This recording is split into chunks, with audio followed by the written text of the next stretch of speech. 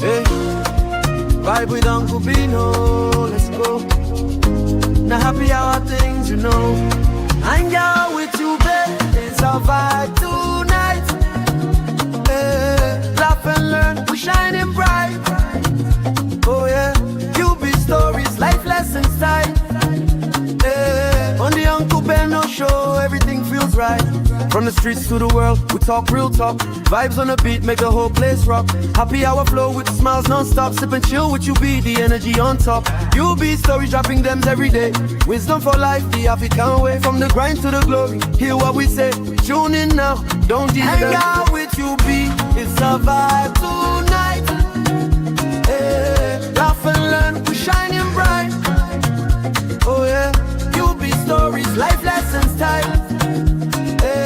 On the Uncle Beno show, everything feels right. Join the sister circle, oh what a scene. CC Inca, honey baby, and I be so clean. Talk love, talk life, talk dreams supreme. Empowerment vibes, like a royal queen team. Apollo Sunday school when the beat gets low. A moment of reflection, let the spirit flow. Men of God speaking wisdom, you should know. Faith and vibes on the Uncle Beno show. Hang out with you, be come catch that light. Oh yeah, you be stories, keep your heart so bright. Yeah. Join the sister circle, feel that fire. Oh yeah, Sunday school for your soul so right. You be nation, we rise together. Love and vibe forever. Uncle Beno show. Yeah, we outside.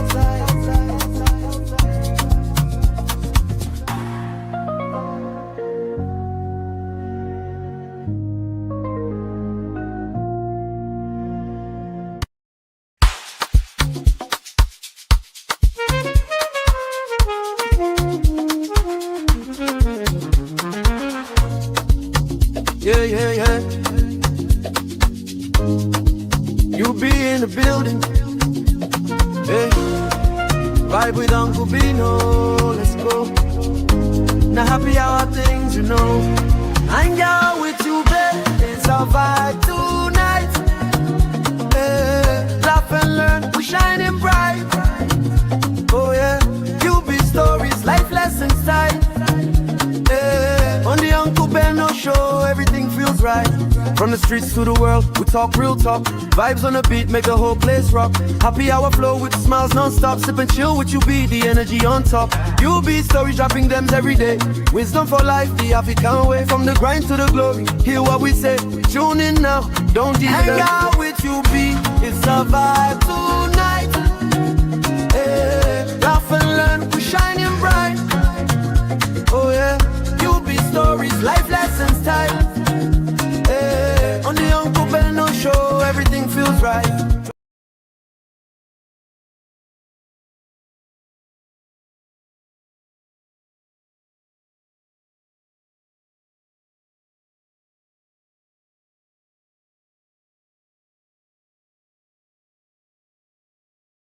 All right. Welcome everybody, wherever you're watching. How are you doing? Today is the 17th of November 2025, and we're gonna have some UB trends. Of course, that is when I do some trending news with Uncle Beno. And we got a great show for you guys this morning from the city of Austin, Texas. So if you're ready, I am so ready. All right. If you're watching on Instagram, please don't be a stranger. Join the show. Enjoy yourself. Go grab a cup of coffee. Anything that can help you get through what we're about to discuss on this episode. Yes, it's happening. You're welcome. I can see you guys are coming into the studio right now. Thank you, everybody. Please, as you come in, hit the like, give us thumbs up. Don't be a stranger. Let me have your take. Of course, you know how we roll over here. If you are busy, because definitely some of you gonna be at work. If you're at work, don't bother to say you want to come in the studio. I don't want you to get fired, but you can drop your take in the chat. All you got to do is put on your earpiece and enjoy the show. So today we're gonna talk about. There's just so many things to cover, man. But let's see how far I can go. So our main topic today is Genevieve Nnaji under fire. Mm-mm-mm. I said it. I know this is gonna be hot, and the sisters will probably come for me. Please, Mona, no come for me. Oh. I just dey try to do or play my own part. Oh. I be gentle boy. Oh. You all know that, right? So the main show today is Genevieve Nnaji under fire. Now I've got to be honest with you. Uh, okay. So I got to be honest with you. I don't know that Genevieve do drop comment here and there on X. I thought she's this perfect, gentle, quiet, easygoing lady, which is the reason why many of us like her. I personally like her because she used to be the goddess on our screen. Growing up, we enjoy seeing her movies, even though Ramsey Noah kissed the hell out of this beautiful sister. All right, if you're watching, please drop a comment. I haven't seen any comment yet. Let me see if the chat is working. Uh, let's see. Is the okay? The chat is working. So, ladies and gentlemen, drop a chat. Let me know you can hear me.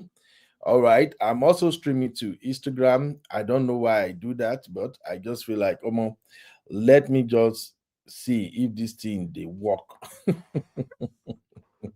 Or if it's not working, when I no blame you, I'm just trying to see how all these Gen Z platforms are working. Give me a second. I'm still trying to set things up here because we're gonna really have a fantastic show this morning. And of course, my daughters they've gone to school, so I'm the one doing the production and everything all by myself. Let me put this phone on do not disturb because I don't know all these scammers. They keep calling me, and they forgot that I'm a Nigerian. It's so hard to scam in Nigeria. You know the day easy. All right, all right, all right. Welcome, welcome. So we're gonna talk about Genevieve Nnaji. Genevieve, our screen goddess, she do her thing. She's very quiet. She doesn't get into nobody's business, but out of the blues, she responded to a post on X, and people are dragging her. Some people supported her, some are dragging her, and I'm going to get to that shortly. And I also want to know what you think about the reason she came under fire. Then we're going to talk about Lieutenant Yerima versus Nigerian police and the trending news yesterday about assassination attempt on his life.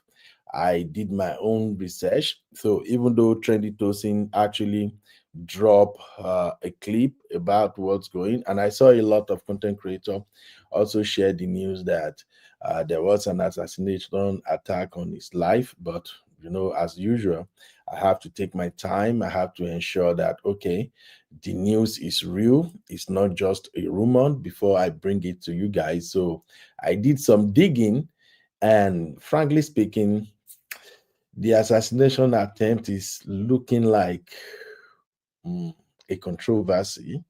But at the end of the day, we're going to know if we have to roll with that or if we can just keep it moving. Also, my boy, your favorite party for Niger, to the people who actually like him, your boy, very dark man, is in deep shit. Very dark man, my man, is in big trouble right now. Yoruba have a saying, umbo I want land daddy, meaning say they come, they come, you go set trap for them. But it seems like very dark man do not understand what that simply means. So we're gonna talk about that, people.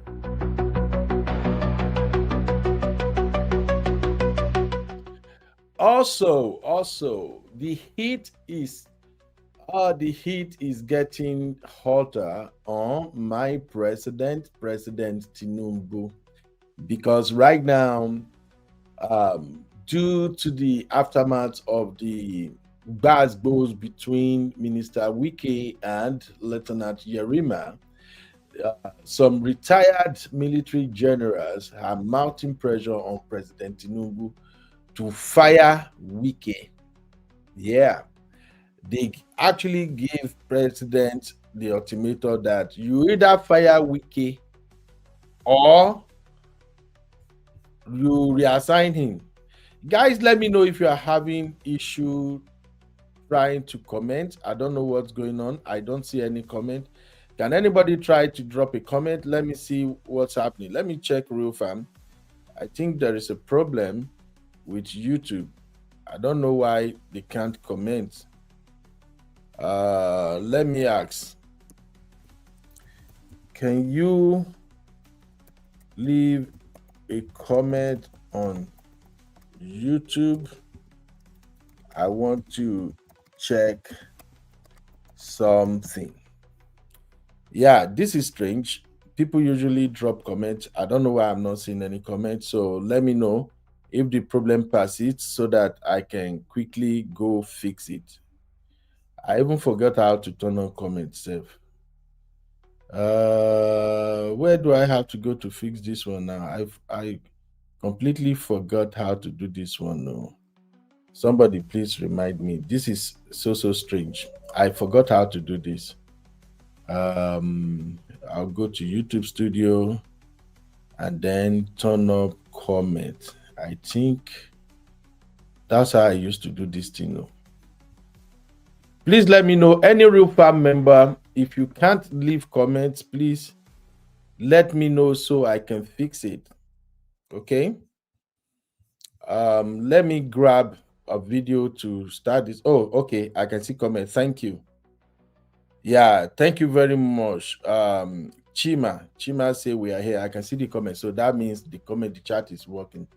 All right. So it seems Tinubu is under fire. The retired generals, they are mounting pressure on President Tinubu. They say he should change Wike or let Wike go. And that is not looking good as far as I'm concerned. Okay. Thank you, Uncle Patrick. Thank you. Okay, the comment is working. And also, we're going to talk about U.S. Congress. The U.S. Congress has begun full-scale probe into Nigeria killings. This is going to be hard. From the look of things, it's like U.S. will end up in Nigeria. The U.S. Army will end up in Nigeria, whether we like it or not. Because as soon as they have this hearing, from what I gathered, some Nigerian clergymen has been invited to present their case before the U.S. Congress. And if you remember, the Republican Party, they are the one in charge of the U.S. Congress, and many Republicans, they seems to tend towards evangelicals. So definitely, they may vote for the U.S. military to come and intervene in Nigeria situation. Okay, there are delays. Oh, okay. I think maybe it's network. I don't know what's going on. All right. Let me do this. Maybe the delay is coming because of the Instagram. Let me just end the Instagram streaming. Yeah, good. I've stopped the Instagram streaming. I think that should help. Okay. So if you're ready, I'm ready. Please, if you're ready for this show, drop one in the chat. Do me a favor. Drop one in the chat real quick. Let me know, say you full ground. All right. Yeah. Oh, Uncle Patrick said the list is out. Oh, are you for real? Okay, let me get my girls to find the list, or I can find it myself. Okay. Nigeria terrorist sponsor list. Let me see if that will come up.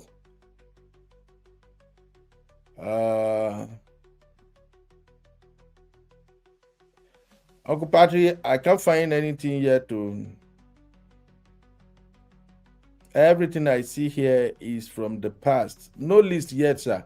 If you have the news, please share it with me. I can't find any list. UB, the list is out. Tinubu, they play. US may intervene as soon as the House meets on Thursday. Okay, but I haven't seen any news regarding that. Thank you, Sister Rose, for dropping that one. Biba, thank you, Mama. You're welcome. So, this is going to be a very, very busy week. My sister, Mom of Five, I watched one of her show yesterday. Mom of Five say, "Oh, I thought this Monday is going to be a peaceful Monday, but it's like it's not going to be peaceful." Frankly speaking, I don't think this is going to be a peaceful Monday. It's like it's going to be tough. So we're going to cover as much as we can. If you're ready, I'm so ready. Let us dive into what we got going on here. Give me just a second, my people. Thank you. Please hit the like, hit the like, hit the like.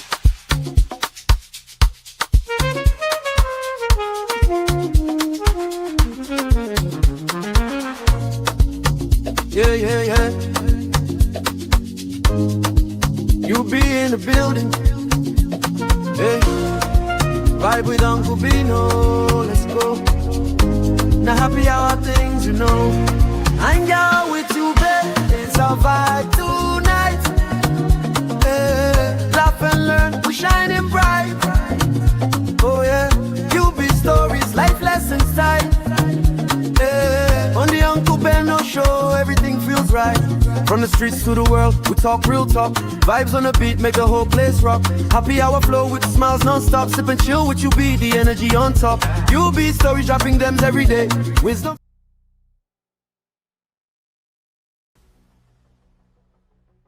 All right. Welcome back. Now let me kickstart the show with this bass from Barrister Darlington. Who knows Barrister Darlington? This man like bass. I think his second name is bass. So let's start things off with this. How can investors come with this kind of thing, Mr. Okoro? Are you aware that this thing has gone viral all over the world? A sitting president of Nigeria, telling the whole world not to reveal his criminal records. What does that tell you? Mr. Okoro, can you do business with such a president when he comes to you and say, come and invest in my country? Can you? You can see the person demarketing Nigeria. You can see the person refusing investors to come into Nigeria, Mr. Okoro. Do you even know what is going on here? This man is paid money. Somebody from US said that over $2 million is involved in this thing just to stop somebody's record from being reviewed. If Mr. Tinubu have a very good record, Mr. Okoro, will he be going through this route? And that is the same man who is ruling Nigeria. It's not only the FBI, I hope you know. Yes, DEA is involved, Drug Enforcement Agency. You can see the kind of character that is presiding over our affairs in Nigeria, Mr. Okoro. Have you seen why things are not moving? Have you seen why Nigeria is where it is now? How can such a character represent good governance? Just tell me, how? Can you put something on nothing? No, can you put something on nothing and expect it to stand? The whole world should come to the aid of Nigeria. We are in a very big trouble in the hands of Tinubu. He has dealt with us in a manner unprecedented in the history of this country. Everything that is bad, everything that is obnoxious, everything that is illegal is what that man represents. Yet he's presiding over our affairs. How can we move forward?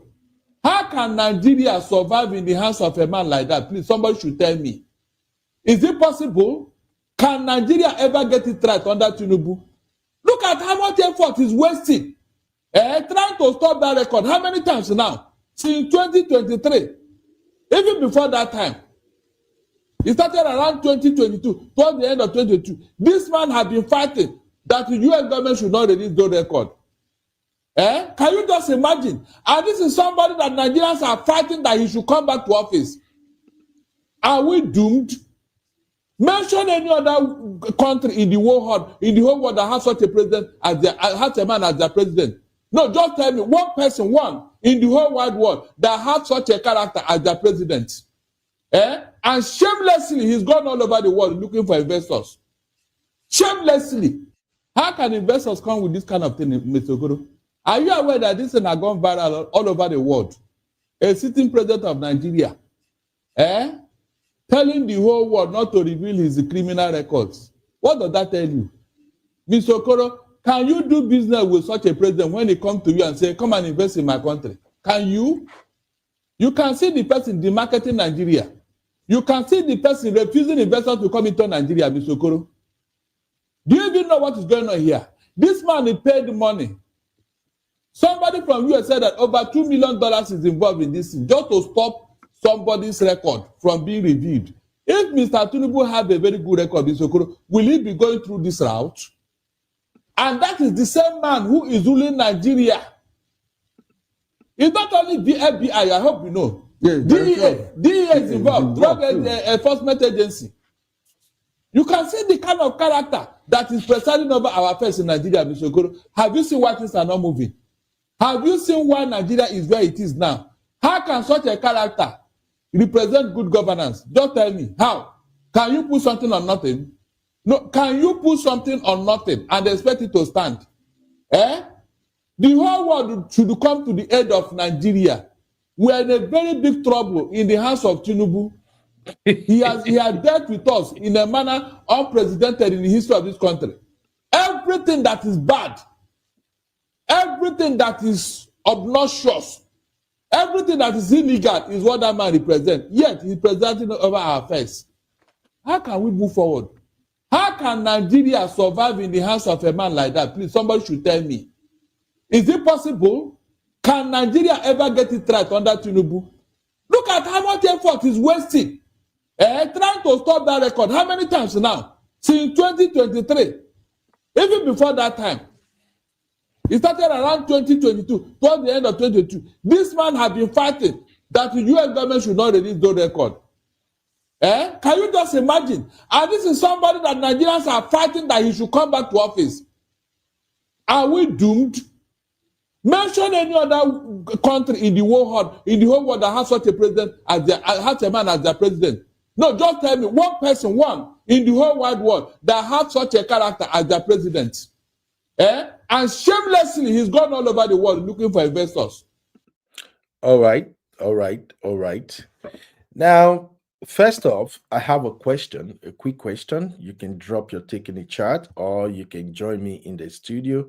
If you have a minute, we have just a simple rule here where you are in the studio, please. You got to be respectful. Do not curse anyone out. Just drop your take and let it be. We are here to learn and suggest ways that we can better our lot. So we are not here to fight or troll anybody. And if you are in the chat, please no insult. Let's conduct ourselves respectfully. Thank you, ladies and gentlemen. So my first question is this. This record we're talking about, like Barrister Darlington is really serious in his submission. If we have the record, what are we going to do with it? That's my question. Oh, Tinubu don't want people to see his record. They will see his record. If we have the record, what exactly are they going to do with it in a country like Nigeria, where politicians can single-handedly do whatever they want with impunity? I don't get it. The man even get time, they waste money. So let's forget about this. I want the record. I want to see it. Nothing will happen. Nothing. Is it not Nigeria that people were convicted in the UK, came back, and they still got elected, or maybe select, or they don't elect people? I'm sorry. And they still end up in the House of Rep or Senate in Nigeria. So what are we going to do with it? Thank you, Sister Rose. Sister Rose said nothing. So please tell me in the chat, if US released the Tinubu record, what are you going to do with it? And I want to tie this to the terrorism thing we got going on. Right now in Nigeria, everybody kind of say, oh, yeah, we want to get the list of these sponsors of Boko Haram. We need the sponsors. We want their name. If their names are published, Do you think they're going to do anything to them? I just want to know. Do you think if we have the judiciary who can actually convict these folks, their name wouldn't have been published before now? We have a long way to go, my people. Let's call a spade a spade. I don't think publishing any record can help us in Nigeria. The entire judicial system need overhauling. Even our constitution need a review. It is what it is. All right. I just wanted to start today's show with that. Now, let's move on to the reason we are here. Sister Rose said, nope, they will even be celebrated. Absolutely. I agree with you, Sister Rose. When Yaya Bello allegedly, EFCC say he stole those billions of naira, paying tuition fee for all the way to fourth generation, what happened? Oh, Yaya Bello has finally gone to the EFCC. The EFCC have arrested him. Yeah. Is Yaya Bello not living his life now? May we go sit down. We are just joking. We are playing in Nigeria. Along with the play, like they will say, just the play. Now play with day. All right. So Prince Victor said Nigeria is a cross system. They will not do anything to them. Absolutely, my brother. Nothing will happen. Staro say we need the reincarnation of Jerry Rollins in Nigeria. I think we've gone past that now, my sister. I think we've gone past that. The only thing I can see right now is maybe if we should have a referendum, whether we go back to federalism, or we have is it what was this thing they were parading before? Resource allocation or what? A situation whereby every state manage their resources and federal government takes their hands off. They just collect maybe some returns from each state or something. I don't see anything working in that country. Tribalism has eaten deep into the fabrics of that nation, and you can see it in everything we do. So I'm going to tie this to what is happening to Officer Yerima. Okay, just give me a minute and we're going to dive into that.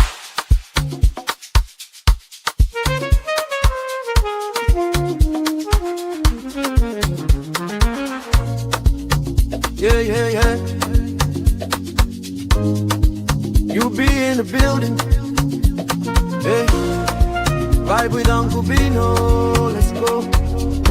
Now happy hour things, you know.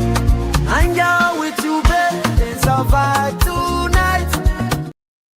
All right. So, Lieutenant Yerima was trending yesterday, and the news we got was that the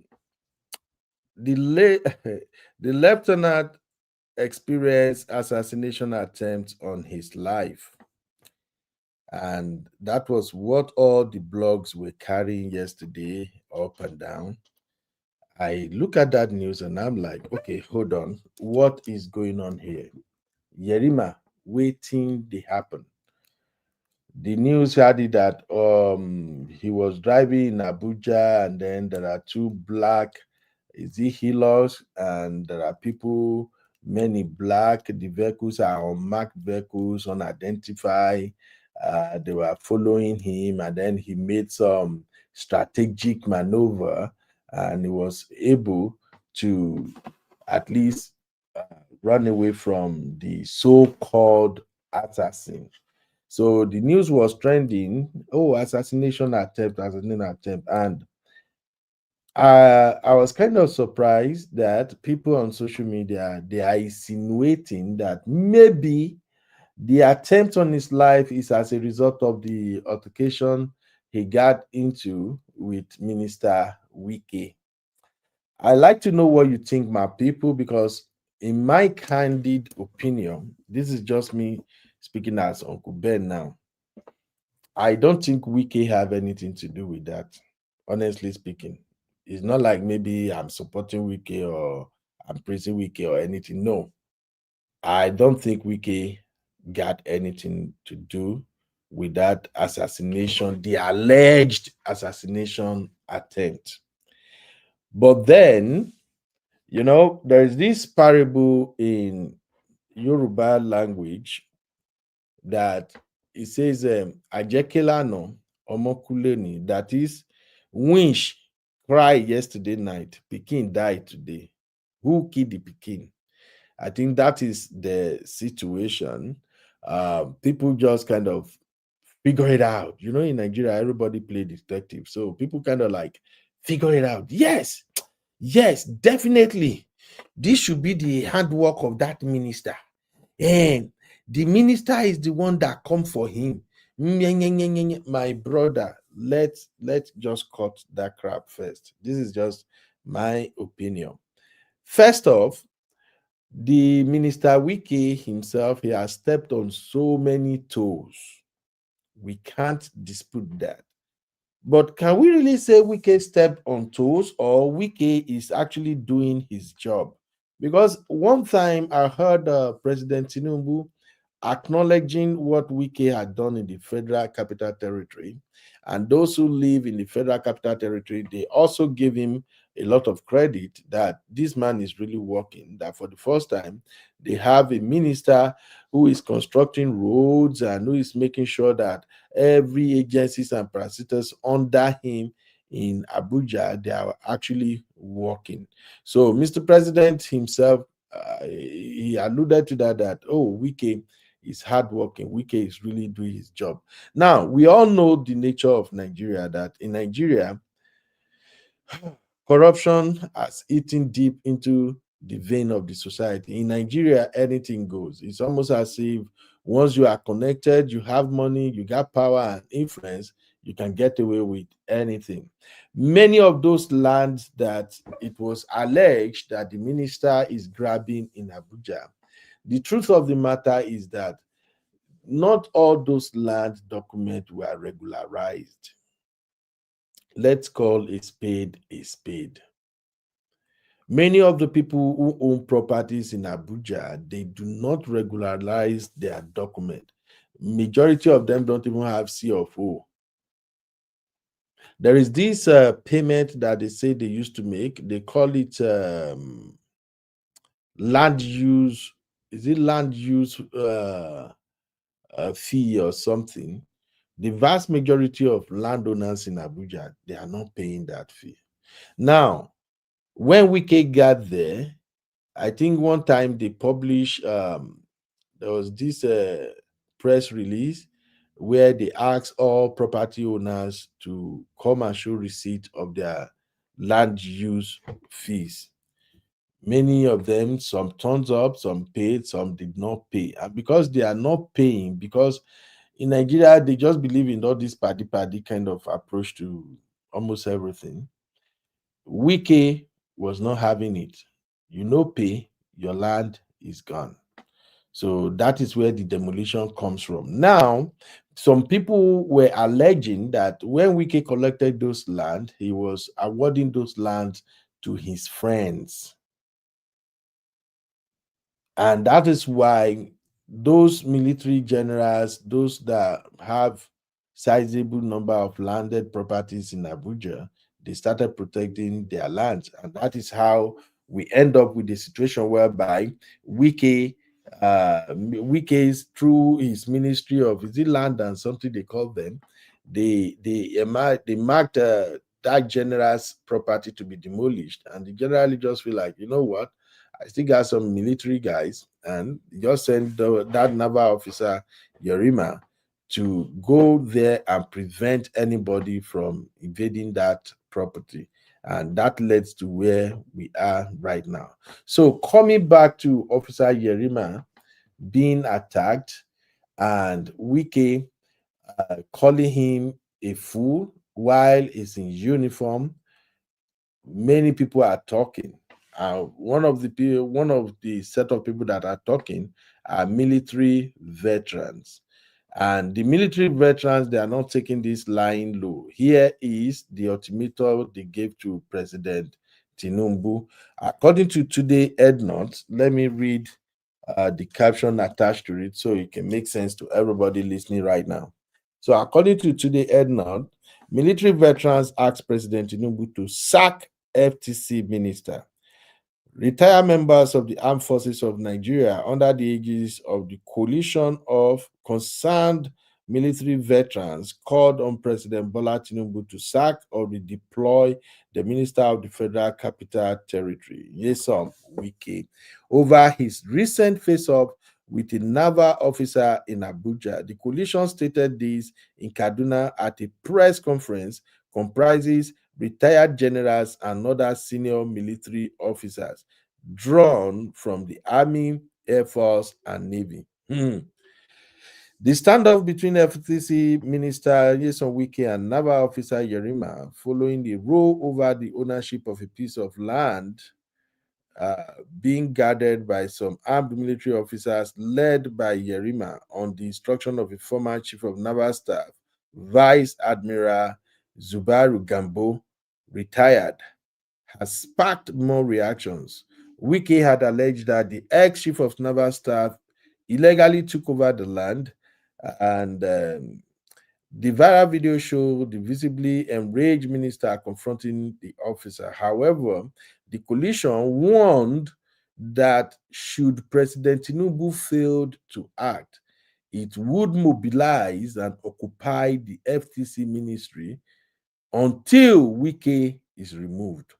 The veterans made the demand at a press conference in Kaduna, where they described the minister's conduct as demeaning, unacceptable, and a direct insult to the armed forces and the commander-in-chief.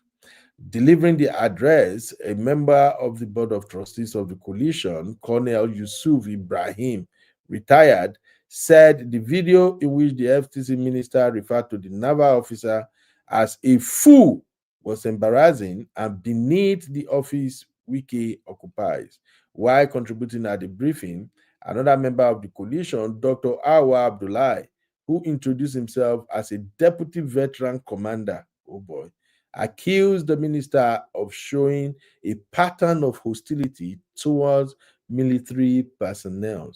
The veterans commended the Minister of Defense, Badru Abubakar, the Minister of State for Defense, Dr. Bello Matawale, the Chief of Defense Staff, and the Service Chiefs for their professional handling of the matter. Now, here is a short clip from that press briefing.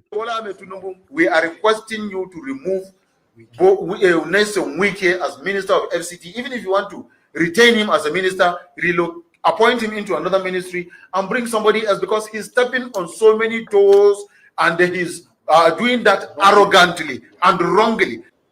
Wike's action of trading words with a uniformed officer demeans the dignity of the office of a minister and undermines the image of disciplined governance, forgetting that the loyalty of an officer is to the state and not to personalities. President Bola Tinubu, we are requesting you to remove Nyesom Wike as Minister of FCT. Even if you want to retain him as a minister, appoint him into another ministry and bring somebody else, because he's stepping on so many toes and he's doing that arrogantly and wrongly.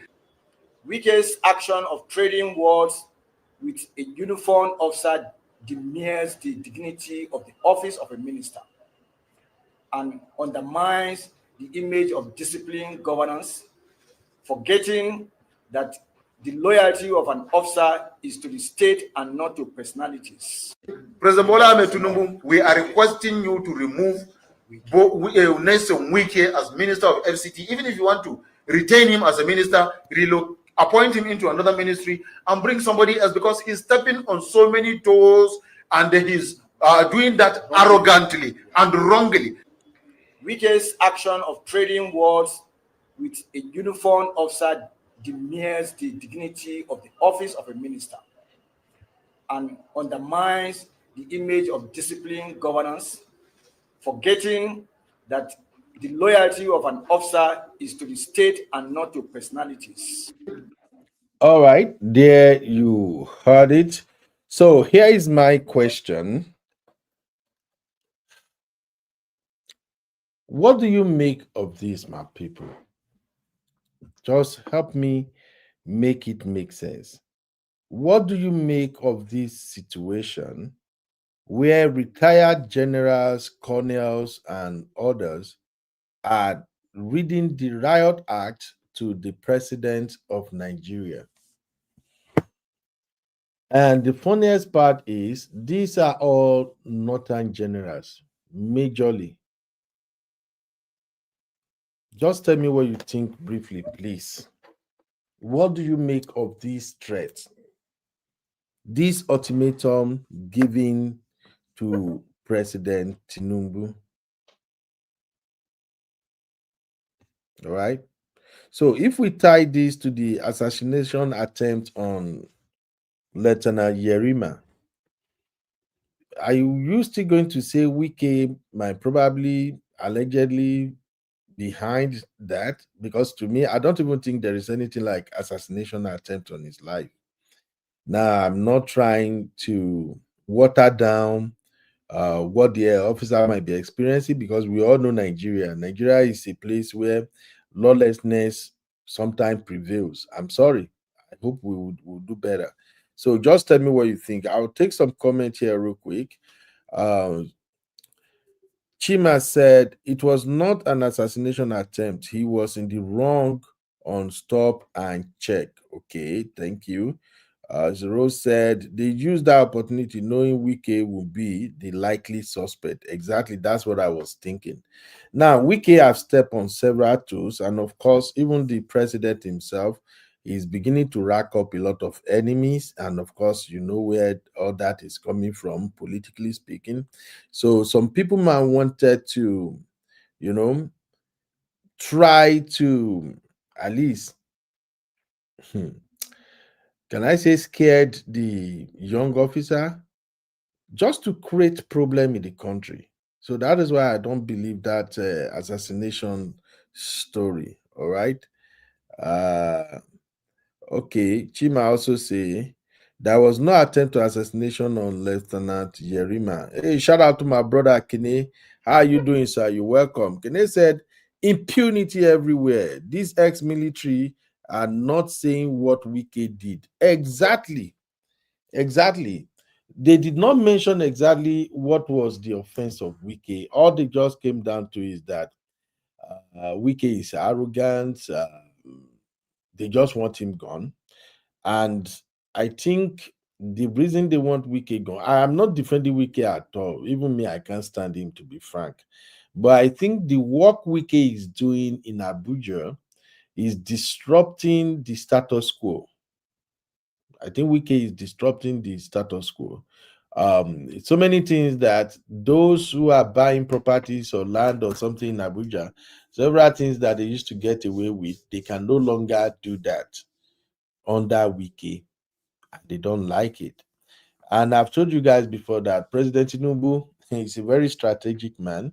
Most time, President Tinubu don't go after people by himself. He will just hire somebody or appoint somebody who have the balls to do what the president wants done. You can't blame him. You can't blame him. So I agree with you, my brother Kenny. You get us a B. All right. Staro says supported. Kede said, we know military grabs land in FCC. Ah. My brother, can you no go grab your land? Oh? Hey, Comfort, you welcome, Mama. How you doing? Chima said, I prefer Wike to all this Fulani trying to push Wike from FCC as minister. Yeah, the game is on right now. We got huge political civil war going on in Nigeria now. I'm sorry to say that. As the Rose said, he's guilty even if he's not. Welcome, my brother Abdul. Abdul, how you doing? You welcome to the show. Abdul said, see where una con dey corner. The matter that is that it's not a thing. Yep. Okay. You have a point there, Baba. I just say let's try and be reasonable and look at it with intelligence. I agree with you, my brother. Uncle Patrick said, it wasn't assassination attempt. Sahara reporters has the police check on video. He was riding a tinted car with no plate number. Yes, I got the video too. I'm gonna play it shortly. Thank you, Sam. Peanut said Wike has allegedly revoked many veterans' lands and allotted to his people. So many people are upset with him. I know that one. I think Baba is somehow culpable in that regard. But then it is what it is. One thing I know about Nigeria politics is that you may blame Wike today. When another person reach there tomorrow, he go begin doing his own too. It is what it is.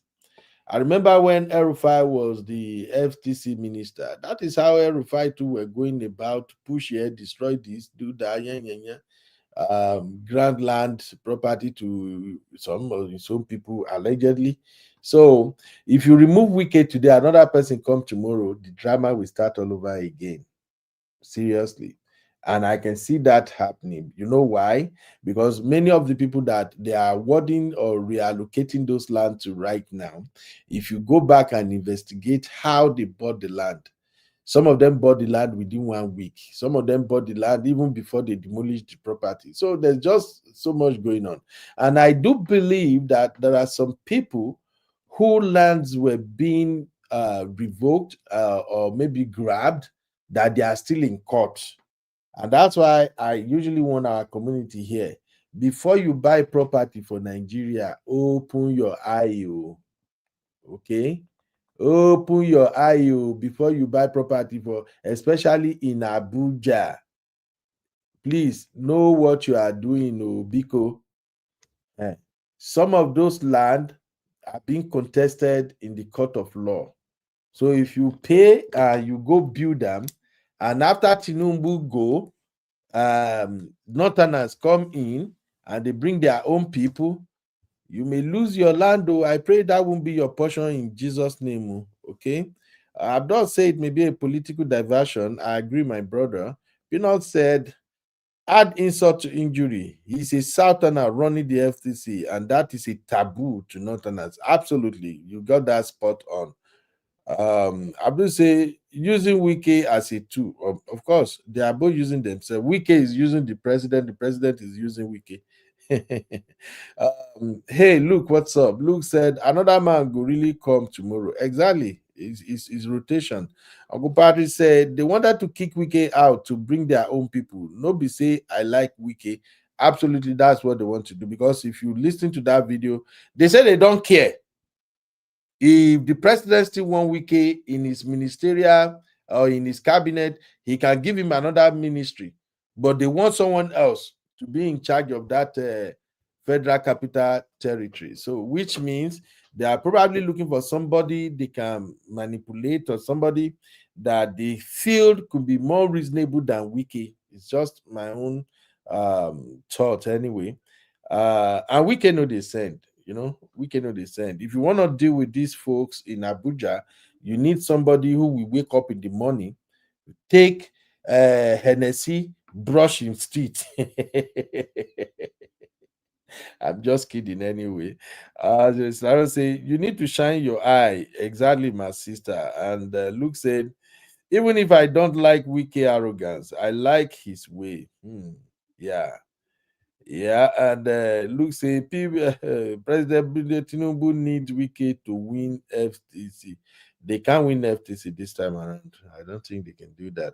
All right, let me now show you the video where it was debunked that Lieutenant Yerima was not under attack or there was no assassination attempt on his life.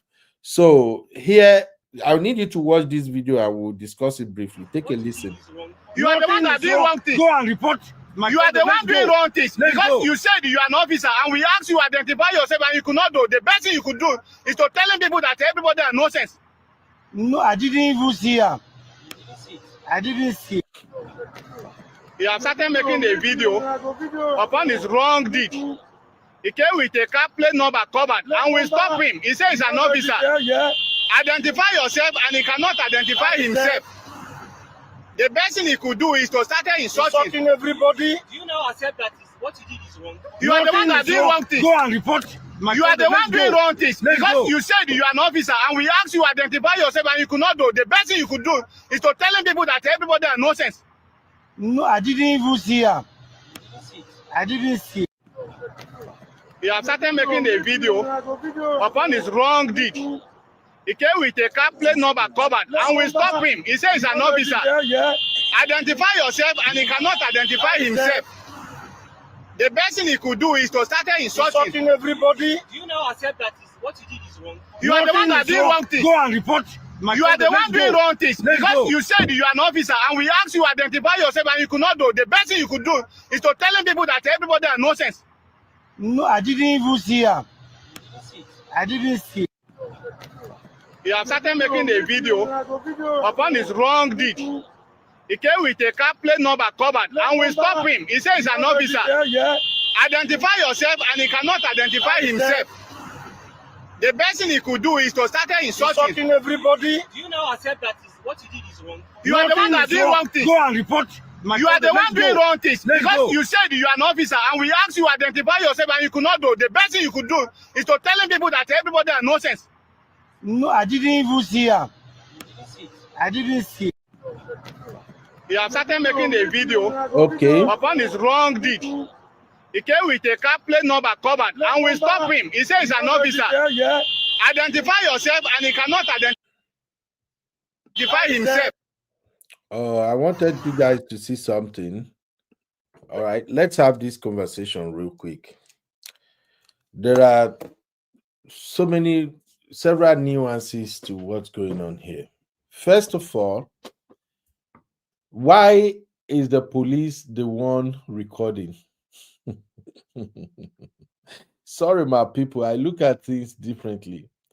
Why are the policemen being the one recording a suspect, if that's how we have to put it? This is the first time I'm seeing a video by Nigerian police officers while they are on duty. That's number one.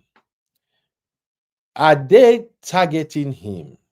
Let's put this to a poll. Maybe it can make sense.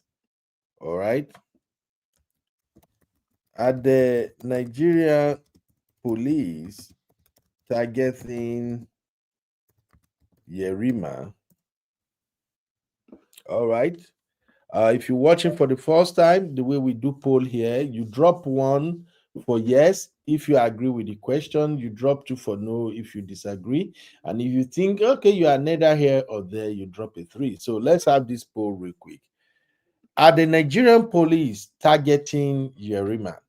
The reason I ask is because this is actually the first time I'm seeing Nigerian police recording them during the stop and search. This is my first time. I never see them before. So why this time around?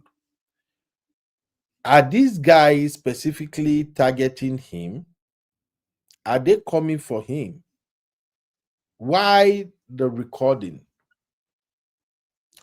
2, I noticed something about this vehicle that I am not aware of before I left Nigeria. You can help me make it make sense. This vehicle has a covered plate number. Is that legal in Nigeria? Under what condition or what? I don't get it. I've never heard of this one before. So somebody make it make sense for me, please. On what basis will somebody cover their plate number? Because this vehicle, of course, the vehicle has a tinted glass, and now your plate number is covered in a country where kidnapping is rampant and suspects are all over the place. How does this work? Can somebody please explain it to me, please? So 2 things: tinted glasses, covered plate number. Then another thing I noticed was that the police are more or less like making a case against Yerima. I don't know how they got him stopped. I don't know, maybe this stop and check is actually legal. I don't know, maybe they were chasing him until they get to this point before he finally stopped. But from what the policemen are saying, it's like they deliberately recorded him and they are making a case against him. One of them said, "We ask you to identify yourself. You don't even show yourself." And I saw him in this video, removed his ID card and shown to the police. And the policeman even said, "No, me, I know, I don't see it. I don't even see it itself." Then he showed it to the policeman again. Then Yerima said, "Don't you guys think you are wrong?" So whatever transpired, I don't know. But my question is, are the Nigerian police targeting Yerima? If you ask me, I will say, it looks like that, because we know how it is in Nigeria. Once you withstand the police, or you don't allow them to intimidate you, they automatically will look for a case to put for your neck. Maybe they have changed now, but that used to be the situation. Sister Labelle said one. Thank you very much. So let me know your take in the chat. Abdul said, "I'm not your mate. I'm talking and policeman is talking. It's enough reason to have them allegedly try his assassination." Yeah.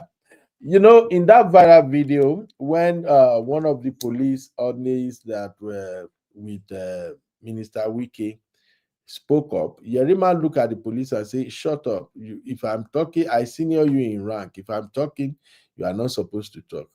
And if you know Nigerian police very well, they don't take that lightly.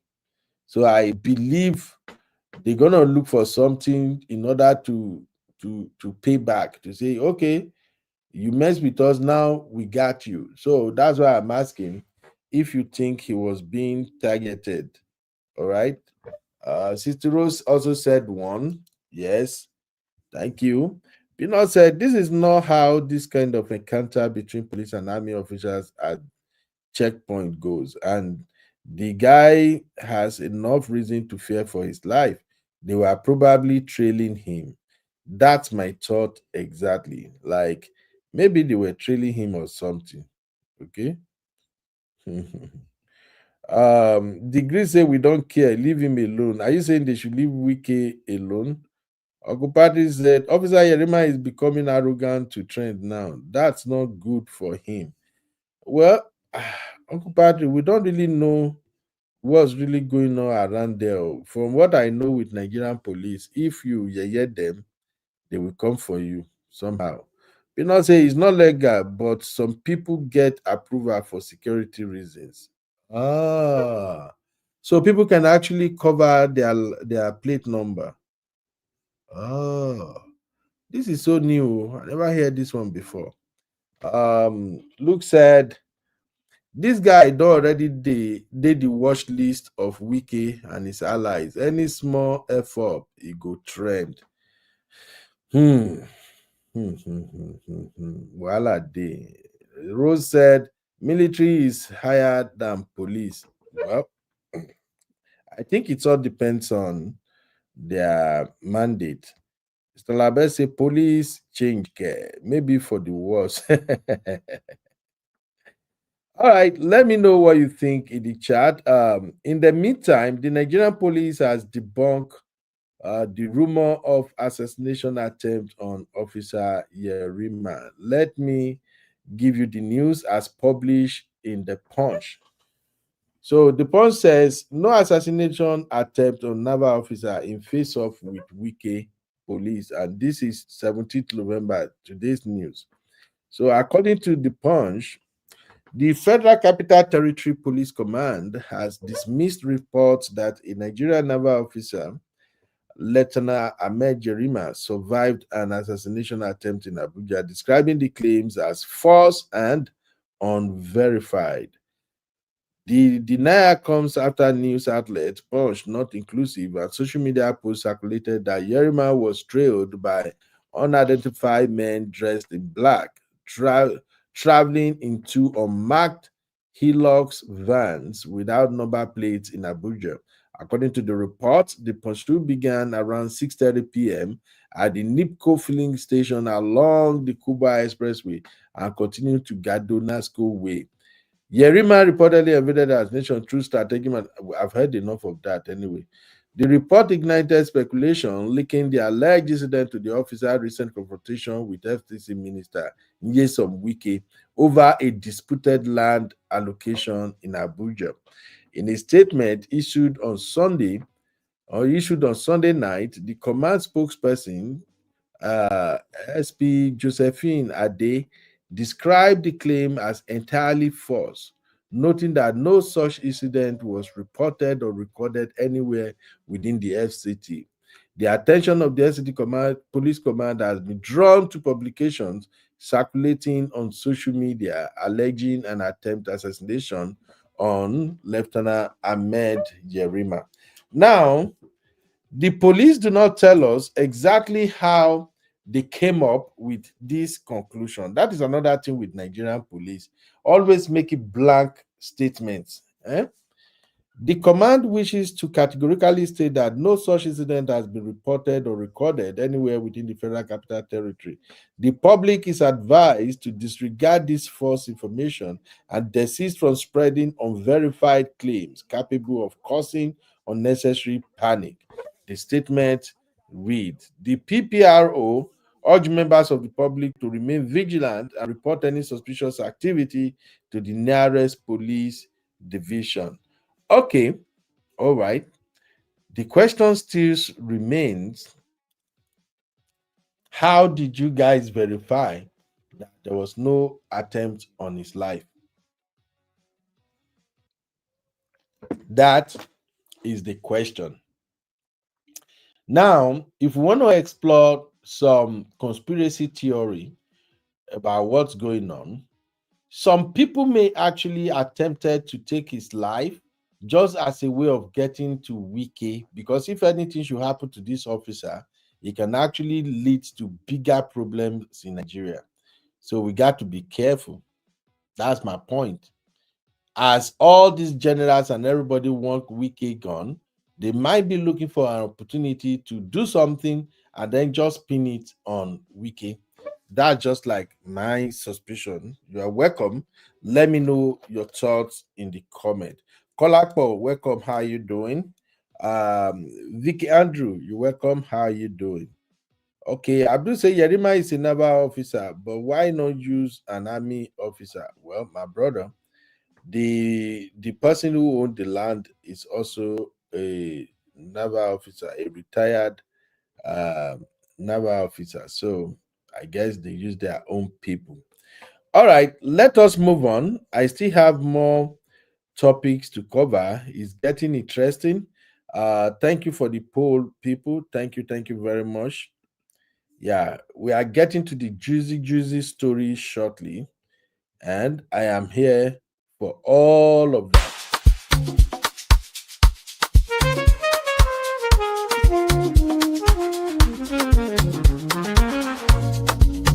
Yeah. You be in the building. Hey, vibe with Uncle Bino. Let's go. Now happy hour things, you know. Hang out with you, babe. It's a vibe tonight. Hey, laugh and learn. We're shining bright. Oh yeah. You be stories, life lessons time. Hey, on the Uncle Beno show, everything feels right. From the streets to the world, we talk real talk. Vibes on the beat make the whole place rock. Happy hour flow with smiles non-stop. Sip and chill with you. All right. You welcome back, my people. How you doing? Please subscribe to the channel if you haven't done so. And of course, don't be a stranger. Before I move on to the next story, which is Very Dark Man in Trouble, let me quickly run this by you guys. Did you know that there is a video in circulation now where one of the political chieftains, a woman for that matter, late President Buhari's former aide, Loretta Onoche, vows Tinubu is gone, won't return in 2027. How many of you hear that news? Let me show you real quick and tell me what are your thoughts. This one is crazy, guys. This is really, really crazy.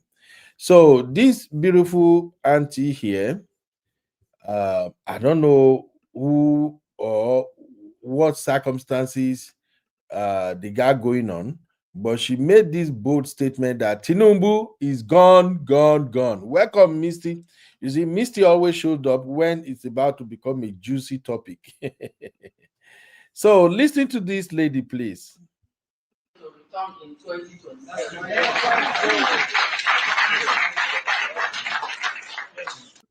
Tinubu has no pathway to return in 2027.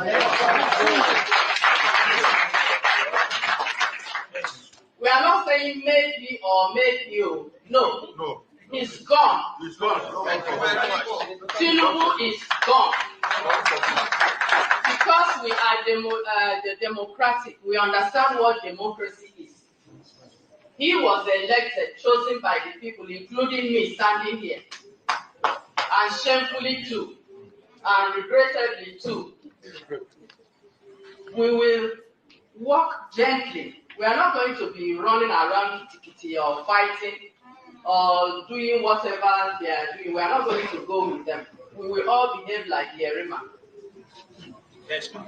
We will stand our ground respectfully, without insulting anyone. We will stand our ground, and we just march on in 2027. I think 2027, he will be gone. It's non-negotiable. He is gone already. He's gone. So,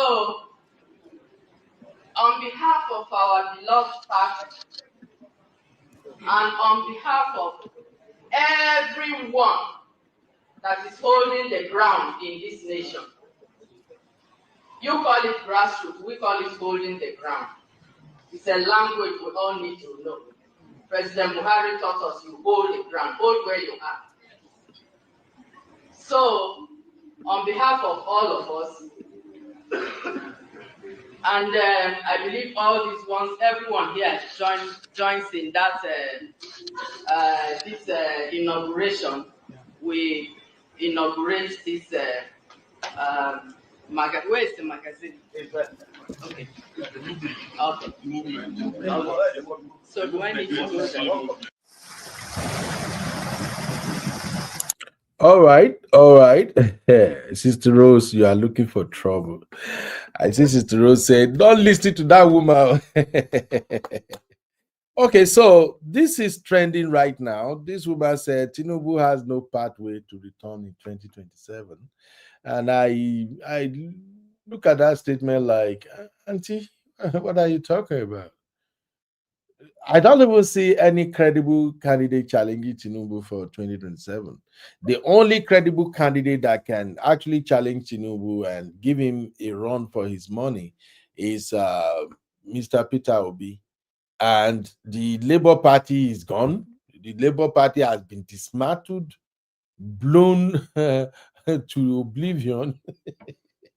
The Labour Party has no grasp, it has no base, nothing to run on. I think the party is as dead as it could be, frankly speaking. So, Peter Obi, they tried to lure him into the other new party, ADC, or what they call that new party they just founded with Atiku. Apparently, if they make Peter Obi their presidential candidate, that will really give Tinubu sleepless night. But I think we say no. I will continue to run for the presidency until I am 98 years old. It's my birthright. I am not giving room for anybody. So, ADC is also dead. Maybe in governorship elections, as well as those other minor, small elections, like in the grassroots and the like, maybe councillorship chairman, maybe House of Reps or something. Maybe ADC if we do small thing. But when it comes to the presidency, in my opinion, ADC is dead. So what is this woman talking about? What? The only way Tinubu may lose the 2027 election is if there is no election at all in the first place. But as far as there is going to be election, Auntie, I'm sorry. That is my opinion as UB. Let me see what you guys are saying in the comment. All right. Real quick. Thank you, Misty. Misty is our chief moderator today. Welcome, Misty. Thank you very much. Luke said, unless Pibat does not campaign or God stop him, nothing will happen. Absolutely. Tinubu will win. Madam is brave to make such a statement. Is she safe? No, see, this is what I'm saying, Misty. Tinubu is kind of different from all the president we used to have in Nigeria. Tinubu don't play all this kind of stupid, dumb politics they are playing. All these politics of intimidation, uh, go and go and kidnap somebody or bully them. Tinubu don't play all of that. Tinubu is a strategy. He play games. If you bring your game, he look at your strategy, your plan, he comes with his own plan and knock you off. That's how he operates. So nothing will happen to the woman. The woman will continue to run her mouth or something.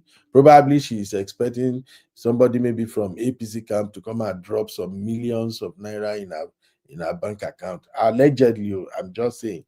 So I don't think the woman has any basis for making that statement at all. Who should be? I'm saying that for the first time. All these women that cannot talk, where women are being oppressed and intimidated, where women are being harassed and being subjected to all kind of nonsensical practices in Nigeria, they can't talk. But when it comes to politics, they carry mic and start talking. I'm sorry, with sisters, it is what it is. Many women in Nigeria, they don't get out. The only time they get out is when it comes to politics like this, or maybe if they find one man when they want drag, like Ned, then they get out. But when it comes to them really fighting for what really matters, what concerns women, don't even bother them. They would rather try to go and grab their own money. All right.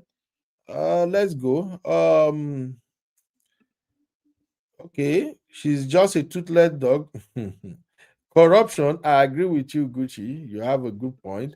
I'm not saying, but the question is, if Tinubu, the question is, if not Tinubu, who else? My brother, I don't see anybody. There are credible candidates, but with the political structure we have in Nigeria right now, there is no candidate strong enough to challenge Tinubu in terms of credibility, in terms of resources, in terms of alliances, in terms of grassroots support. The only candidate that has almost all of these elements is Peter Obi. And Peter Obi is a gentleman. He doesn't even have that energy to do bows or something. You know, this is what I kept saying, that if you want to run for politics in Nigeria, you can't come with this gentleman attitude and think you're going to win. No. Nigerian politicians, I'm sorry, sir, make una no verse, but we have to say it. The vast majority of Nigerian politicians, they are agberos, touts. Forget them wearing agbada or wearing suit. They are thugs. So if you're going to get into that political arena in Nigeria, oh, bro, you got to be as mad as you can get before people can even hear you. All right. Started say don't listen to that woman. Okay. Abdul said, I don't like him at all, but when you are in power, it's hard to get it off from you. Absolutely, my brother. See, thank you, Abdul. I like people who are realistic. You know, I don't like to deceive myself. Come tomorrow, I will still support Peter Obi. But if anybody come out to run and it's not Peter Obi, I would rather not support anybody, or I will support Tinubu, because I don't see what they're going to offer that is different from what we are dealing with already. I mean to say the system will not permit PO to be elected in 2027. I think PO self don't tire, Gary.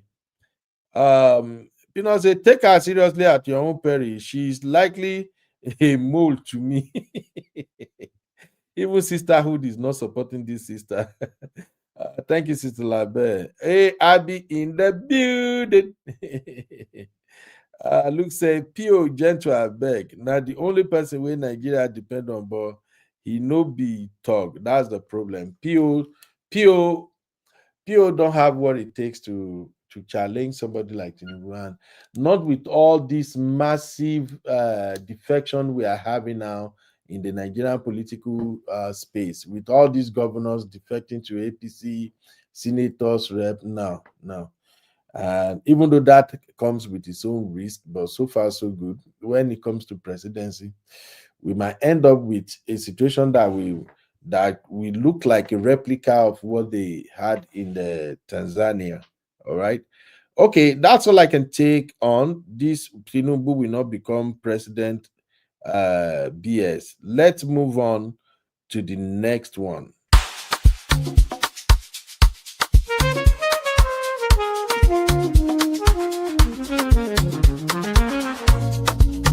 Yeah. You be in the building. Hey, vibe with Uncle Bino. Let's go. Now happy hour things, you know. Hang out with you, babe. It's our vibe tonight. Hey, laugh and learn. We shining bright. Oh yeah. You be stories, life lessons time. Hey, on the Uncle Beno show, everything feels right. From the streets to the world, we talk real talk. Vibes on the beat make the whole place rock. Happy hour flow with smiles non-stop. Sip and chill with you, be the energy on top. You be stories dropping them every day. Wisdom for life, the African way. From the grind to the glory, hear what we say. Tune in now, don't hang out with you, be. It's a vibe tonight. Hey, laugh and learn.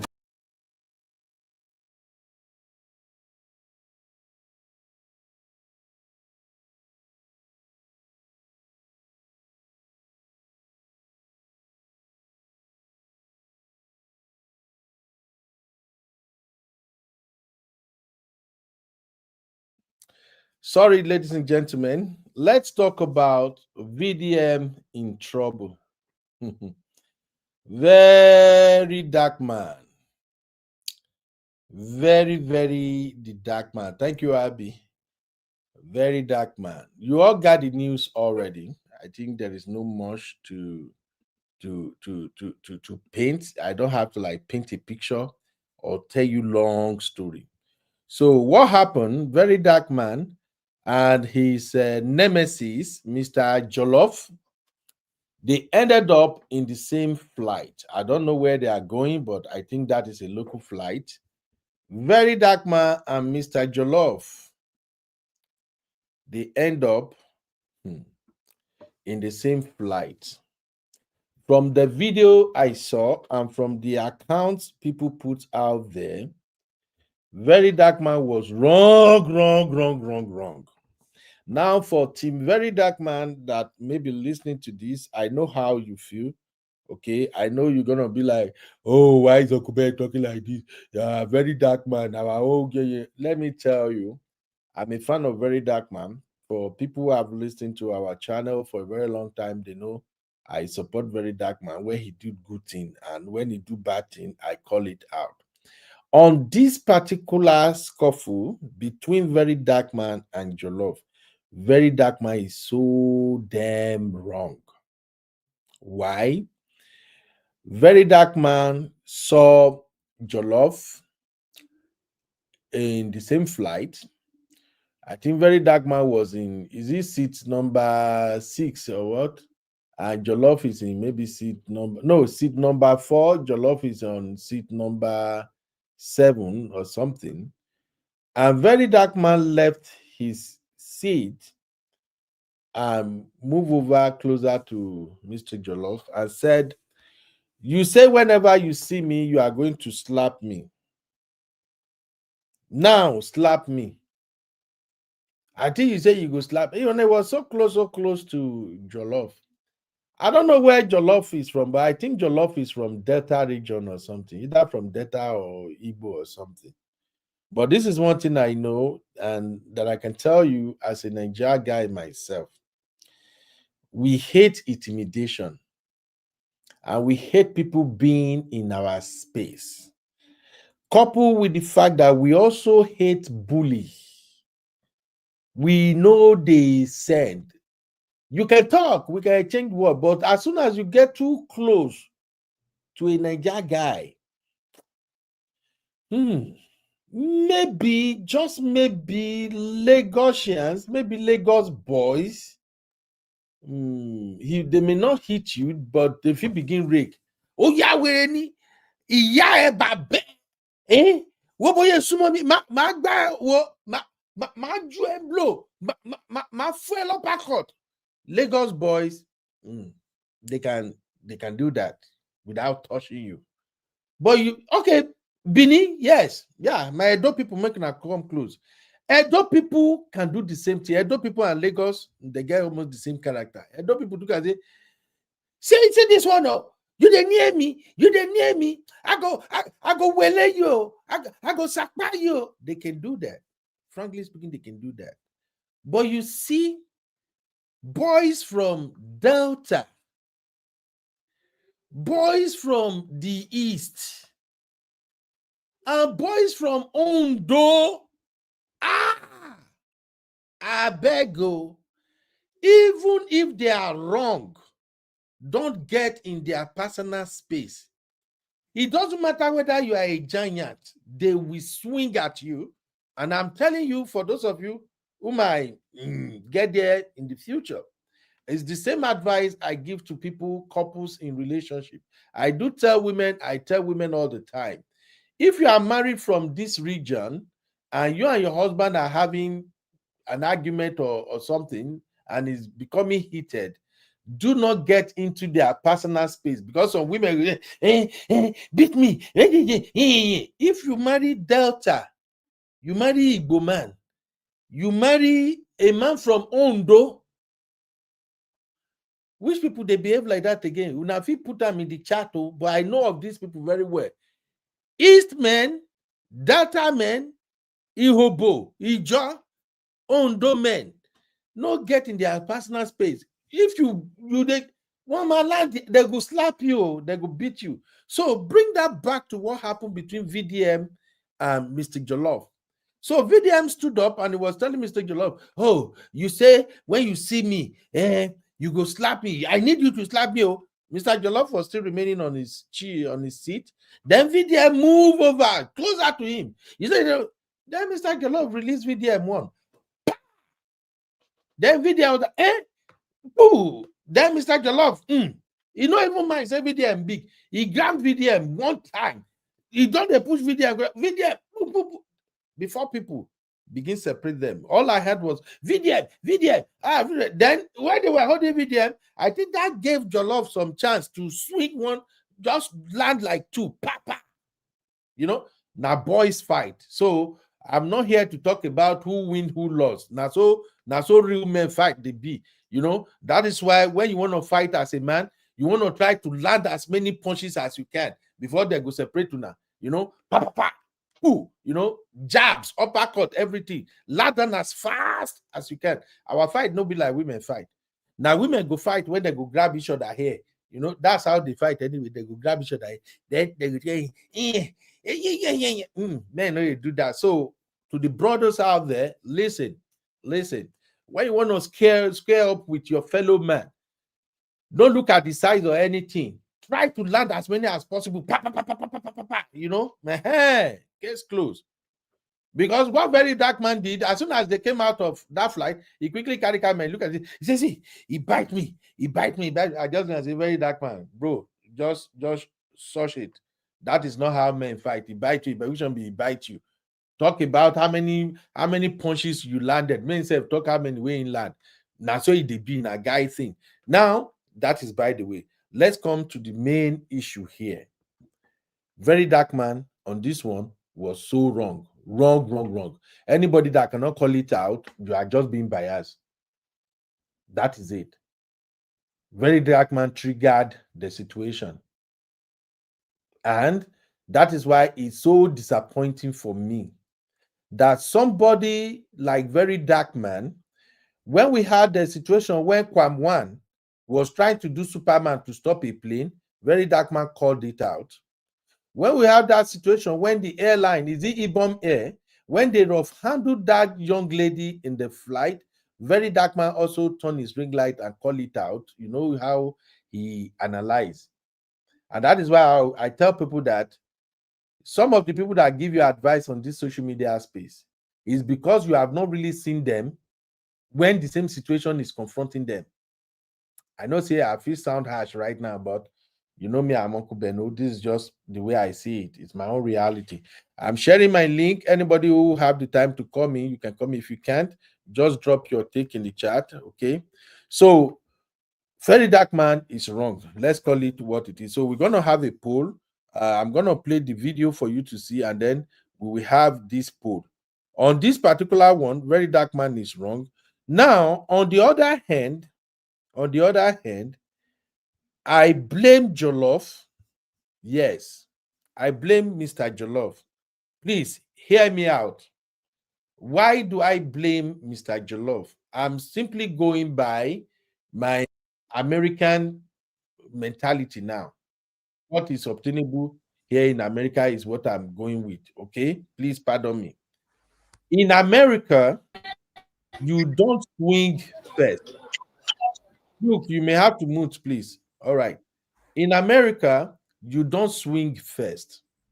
Okay. No matter how good is your case, no matter how decent you have a very good case against whoever you have issues with, you don't swing first. As soon as you are the first one to swing, whatever the opponent did, it will be taken under self-defense. Let me know if you agree with my take. First off, Very Dark Man triggered the whole situation, which is wrong. But for Mr. Jollof to swing first at Very Dark Man, that is so wrong. So I think he's wrong. But now, looking at the picture generally, Very Dark Man and Mr. Jollof are both influencers. They have followers. And this is one behavior we are trying to get rid of in Nigeria. That's why people will say, even we, the Nigerian citizens, we are our own worst past the politicians that we are complaining about. This year alone, I've lost count of how many videos of fighting inside an aircraft in Nigeria that I've seen. What is wrong with us? So both Very Dark Man and Mr. Jollof, they made terrible example. And I think both of them are cowards. I'm sorry, that's my take. I think both of them are cowards. Why do I say they are cowards? As a man, if you really want to fight, you will leave that plane. Shebi, if una not see each other before una enter that plane, una not go see each other when una begin get out on board from that plane, or when una begin come out from that plane. Can't you do this fighting right there in the arrival lounge? You not even do a man-to-man square up. Why fight inside an airplane? Why? Inside aircraft, why that fighting? Knowing fully well now that people are recording. This is bad. And I think Very Dark Man should be ashamed of himself. Mr. Jollof should be ashamed of himself. Both of them owe Nigerians apology. They have to. I don't think Very Dark Man will apologize. And if Very Dark Man don't apologize, I will stop supporting him. I will support people who will begin dragging themselves. This is shameful. So Very Dark Man better come out and tell us Nigerians that, I'm sorry, Nigerians, I shouldn't supposed to do that. We are trying to rebrand our image. I should not have been one of the people who should be fighting. It's like, because I remember during Ibom Air saga, Very Dark Man was traveling on a flight one time and he recorded himself. I can still go and find that video and play it. I'm not saying Ben, where did you see that? And he was advising people in the flight, please, if anything wrong, we can settle it. Let's respect the authority. Now you where you get international follower. Now you can fight inside plane. So that's my take. I think they're both wrong, and I think they should apologize. So here is my poll. Should VDM and Jollof apologize to Nigerians? So if you think so, drop a 1. If you think no, they're not supposed to apologize, they are within their right, drop a 2. Now, before I go to Ida Abi and Luke, I also wanted to add this, please. Hey, shout out to Mom of Five. You're welcome. Well, my sister. I wanted to add this. I think Very Dark Man and Mr. Jollof, both of them should be banned. Even if not 6 months. Honestly, we have to start showing example. That would be my recommendation. The aviation minister should ban both of them. Even if you are not giving them 6 months, give them 3 months. You cannot fly in any flight. Use them as an example. But I know that is going to be difficult because you know why? When Kwawam did his own, they can play politics. Instead, they give him a brand ambassadorship, whether they call him Abi, ambassadorship or what, right? They gave him ambassadorship. Representing Nigeria. Kwam, the person when they're supposed to start the example. No, they give him a pat in the back. When he bomb air guy doing own, they slam a bam, but because of uprising, they revert them and all those shit. So we're gonna have to start making an example out of people so they can control themselves. Do you know the worst thing? We Nigerians, we traveled. Many of the crappy stuff we do in Nigeria, we don't do it when we get to foreign land. We all move like humble citizens. But as soon as we enter Nigeria like this, we begin our madness. That's my take. Let me just play the video shortly then. Abi and Luke, you can tell me what you think. I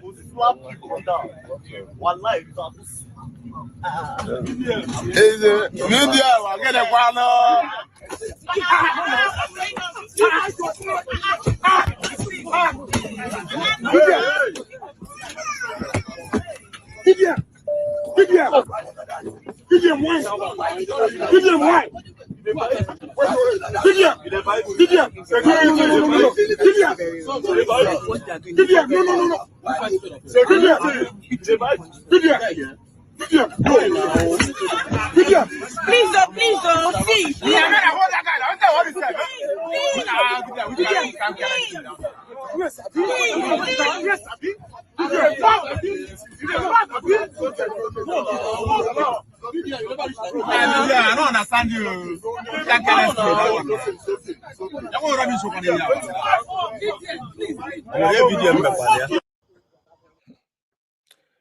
All right. God back on that for flag. Go slap you on down. One life. Media, get a guano.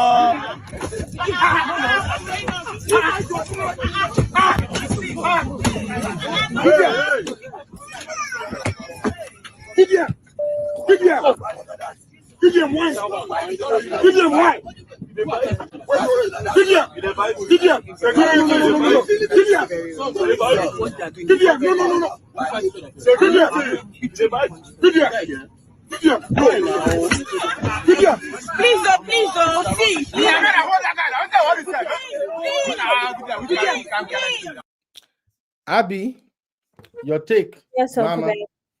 I'm not going to lie, Uncle Ben. You know I'm not like VDM's biggest fan. But you have to put your money where your mouth is. Abby had days to say it. Abby, put your mouth where your money is. Either one. Uncle Ben, this guy threatened to VDM and said when he sees him, he'll hit him. How can you not see VDM? I won't do it. So VDM went to remind him. Also, I watched the video multiple times and I think he touched VDM first. Yeah, that's what I said now.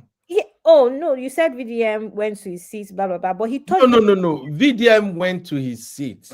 VDM went crossover and get closer. That's when I was explaining personal space, and that is why I said when you get too closer to some people in Nigeria, especially Delta, Igbo, Ondo people. Oh yeah, I understand that now. That's what I'm saying. That's still not an excuse for an adult to touch another adult. If someone comes and uses their words, you use their words. If someone comes and brings their chest near you, you to bring your chest near them. So I feel like he touched VDM first and VDM retaliated. Like such is life. But my own is that you can't be, and I say this with all sincerity with social media people. You not talk too much behind the keyboards. When you now see somebody in real life, you can't do anything. Yeah. Uncle Ben, I have an issue with that personally. All these keyboard warriors. When it gets down to it, they won't actually do anything. But ultimately, as civilized human beings, fighting is not right. So Uncle Ben, I get you. We can't promote violence regardless, and especially at the airports, aircraft, all these things, these places you don't fight. It's very easy to get on a no-flight list, right? So I hear you, Uncle Ben, but this is an example of keypad warriors that when they actually see you in person, they can't do anything. So that's my Yeah, take, sir. absolutely. So, do you think they should be banned? I do think Uncle Ben, that one is complicated because of what they did with Kwam 1. No. And then, months later, we don't even know what happened with Kwam 2. That's the lady, right? Mhm. So when you want to now ban an activist, what are you going to say because of the nonsense that they've done with the other previous situations? And that's why it's always good to do the right thing from the start. Banning them based off of what? When we saw what happened with Kwam and we saw what happened with the lady, there was still no resolution with that lady. I think they compensated her or something. Where is the information? There's no information, so we can't. We're Oh, assuming, they can compensate her quietly. and Maybe that's that's why the that's lady an is not. assumption. That's an assumption. So if they arrest Vidian, would they arrest him or would they ban him quietly? These are the Okay. issues. If something becomes public knowledge like that, you have to put it out there as well. What agreements you guys have reached? Do you understand, Uncle Ben? You can't say you compensated somebody privately for something that was so public and the public was involved in. So now, how are they going to ban? I agree that there should be repercussions, but how do they execute these repercussions after Kwam 1 and Kwam 2? Absolutely. These All are right, the you're right. issues. All right, let me take some comment real quick. Hey, shout out to Sister Yinka. How you doing, ma? You're welcome. Sister Yinka say that's why they always said keep your hands to yourself. Sister Rose said, sidebar, why are we black people so aggressive? We always fight.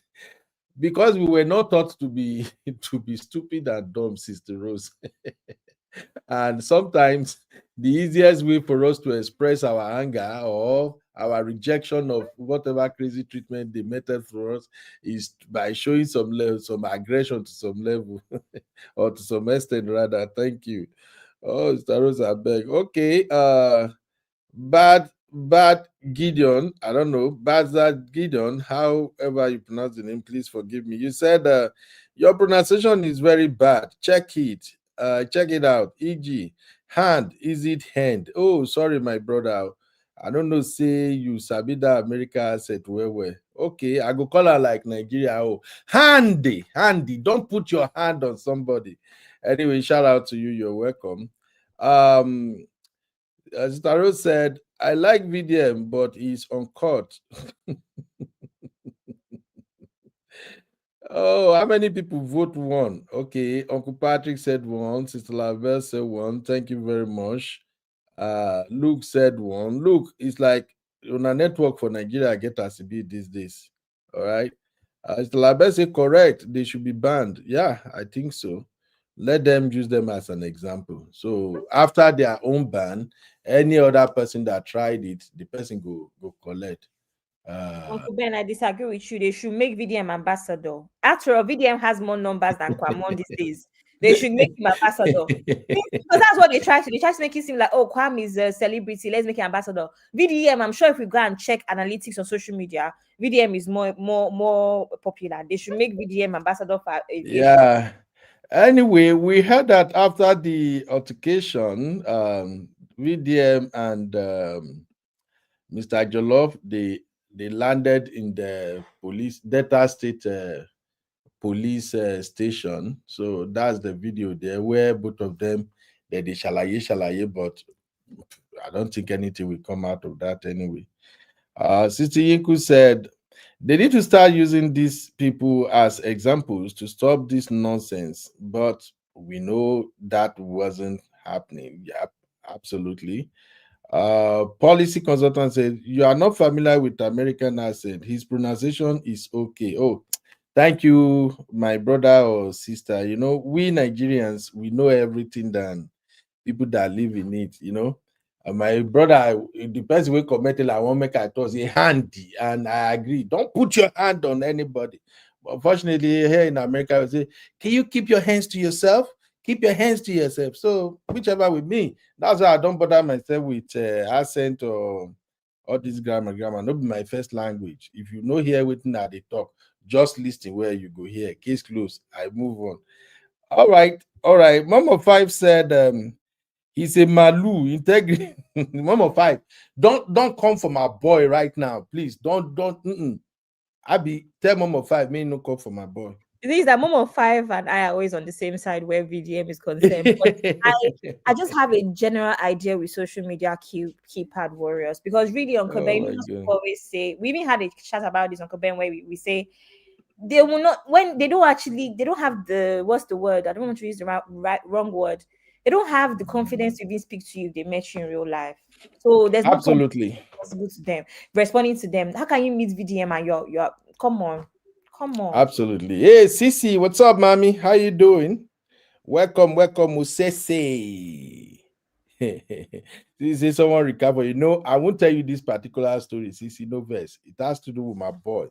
Mama Five say, let him go use that mozu to look for trouble. Now, Papa, then go take answer him.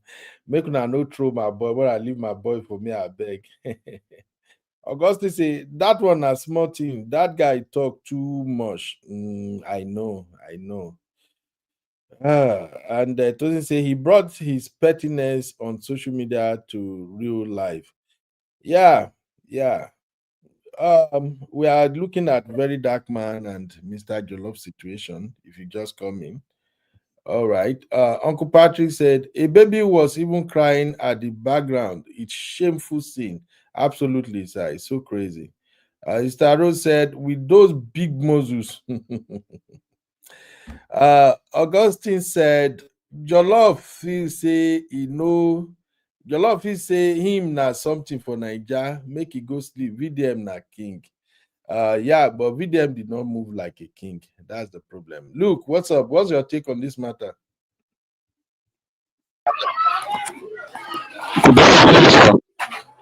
Look, you need to move back from your mic. When you talk, your mic they bring this muffled. Your mic is kind of muffled or something. So maybe Uncle you Ben, move it back a little bit. Eh? Uncle Ben, Cameroon look sounds like Nigeria Airline. This is how they announce. Am I just All right, Luke, what's your take, Baba?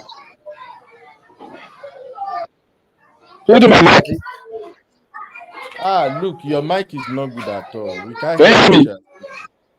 I did hear you, but you are not sounding cool. And there is too much noise in your background, too. Sorry, Luke. There is noise in your background, and then your mic is sounding somehow, is covering your voice, actually. Cameroon Luke works for Airpiece. No, Airpiece get better voice. Ibom Air. Just stop. All right, let's go to quickly. Let me just touch on this Congress thing so that I can do Genevieve last, because I know that is the icing on the cake. So the U.S. Congress, they are going to listen to some Nigerian priests. I think this week Thursday. They want them to come and address Congress about the genocide situation in Nigeria. And if what I know about the way this Congress work, if I have to go by that, they might end up voting that American should intervene in Nigeria. And that may mark the beginning of the end. So the news is right there. You can see it in the Punch. And if you go to the uscongress.gov website, you're going to see the information there. So by Thursday, if you know you don't want America to come to Nigeria, start praying by now that something dramatic changes before Thursday.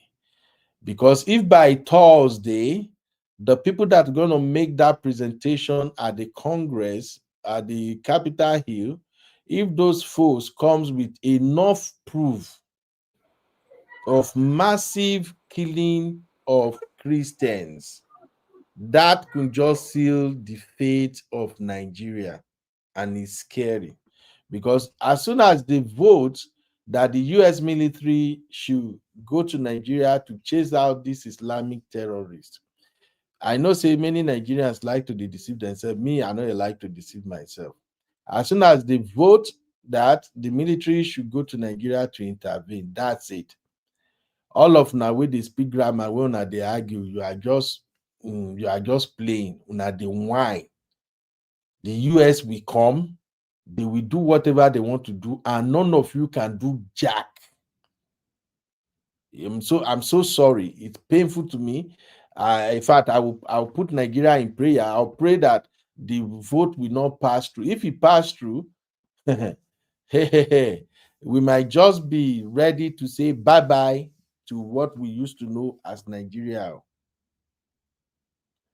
Abi, are you saying why am I scaring people? I'm not scaring people. It is what it is. Look, you want to add anything? I think you adjusted now. I mean, no verse, I beg. They are doing one children party in my compound. Okay. So, what do you want to contribute real quick? Okay, it's just about this VDM stuff. Yeah. You know, VDM and stuff. VDM did my area yesterday. Actually, they invited them for one tournament, one football tournament. And that was the first time I saw VDM actually.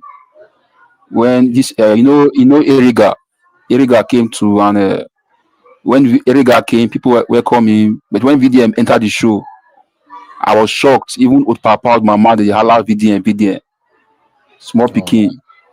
So actually, this Jollof case, I heard, not I saw it online. I heard that Jollof is a data man, the data guy.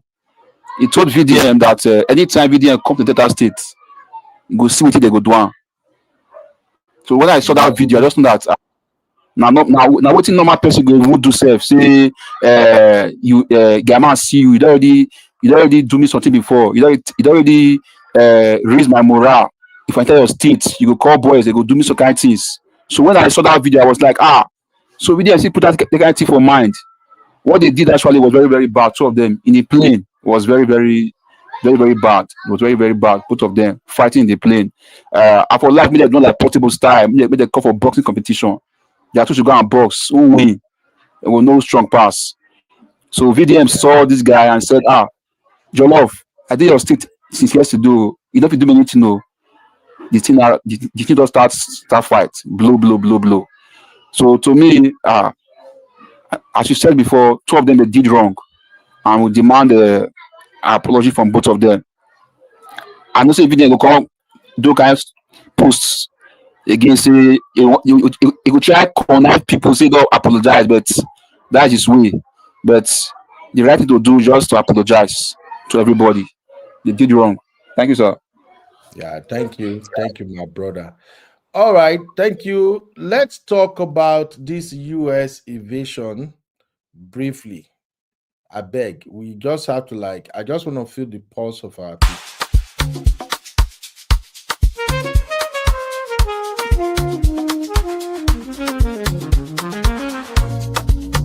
Yeah. You be in the building. All right. So as I was saying, the Congress will listen to Nigeria's case. They've invited some clergymen from Nigeria, and they want those clergymen to come and present their case, proving that there is genocide in Nigeria. In fact, before I started this show, I saw a video of one man claiming that in last year alone in Nigeria, over 500,000 Christians were killed. And I'm like, yes, we have massive Christian attacks in Nigeria, but that number is exaggerated. Now, there are people who truly want the US to come to Nigeria, and I can't blame them because it seems like Trump intervention is their last hope. If you watch Reverend Ezekiel videos and you see all those other videos circulating on social media, and you see everything that is happening in Nigeria right now. I saw a video this morning of people traveling from Lagos to, is it between Lagos to Ore? Or is it from Ore to Onitsha? Somehow I saw the video. One motor, one is it Hias motor, or what they call those traveling buses? They kidnap all the people inside the motor. And the other passenger that were recording, they even saw some of the bandits up front. So a lot of people want the US to come. Me, I don't want the US to come. I want them to partner with Nigerian military, and let's see if we can put an end to this.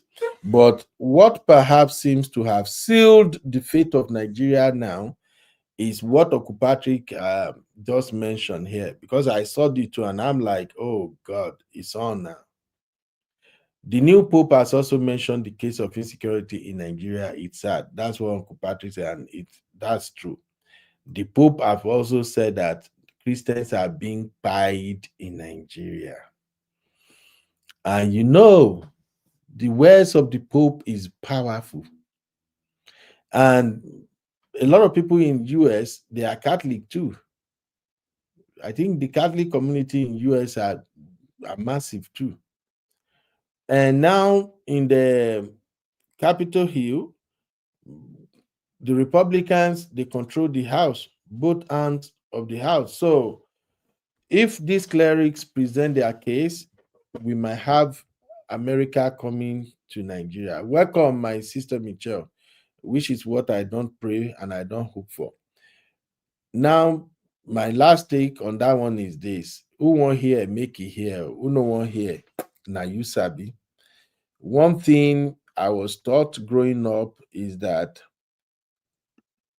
cripple way wise, war no they affect them. You can interpret it whichever way it will make sense to you. But that adage is applicable now. Cripple way they wise. Before war come, it don't find a way. We are talking about this thing like play. And Nigerians, in our usual characteristics, we are joking with it. They play. When it happen, person we get here. If you there abroad, start making provision for your people. Don't worry. If your people are in the south, they are in the east, they are in the west, you no go quick touch them. If it take like 3 months or 4 or 5 before it go begin affect them, but start making provision for them. As soon as these people land Niger, this thing will get out of hand. That's just my own suspicion. Abby, you want to add anything to that? You say I'm scaring people. Abby. No, I said you're scaring us. People like me that wants to go and do dirty December, you're scaring me.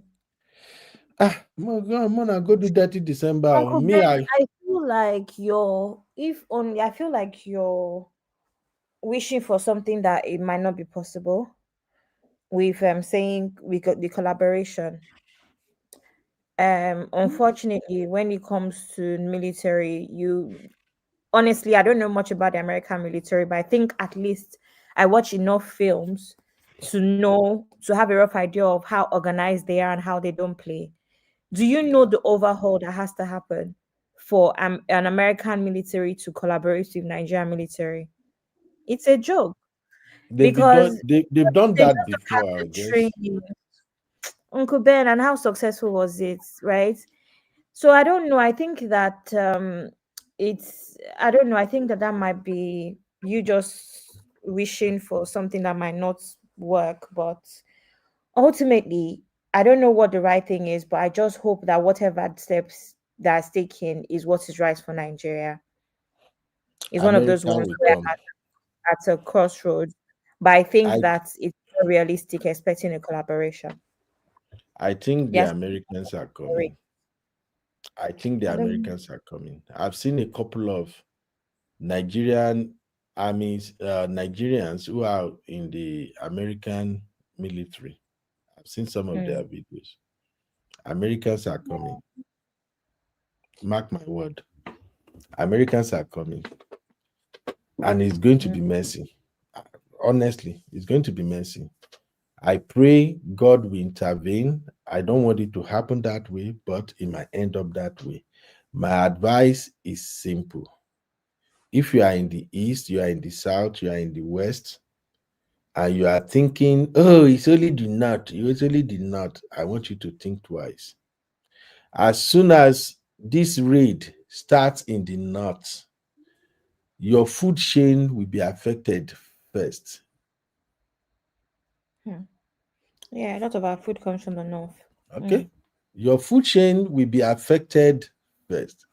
As soon as this raid starts in the north, many of those newly recruit Boko Haram or whatever you call them, they will spread. They are giving the impression that they are very organized. Let American come, we can sign it. You saw the protest, you saw what they are doing in the north. These people don't know what they are playing with. Too. As soon as these Americans come, when those one where they try to escape, when they run, where do you think they will be heading to? All they have to do is to carry a couple of cows and say they are going south for grazing. No law barred them from grazing. So my own thing is just everybody just be prepared. And remember, Nigeria is already in a very, very fragile state.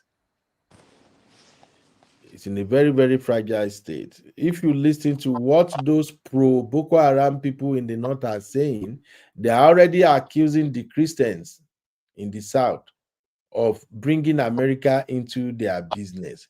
As soon as America get involved, which I pray they will not do, who do you think they will face? I cover everybody with the blood of Jesus. Uncle Patrick, you want to add anything to this, sir? Hey, Uncle Ben, Abby, Yes, and sir. all the fun. Good Thank evening. you for having me. Uncle Ben. Yes, sir. Nigeria is playing. I'm serious. Did you hear the news today about the girls that were kidnapped again? Yeah, I saw it. I saw it. A lot of girls again. They are already preparing. They piled some of the staff of the school, wounded a lot. Okay. And I took time to listen to Professor Akinyemi, former ambassador, UN representative to Nigeria. This man said the only opinion he respected is the opinion of Pastor Adeboye, that Nigeria better make a move now, that this thing has been lingering for long. There was a member of Boko Haram committee there. It's not as if Christians are being killed, Nigerians are being killed in thousands.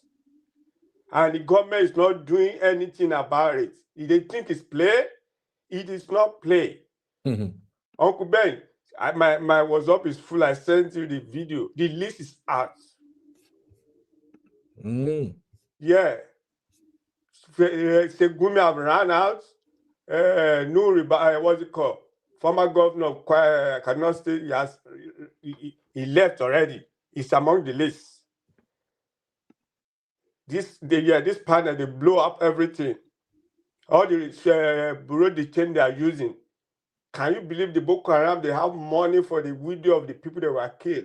There's a lady that was distributing money. Why the military are wallowing in poverty, dying in the bush. So, Bola Tinubu, I don't know what he's doing, but I tell you, America will step in. And that's what Bola Jakinyemi said. If we have people that can help us, why not? We don't want them to help us. And he said we should not use Afghanistan case to judge this one. They are coming to get rid of these people. These people are multiplying. It's so bad.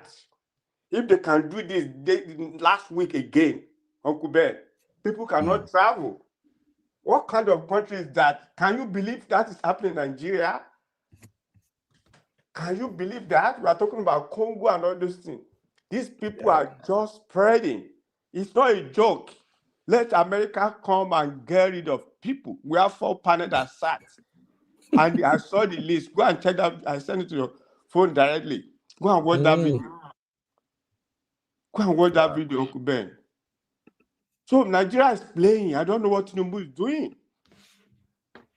Because all these people are being inspired, all these ministers that go, America, you think America is playing? They have all the list with them. They know what they are doing. They have people on ground. If Pope can stand up and talk about Nigeria too, no, Uncle Ben, that's not good. It's not a good picture. That's Yeah. what I'm going to say. Thank you, Uncle Patrick. That's why I'm trying to warn our people now, because I've seen us do these mistakes in the past and we are trying it again. Americans are not people to mess with. I don't know whoever they give Nigerians that heart say, don't worry, let them come, we will fight. Hey, American, I share one Donald Trump video on my Facebook page where Trump say, sometimes we stay in the country, we don't even know why we are there. We just bomb the hell out of them and leave them miserable. I don't know. Uncle Ben, I went to Israel in June, and the attack happened in October. If you see what is on ground in Israel, despite that, these people still attack. Camera everywhere. There are places you go to. Went to Palestine, you have to carry your American passport. They will have to search you. They are very close to each other. Despite all this, you see girls in the army with their arm. You see big camera everywhere.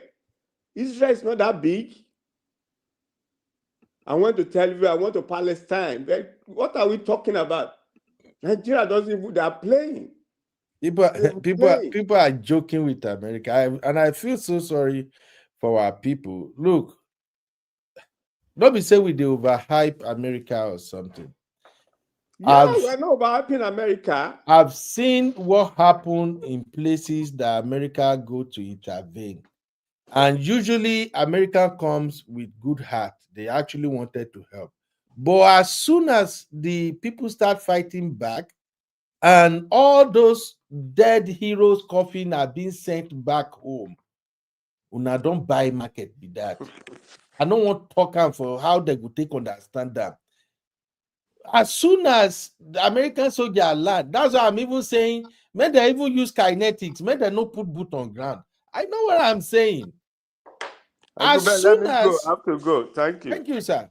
As soon as the parents of those military men begin receive that flag when they give them purple medal, una country don't buy market be that. And your president is not even making, I don't even see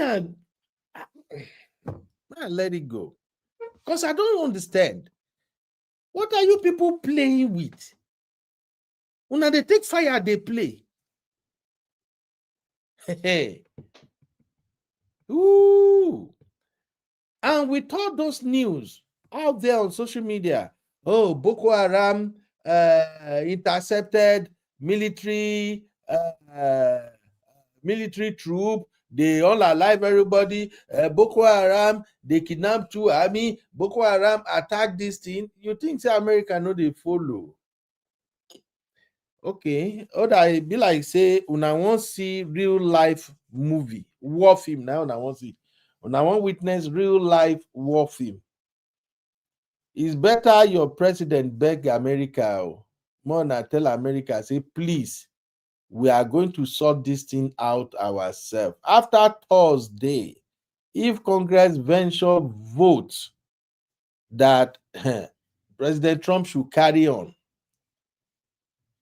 it's been a while since American government has done something that makes their people, their base happy, and they are looking for something to offer their base. I watched an interview yesterday. Let me see if I can see that interview and play it real quick for you. It was the interview by this is it more the House member? Yeah, I found it. The House member in charge of this American intervention. And the impression I got is that these people, they have already perfected their plans on what they are going to do. Now this same we Nigerians, now they believe, say, nothing will happen. And those in the north, their mouth, they sharp. Let them come, America. We fight them.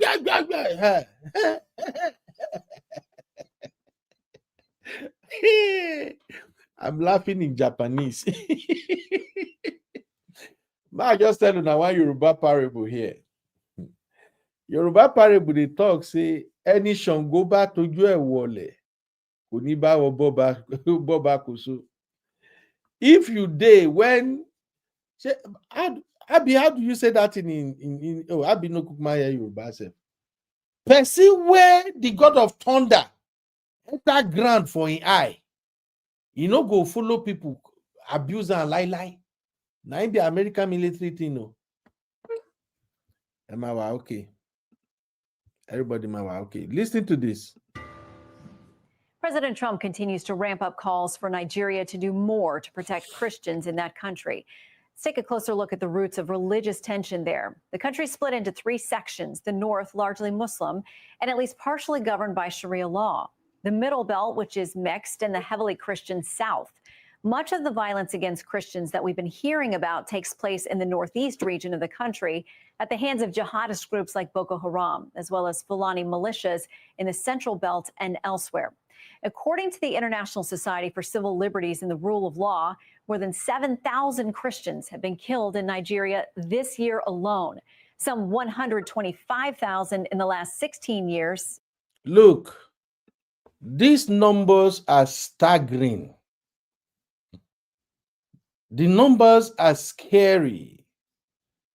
The numbers said in 2025 alone, 7,000 people have been pied. And that 125,009 were pied since 2009. These numbers are not looking good. And they're saying 90,000 plus churches burned since 2009. I struggle with these numbers, honestly speaking. Where are these 19,000 churches burnt? Churches were burnt. If they were saying in hundreds or maybe 1,000, but this 19,000, maybe I'm wrong. But the numbers are scary, my people. And more than 19,000 churches burned. So let's bring in Congressman Riley Moore, one of the first lawmakers to bring this to national attention. Good to have you on Fox News Sunday. Shannon, thanks for having me on. So I know the president has tapped you and Congressman Tom Cole to look into this. Can you tell us anything about how you'll investigate and what options you may give to the president, or what plans he should have for handling this?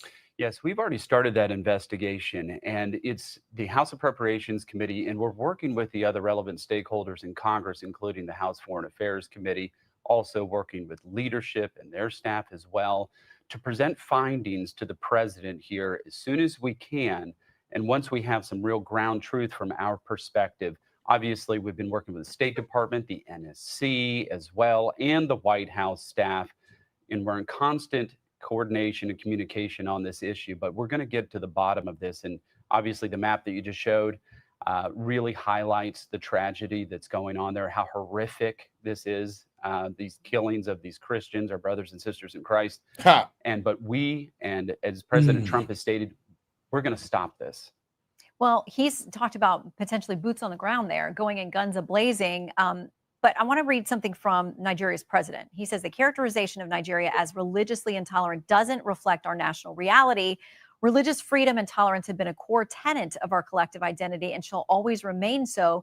Nigeria opposes religious persecution and does not encourage it. He says the picture we're getting here is not accurate. You know, unfortunately, that is completely false. I mean, there are states in Nigeria that have blasphemy laws, people who are facing the death penalty right now for blasphemy against Islam.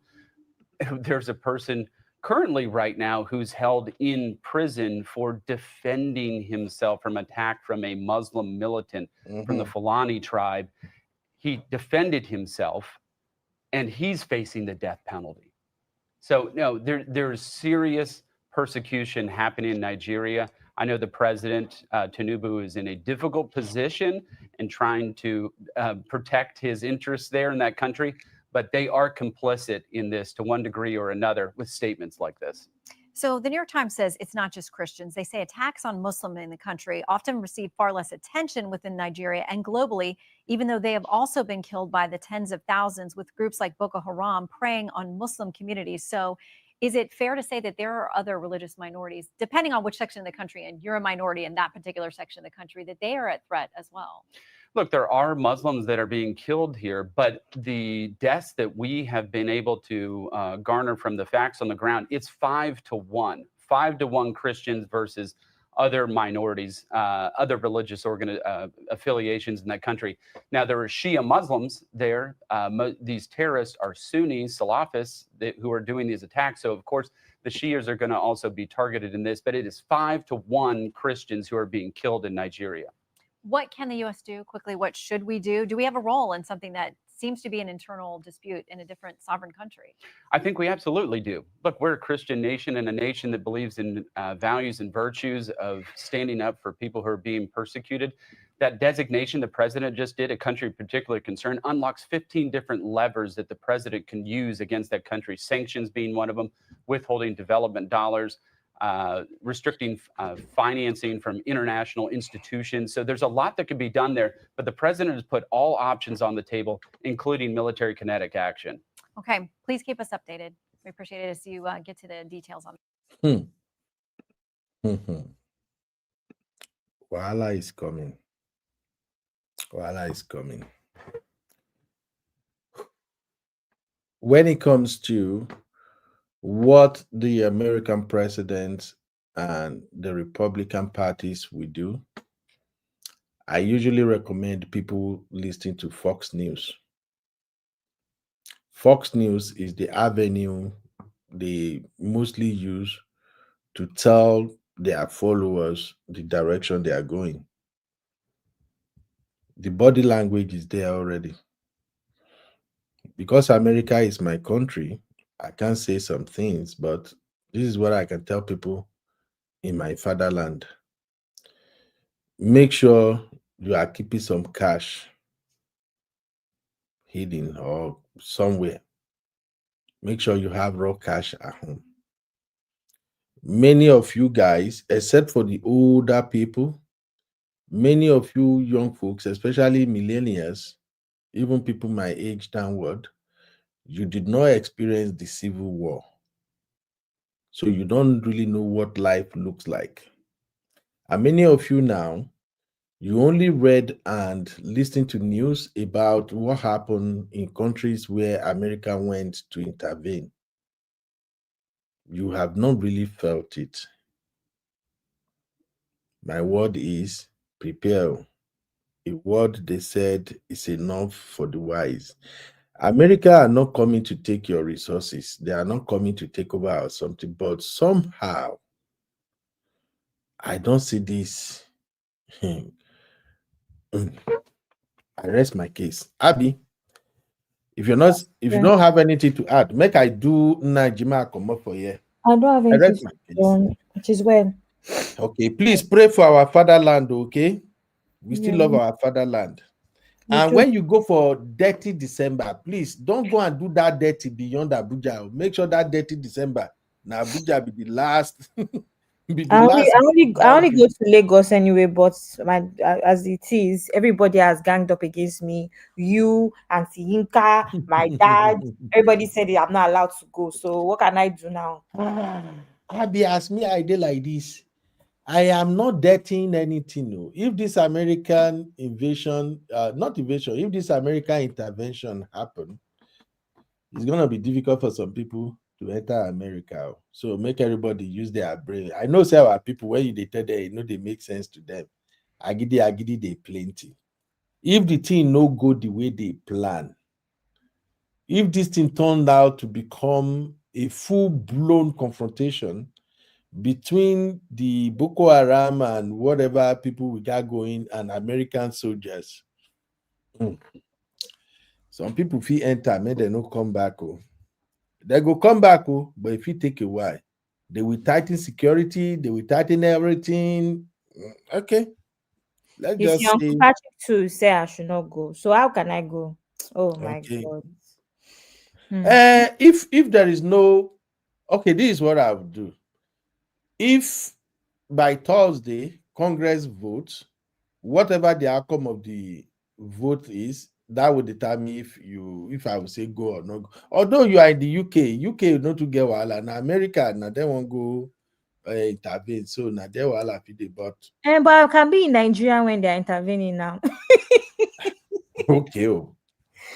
Yeah, no worry. If you are in Nigeria when they are intervening, you just turn everything to dirty December. It's part of dirty December. Pa, No, pa, pa, po, po, po, dirty December. I'll pass. All right, ladies and gentlemen, let me talk about your favorite. Make una no come for me, but I just have to talk about this in our favorite, okay?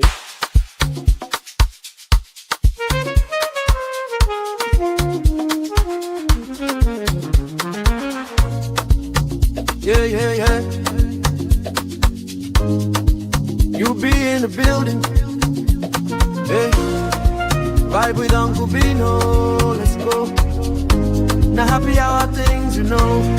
Hang out with you, babe. It's our vibe tonight. Hey, laugh and learn. We're shining bright. All right. Welcome back. This is the last segment of today's show. Maybe I can do this in less than 30 minutes. Make I just go because I'm no longer happy with this Congress news that they're gonna vote whether to go to Nigeria or not. So my mood has changed, but I have to do this because it's the primary focus of today. So, ladies and gentlemen, Genevieve Nnaji is under fire, and this fire is very, very hot. Thank God, when I saw this drama ongoing this morning, I was confused. So I do what I always did. I reach out to Abby and I say, Abby, help me explain what is this. It be like say our favorite Nigerian superstar don't they collect bass boss, and the bass boss was heavy. Your favorite Niger star, Genevieve, is under fire. She's under scrutiny. This is gonna be a little bit harsh. Don't come for me. It's just the reality. So, as I said in my monologue, I have never heard of Genevieve having issue with anybody. And I thought her presence on social media, I mean, no, she has always had social media presence, but her activity on social media were kind of minimal. She don't get into people's business and all of that. Only for me to wake up this morning and I saw her replying to a tweet on X, and that tweet opened the door for dragging. Oh, some people drag Jenny. Some people say she should have just let the matter go, and some people say hell no, she asked for it. I'm finding it now. Okay.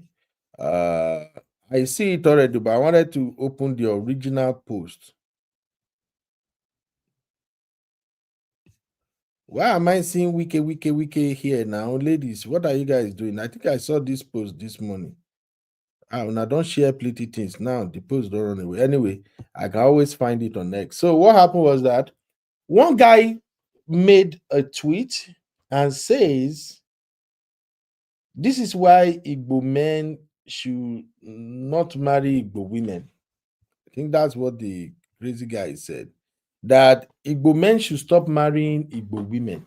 That Igbo women, you can see what they are doing. That now I don't lie on top her husband. So don't marry Igbo women. He generalized the statement anyway. And Genevieve now replied. And I think the first thing, did she even delete itself? I think the first thing Genevieve said was, make I find out. I can't remember. Let me help you, Uncle Ben. Do you have it? Okay, I see a random lady, a random person rather, posted that she's from Rwanda. Her name is Annette. Annette from Rwanda, turning Anambra man's wife soon. Okay. This Oyeka man decides to reply and says, this is what I'm talking about. Dear Igbo men, instead of marrying Igbo woman, thou falsely accuse you of raping your daughter. Better look outside for wife. Go to East Africa, especially this Rwanda, and pick a damsel. They are all over social media and you can link up with them. Yep, that is it. Genevieve now replied, in other words, instead of checking yourself and taking accountability, go for the unsuspecting and carry on with your evil. Got it? Thumbs up. Okay, thank you very much. That's So, it. first of all, I think this is what triggers Genevieve. This is the tweet. Now, here are people, Igbo men replying. Sam said, if Igbo women don't correct course, they will end up losing more Igbo men. This is exactly why I couldn't marry an Igbo woman. The ones I met when single wanted to be the men and always to be worshipped. As a core Igbo man that my father raised well, that wouldn't happen. Oyenka replied and said, you made the best decision for yourself, bro. Non-Stark said, I really couldn't deal with Igbo women and their toxic nature. I married Yoruba. Oyeka replied, LOL. So this lady came and said, that's why Igbo women marry Yoruba men and guys will still be crying. I will marry a Yoruba or a Edo man, sha. Ladies and gentlemen, this has been ongoing for a while now. I've seen Igbo men and women drag themselves on this space a lot. We Yoruba, we just stay one corner, they look because we don't want to collect bullets. Oyenka reply and say, story for the gods. Igbo men want y'all to marry out like we need space. We don't even want to see y'all with your degenerate, perverted, and toxic lifestyle. Go Shiloh or Ebuka Obi prayer house and pray harder so one tribe can pick you. That's one evil clown. Okay, that's one evil down. Another lady say, jokes on you, thinking Igbo women care about you. Oyeka still reply, then why are your kind crying in the comments and quote, come harder, we've left here behind and so shall it be. Patrick Ede say, Oyenka, stop this. Who should we be leaving our Nwadas for? Nwada, is that an Igbo language, right? Who should we be leaving our Nwadas for? Abi, they shouldn't marry. Oyeka reply, Igbo men and modern Igbo women are incompatible. Don't even know if they are compatible with anyone at all. They should just go wherever we no do again. Wow. Oh, it's really tough, my dear. You see? Problematic said, I am very sure I'm not marrying a Nigerian. I don't even want to date one. Oyeka say, bro, run for your life. Said, that's the plan, boss. Make our parents still they think we will marry one Igbo girl. Then Oyeka say, we've gone past that time. It's not what it one bit. Then Okafor said, na Ethiopia or Seychelles at the enter. Brado Oyancho say, bro, no cast my update. Told my friend this yesterday. Instead of going to Europe, when the bag gets heavy, I'd rather go to East Africa and get me a horn with darkest of skin and slim, thick bunda. I don't know whatever that is. Engineer Meskana. That is booty. Booty, right? Engineer Meskana said, listen, bro, a woman is a woman, irrespective of her tongue and tribe. Ensure you are first, ensure you are first a good man and learn how to pick a good and kind woman for yourself. You will enjoy your marriage afterward. Then Cynthia said, when the other tribe says we do not stand for our own, it will be like saying na lie. You can never see a Yoruba or an Hausa person make this statement. Why attribute a deed to all? This is not the Igbo we envisioned. Then Kasada said, if you want to marry outside Igbo, just shut up and go ahead. You don't need to find recruit. Allow people to do them. Your mama na Rwanda woman. If you don't born girl, last na Yoruba or Fulani she go later settle for, as no Igbo man go want marry her. The thread goes on and on and on. Kelechi PhD say, Mban, I do not support this. It is wrong for you to generalize the wrong of a few as the standard of all Igbo women. Uncle Ben, why are you saying it like that? Our culture is under attack. There are millions of good Igbo women raised right by their parents and their community. Marry from there. All right. Well. So that comment runs deep. It goes on and on and on and on. Why do I choose to read those comments? Because I guess this actually trigger our screen goddess, Genevieve.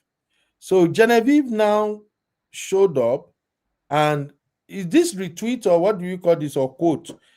Genevieve now quote the guy, and then she dropped this.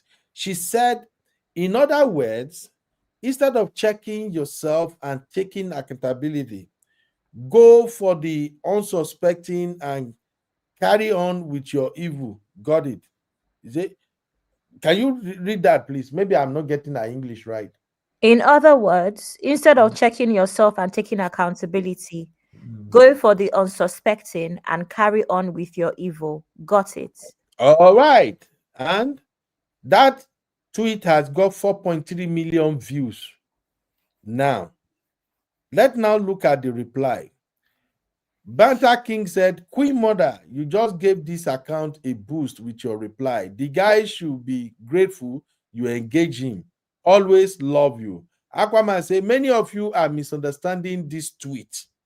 All she's saying is Igbo men should address the root cause why most of their women are wicked and lack accountability instead of running to marry outside. Marrying outside doesn't change anything. It won't solve the problem within. Kevin Akpoko say, it's better to be quiet and thought of as a fool than to open your mouth and confirm it. Then Godson said, so your quiet and reserved attitude was just to cover up for the emptiness up there. This is what he's telling Genevieve. Godson. Another one says, CIA say, you can't take accountability for an illegal act you never committed. The luck Nigerian ladies in general have is high cost of traveling within Africa. If it was as cheap as it is in Europe, 30 pounds to 50 pounds return flight, there will be a scarcity of husbands in Nigeria. Then Onyinye said, one of the problems with bad news spreading faster than good ones. Apparently, the video where the man was vindicated didn't get to Auntie Jenny Coco. Everybody should chill. The Enjoy said, even Genevieve don't finally talk. Igbo men know they have bad PR. That's why they are turning into passport bros. Travel out to find a dumb and desperate wife rather than looking inward, reflecting, and working on themselves. So, Abby, don't let me waste your time. I'm going to share the link for whoever wants to hop in. This conversation has been ongoing for a while now. So, first off, what's your take on this? It's like the picture I'm getting is like, I don't want to generalize, but it's giving me this energy that Igbo men, the current Igbo men, they don't really rate Igbo women like that. What's your take? First of all, before we get into Igbo men, it's actually becoming a Nigerian man thing. There's been this campaign for a long time on this same website for Nigerian men to marry non-Nigerian women. A lot of them go as far as posting their pictures of their girlfriends that are from other countries or whatever, and it's always with an advice of I'm enjoying my life, you better do the needful and stop dating Nigerian women today. So it's become a whole thing anyway, generally amongst Nigerian men that have managed to find themselves in the diaspora. And it's always so funny because you only just came to UK or America and Canada last year. Like, let's be for real. Do you understand? You're only left with Nigerian women in Nigeria. You've only just come to Obodo Igbo, relax, right? So it's always very strange. But there's that. And then with the Igbo men, Uncle Ben, we can't lie. One of the issues that generally with Igbo men specifically that most people have is that amongst the Nigerian men, they tend to be the most misogynistic. They tend to be the most controlling. Sorry, this is stereotype, so it is not everybody. Of course, everybody, we know that with different tribes, with different countries, there's always stereotypes, right? So the stereotype is that Igbo men are controlling, Igbo men are misogynistic, Igbo men are most likely to not expect a woman to progress, right? Is it all of them? Uncle Ben, you know what's crazy is that you know that one of my nicknames is Mrs. Okonkwo, because my own experience with, I'm half Igbo by the way, and my own experience with Igbo men is that they look after their women. All of these won't work is even from a place of I just don't want you to stress yourself. That's my own experience with the Igbo men that have been around. Okay, I don't want you to stress yourself, but I'm not talking about myself or my view. I'm talking about social media, generally, the general consensus, right? The general thing that we put out there. But everybody knows that I'm Mr. Okonkwo for a reason, because I love my Igbo men. So it's not me, please. Nobody should come for me. No, not you. I'm speaking about what has gotten to this point, right? Sister Rose, don't look for my trouble, please. No verse service. Sister Rose, they trigger me. Sister Rose say right? Me too. You see, when you describe your experience, she say Me too. See, even Sisi said, yeah, unfortunately, 90% of DV stories that have come forward are mostly Igbo men. Exactly. They tend to be controlling. They tend to be, things my way. That is the stereotype, bro. It's not But me. don't you think the stubbornness of Igbo women are the reason why they collect? Uncle Ben, they're not always married to Igbo women. It doesn't matter if it's a Yoruba woman they're married to. It doesn't matter if it's a Hausa. They just have that thing of misogyny. No, many of the Igbo that I know that married to Yoruba or other tribe, they treat them right too. And Uncle Ben, forget even the marriage for a sec. Think about the structure of the Igbo whatever. It makes sense that stereotype exists. The structure of the men are seen as the most important in the household. The girls don't have to do much. If you're from a household, in an average Igbo household where there's limited amount of resources or money, it's the men that are made priorities. It is ingrained in the culture for women to be seen less than. So it's not exactly surprising when we hear that Igbo men are misogynistic. Let's even be honest, Uncle Ben. You said you've lived in the East before. Men are carried as very, very sacred and very important in comparison to the girls in the because family. of what they provide. Even you, Uncle Ben, please let's not start, because even you the other day. It's no matter of start now. It is what it is because of what they bring to the table, because of what the men provide. Don't start, Uncle Ben. Please let's not start this conversation. Uncle Ben, you said we want to leave here quickly. Let's not do another 2 hours of arguing, please, Uncle Ben. We are because not arguing. When we were talking about Ned and Regina, you were still saying that letter. Why was it signed by a woman? Why should it be signed by a woman? But that is misogyny. Why can't it be signed by a woman? No, that is the problem. Uncle Ben. Wait, it is misogyny. Abby, that is the problem.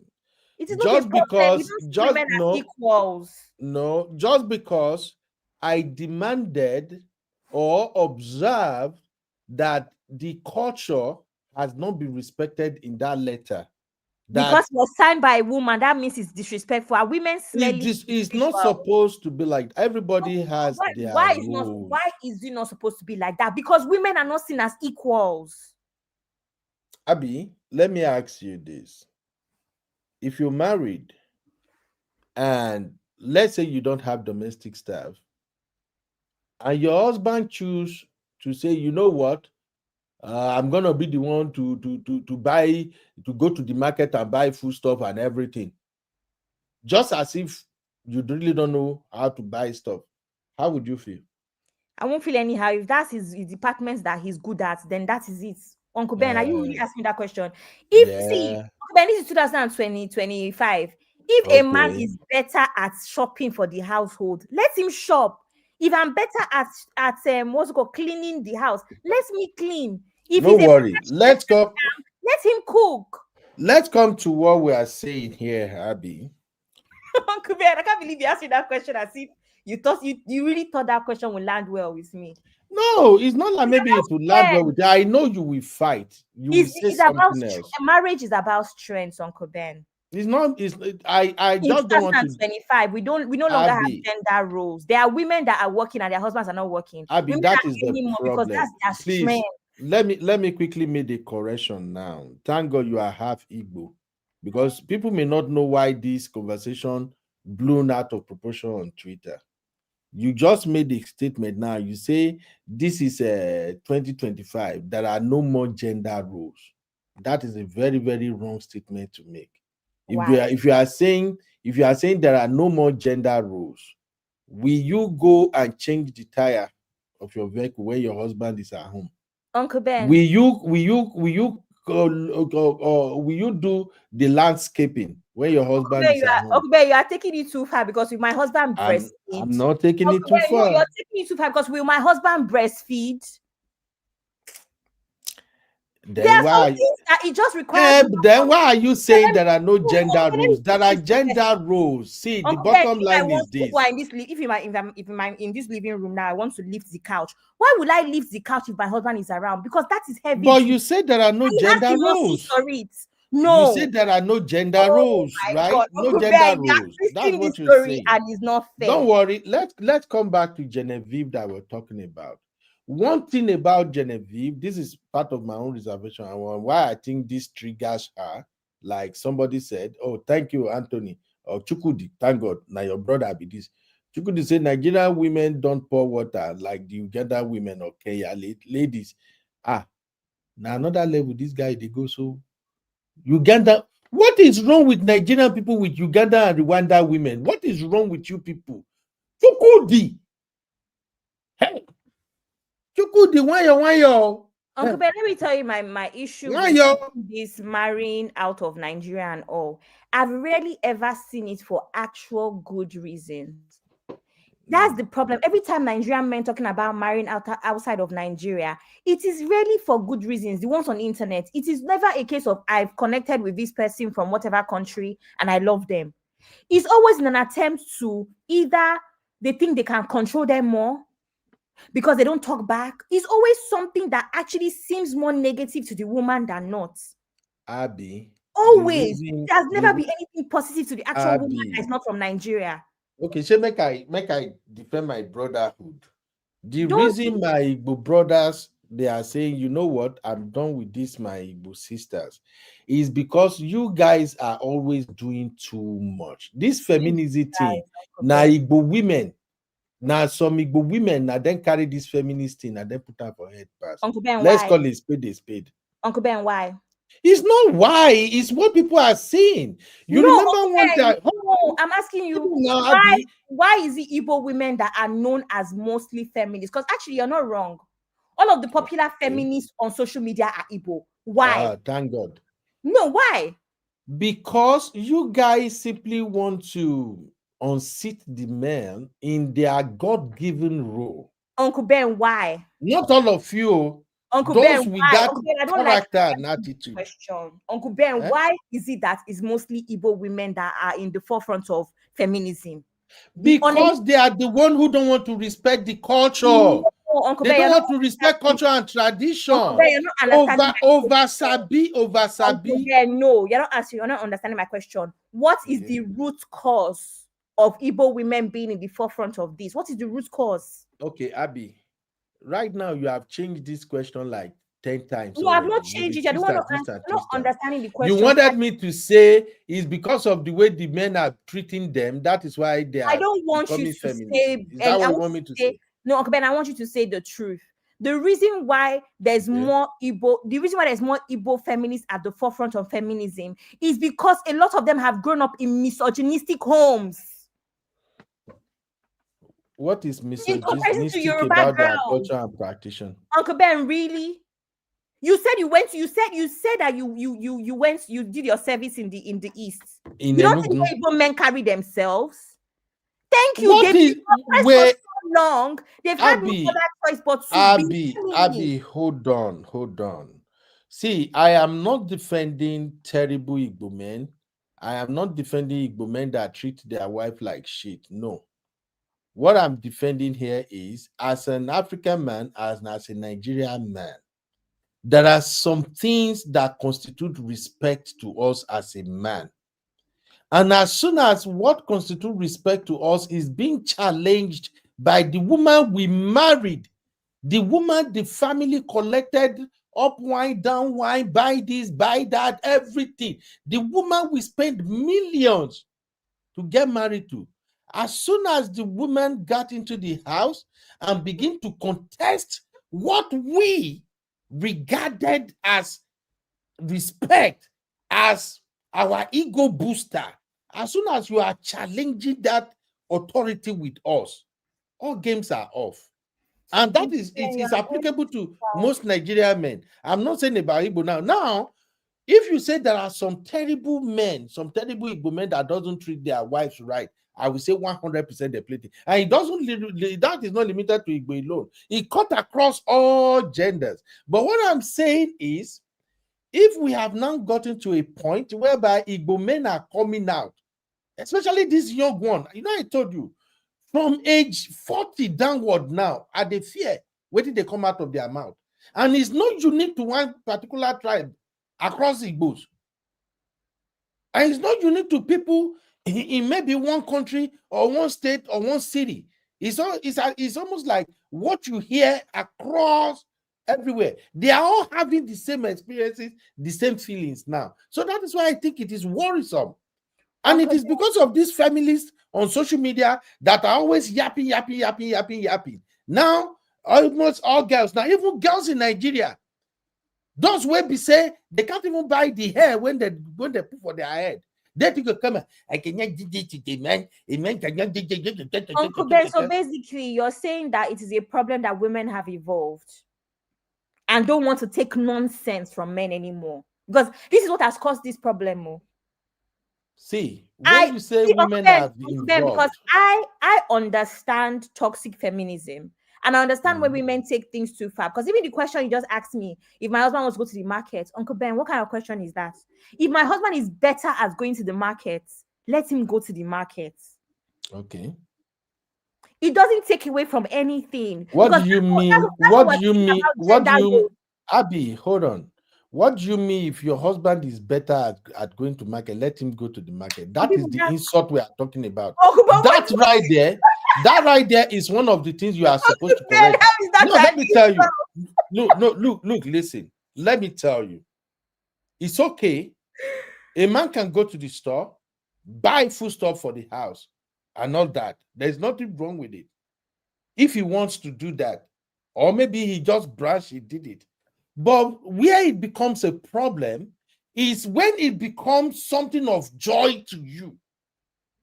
That, hey, you want to go to the market, let him go. That is where the problem is. Because you know what? Let me tell you some of the things that happen in our own world as men. You see that your man, where they go, where they convenient, where you are happy. My dogu don't go buy meat for market too. My dogu now they buy fish. My dogu now they go buy gari. I love my husband so much. When it comes to the circle of men, that man and woman, I ain't be. That's the way they will treat you. Uncle Ben, Uncle Ben. When I tell you you're stuck in 1999 now, I am telling you Uncle what Ben, is happening in men's world. You are not listening. What kind of archaic? I've sat down. I have a lot of male friends. It's not happening in male world of nowadays. Men are proud to do nice things around the house. Men are proud to go to ballet classes with their girls. Men are wearing tutu now with their girls to dance with their girls, Uncle Ben. It's okay. We do all of that. You are Uncle Ben. We don't pass that level. Abby, hold on. You are not. You are not getting my point. Uncle Ben, I'm getting your point, and I'm telling you that that's masculinity. Why are you sitting with men? Are you angry about going to the market?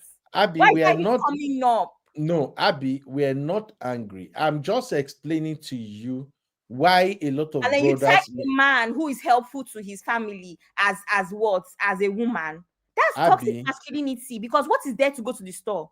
What is there to go to the market? If it's more convenient for you, if you're the one that is better, like Sisi said, some men are better at haggling prices.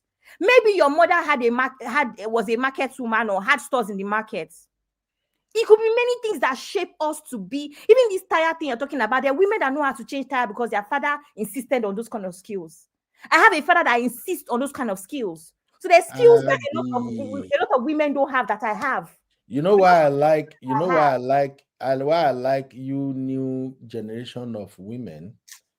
Una know they hear make people give una their own perspective. Una always they say now that una perspective is progressive. That's what how you guys describe it now. Oh, people are progressive. What I'm saying is simple, Abby. Nothing is wrong with a man going to the market, buy food stuff and all of that and bring it home. Nothing is wrong. I do that myself. I go to the store, buy. Willingly. Now me go carry my children, carry trolley, go buy come. But how often do I do that? Maybe once in 3 months, maybe 4 months. I mean, how often do I leave my house, enter motor, say I dey drive go store, I won't go buy food stuff for house? Maybe once in 4 months. Maybe I just feel like, the way these children are eating, this the way this woman don't buy, they don't do.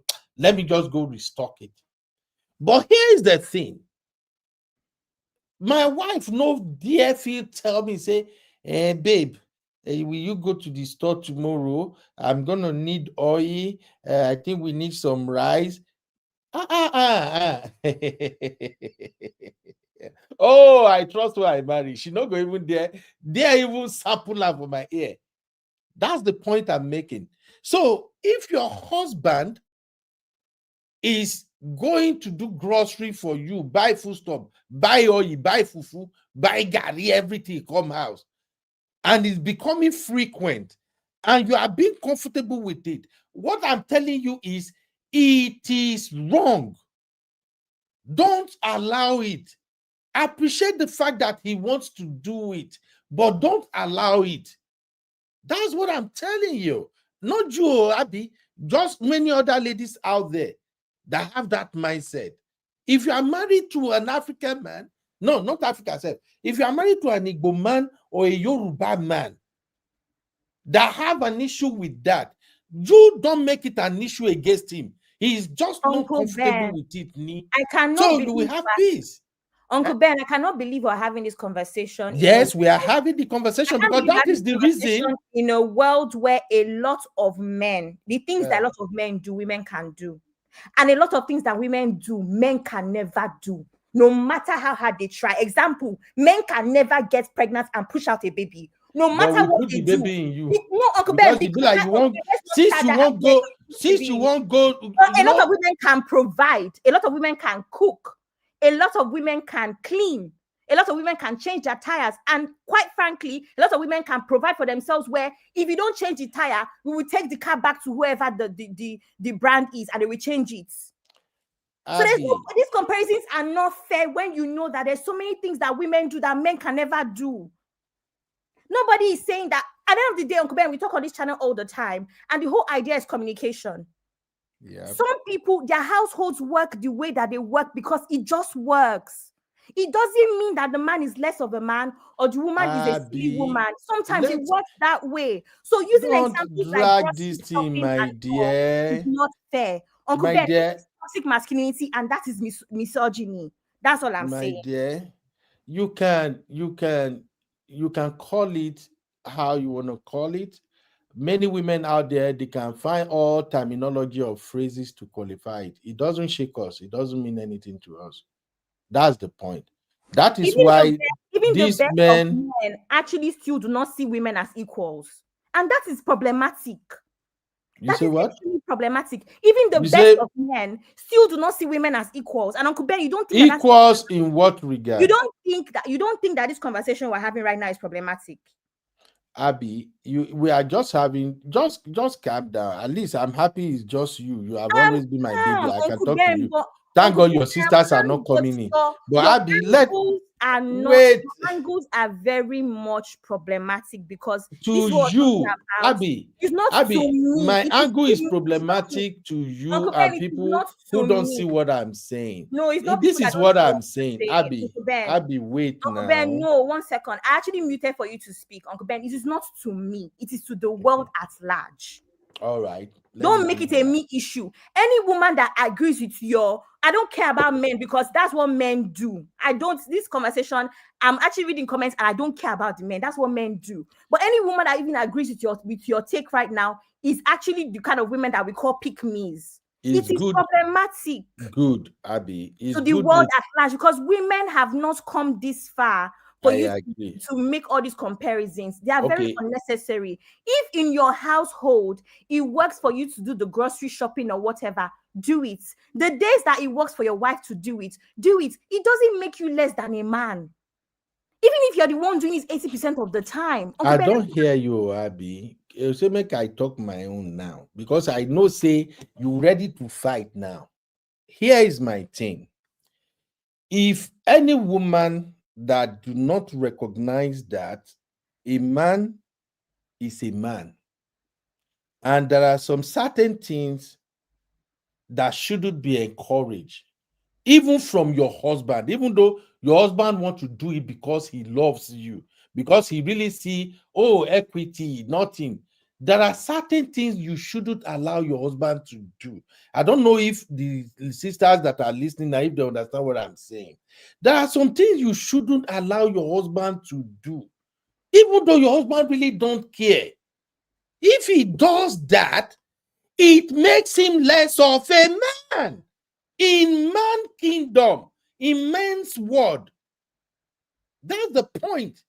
In man's word, if he does it, he makes him less of a man. He makes him less equal to his peers. That is the point. Uncle A Ben, lot that of is women know toxic this. Abby, just hold on. masculinity. Abby, That is wait toxic now. masculinity. And Abby, sorry, Tosin, feminism is not about equity. Feminism is about equality. Let's not start, please. No, feminism is equality, not equity. Equity in what? okay, Abby, This is let's not go animal back to why we kingdom. landed This is here. the real world. Let's go back to why we landed here. Do you agree with me that the number of single women are growing? Yes, Or because women not? know what's the reason. But do you agree that the number of I single agree. women are I growing? agree. And what's the reason? Okay. One of the reasons is that men are not ready to go into this rabbit hole. A lot of men now, especially the men who are millennials and Gen Z, it's even concerning to me. They are not ready to go into that rabbit hole. And what they are doing now is, you know what? Let me go and find women in a place where they are not going to shove it down my throat. That no, you have to cook, you have to sweep, you have to carry water, you have to beg. So they just be like, you know what? Let me look for where I will find happiness. That is just what is happening now. And we are saying this for our women, especially this Igbo men, Igbo women conversation. We are saying this for adjustment to take place. It's good to listen to all these feminists all day long, but I tell you what, I swear to God, it is not good to look to feminists all day long, Uncle Ben. That one is it's wrong. good to listen to them all day long. Just let me finish. But here is what I will tell you, ladies, especially Nigerian ladies. Any feminist, anybody that is so strong about feminism, if they go back to back on social media, the voice is loud, especially female. And she has a husband who, from the look of the husband, you can tell that this is a bull. Not that that woman is preaching rubbish. Uncle Ben, I want She's to just not say, practicing what she preach. Uncle Ben, 1 second. Let me just explain to some idiots in the comment section. This vim that I don't say that. Don't say that. Uncle Ben, please, this Abby. vim, no, go and read the comments. This vim that I have here, if I enter you in the comment section, you will think about your life. You will not recover. Just understand that. His comments are very vile, Uncle Ben. Just delete extremely vile. On him. I've told you guys before that. Why can't you have a civil conversation and give your opinion about it? What is your problem? Even Abby, if I can't see the person. Abby, wait, I can't see the person. If you feel like he's insulting and this thing, you don't even need to announce it. Just ban him, delete all the comment. Case closed. I've said it before. Here on this platform, we have difficult conversation. And when we have the conversation, it's not because we want to dominate, it's because we want some people to have a rethink. That's why we are having the conversation. Okay? I can come here and do feminism thing and just say, yes, it is wrong for these men to say this. Oh, these men, they are misogynistic. These men, they don't have game. These are foolish men. These men, no, don't even listen to them. It's okay. I'm a content creator. I can actually say that. And you will see everywhere will be bossing now. Yes, yes, talk. But that is not how you make constructive criticism in a way that people can actually see lessons. These men are out here complaining. And if I'm sitting here, if I can't express their angle, and thank God I have a very energetic sister in the studio with me, as well as many strong sisters in the chat too. So if they can't present and kick against what I'm saying, we can't learn. So you don't have to come because you had the conversation and you just say, oh, this is a terrible woman or something. That is not how it works. Uncle Ben, a lot of men, this is what we're saying, and this is the reason why Genevieve came for everybody. You have taken misogynist, you have taken being misogynist, you have taken being misogynist as an insult. And that's what Genevieve is saying. Genevieve literally said, instead of correcting your ways and wonder why women are turning this way, you are running to other countries or claiming to run to other countries. That is what is going on. Half the time, what do these men have to offer? Absolutely nothing anyway. Every time you talk about a Nigerian man offering any, whether it's from East Africa or whatever, it's always money. Oh, we like that. Now, let me ask a question. In fact, I need to raise my table because you really want me to go there now, Abby. You want me to go there now. And I don't want to go there, but you want me to go there. Like I go there. Me of having a balanced conversation, but you're not having a balanced conversation either. Me? Yes, because we're talking about things that we know of. We have a root cause issue. The major reason why a lot of women are in front of feminism are Igbo women right now is because of how they grew up. Men were seen as more important than women in a lot of Igbo households. The women are now pushing back now that they are independent. Uncle Ben, you don't even want to admit that. It has not come out of nowhere. It has not come out of nowhere. Abby, I agree with pushing back, but how are you? It has not come out from any. Okay, now let's turn this conversation around briefly to come back to Genevieve. Let me ask you this: do you think Genevieve is in the right position to defend that statement by that guy?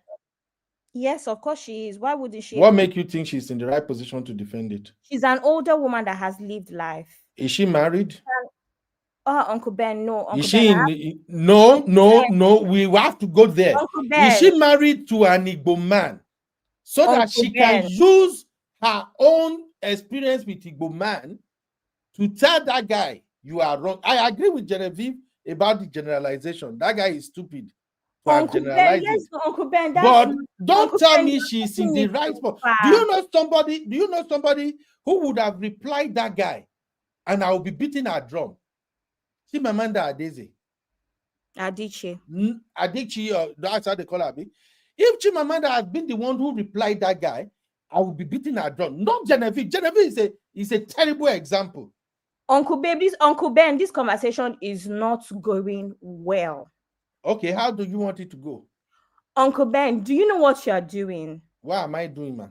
This thing is because even you need to also follow your comment section. When you have this kind of conversations, it is rage baiting. That is why your comment section is the way that that's why your comment section is the way it is. Uncle Ben, you are shaming a woman that is unmarried. We say this all the time, Uncle Ben. That is not shaming. No, it is shaming. That is not shaming. Uncle Ben, it is shaming. What I'm doing is Uncle Ben, you talk to me all the time. You have a feeling about me. You consider me intelligent. There's so many things that I can speak on that I have no experience. I can speak on love in a marriage because I have parents that loved each other and brought me up in love, not because I've been married.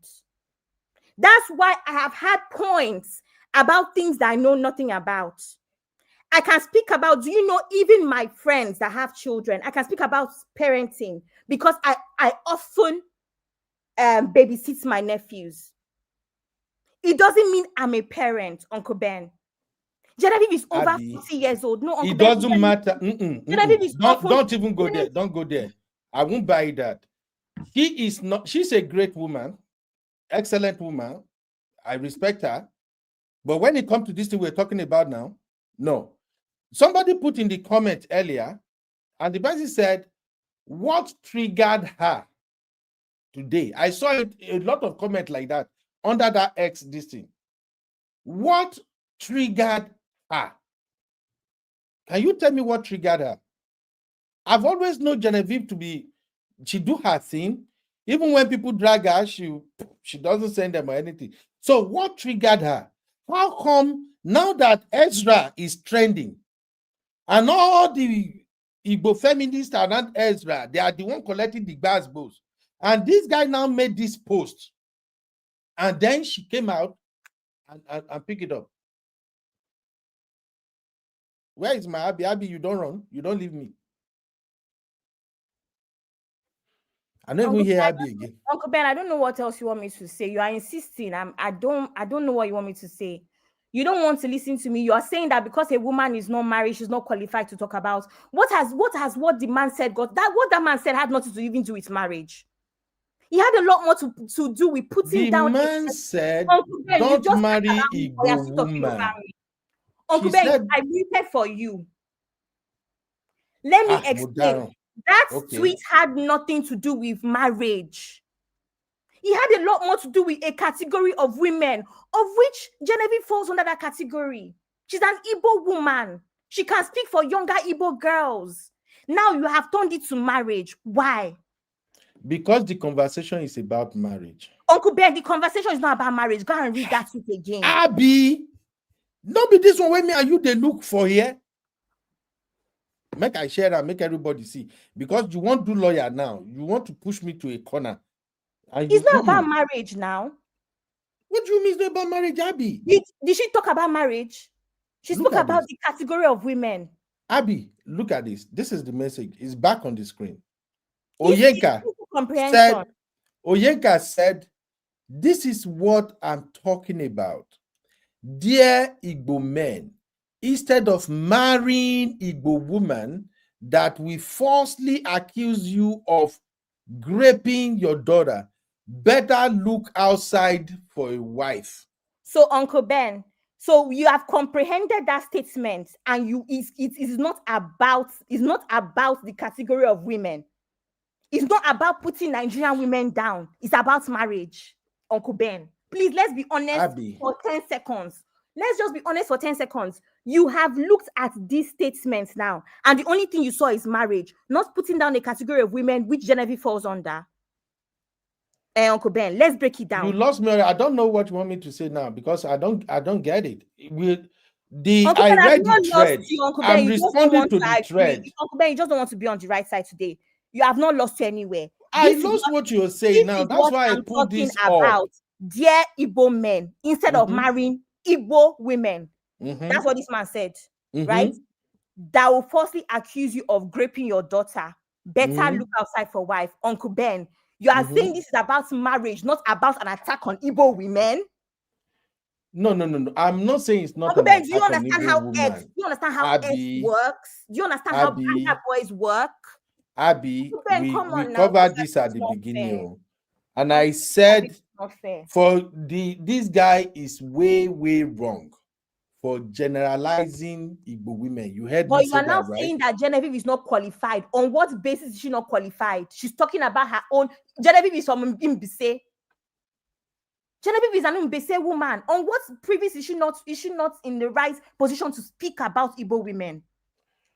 Because she's not married. Abby, Uncle Ben, read this thing. I deal with experience. I've said this over and over and over again. I would rather listen to a woman who has been married and divorced, or whatever she tells me, I'll go with it because she lived the experience.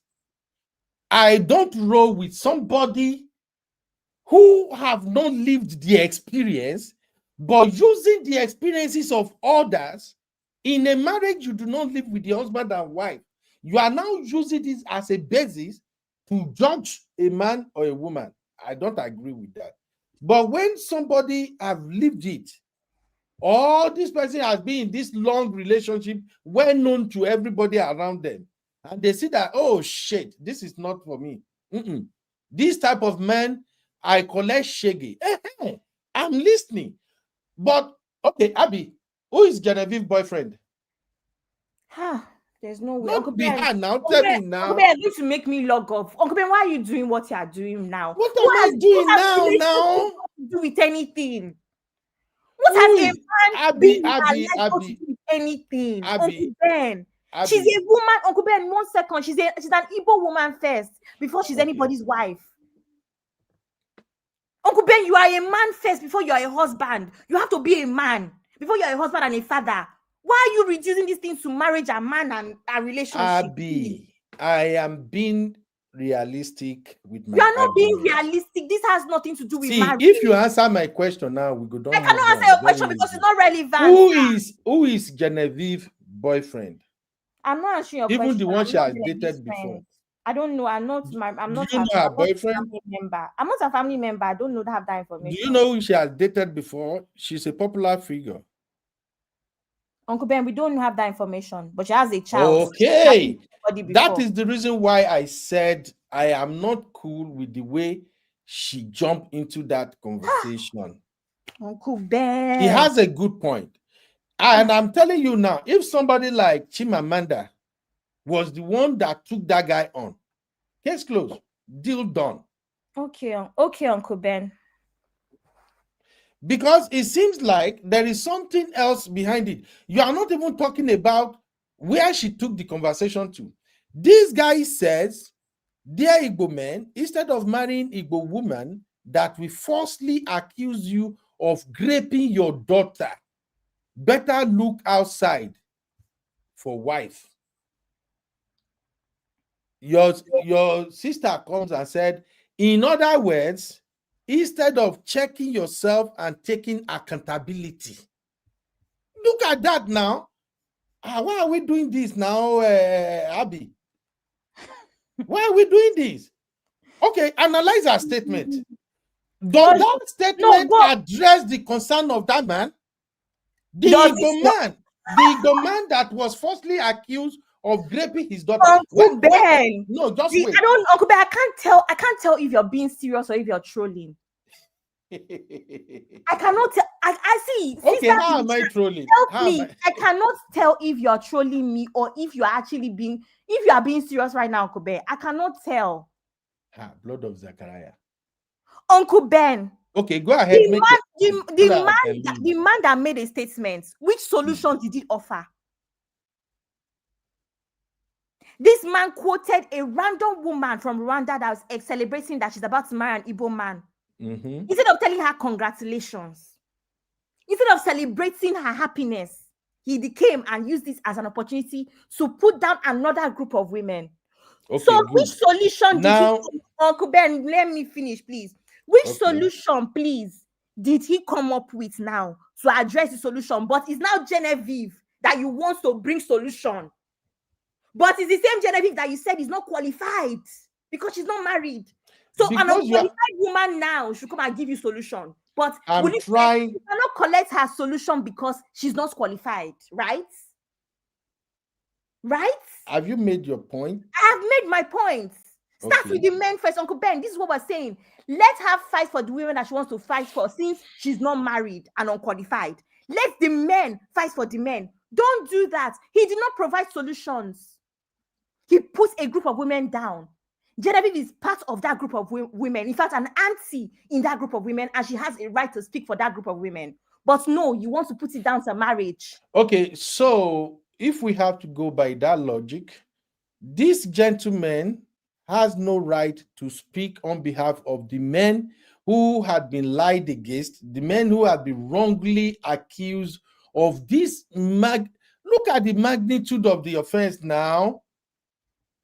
So this man, this Oyeka now, who is also speaking for his fellow Igbo brothers, you are saying Genevieve is right to come for him for speaking for his Igbo brothers, but nobody should speak against Genevieve. I never even said that.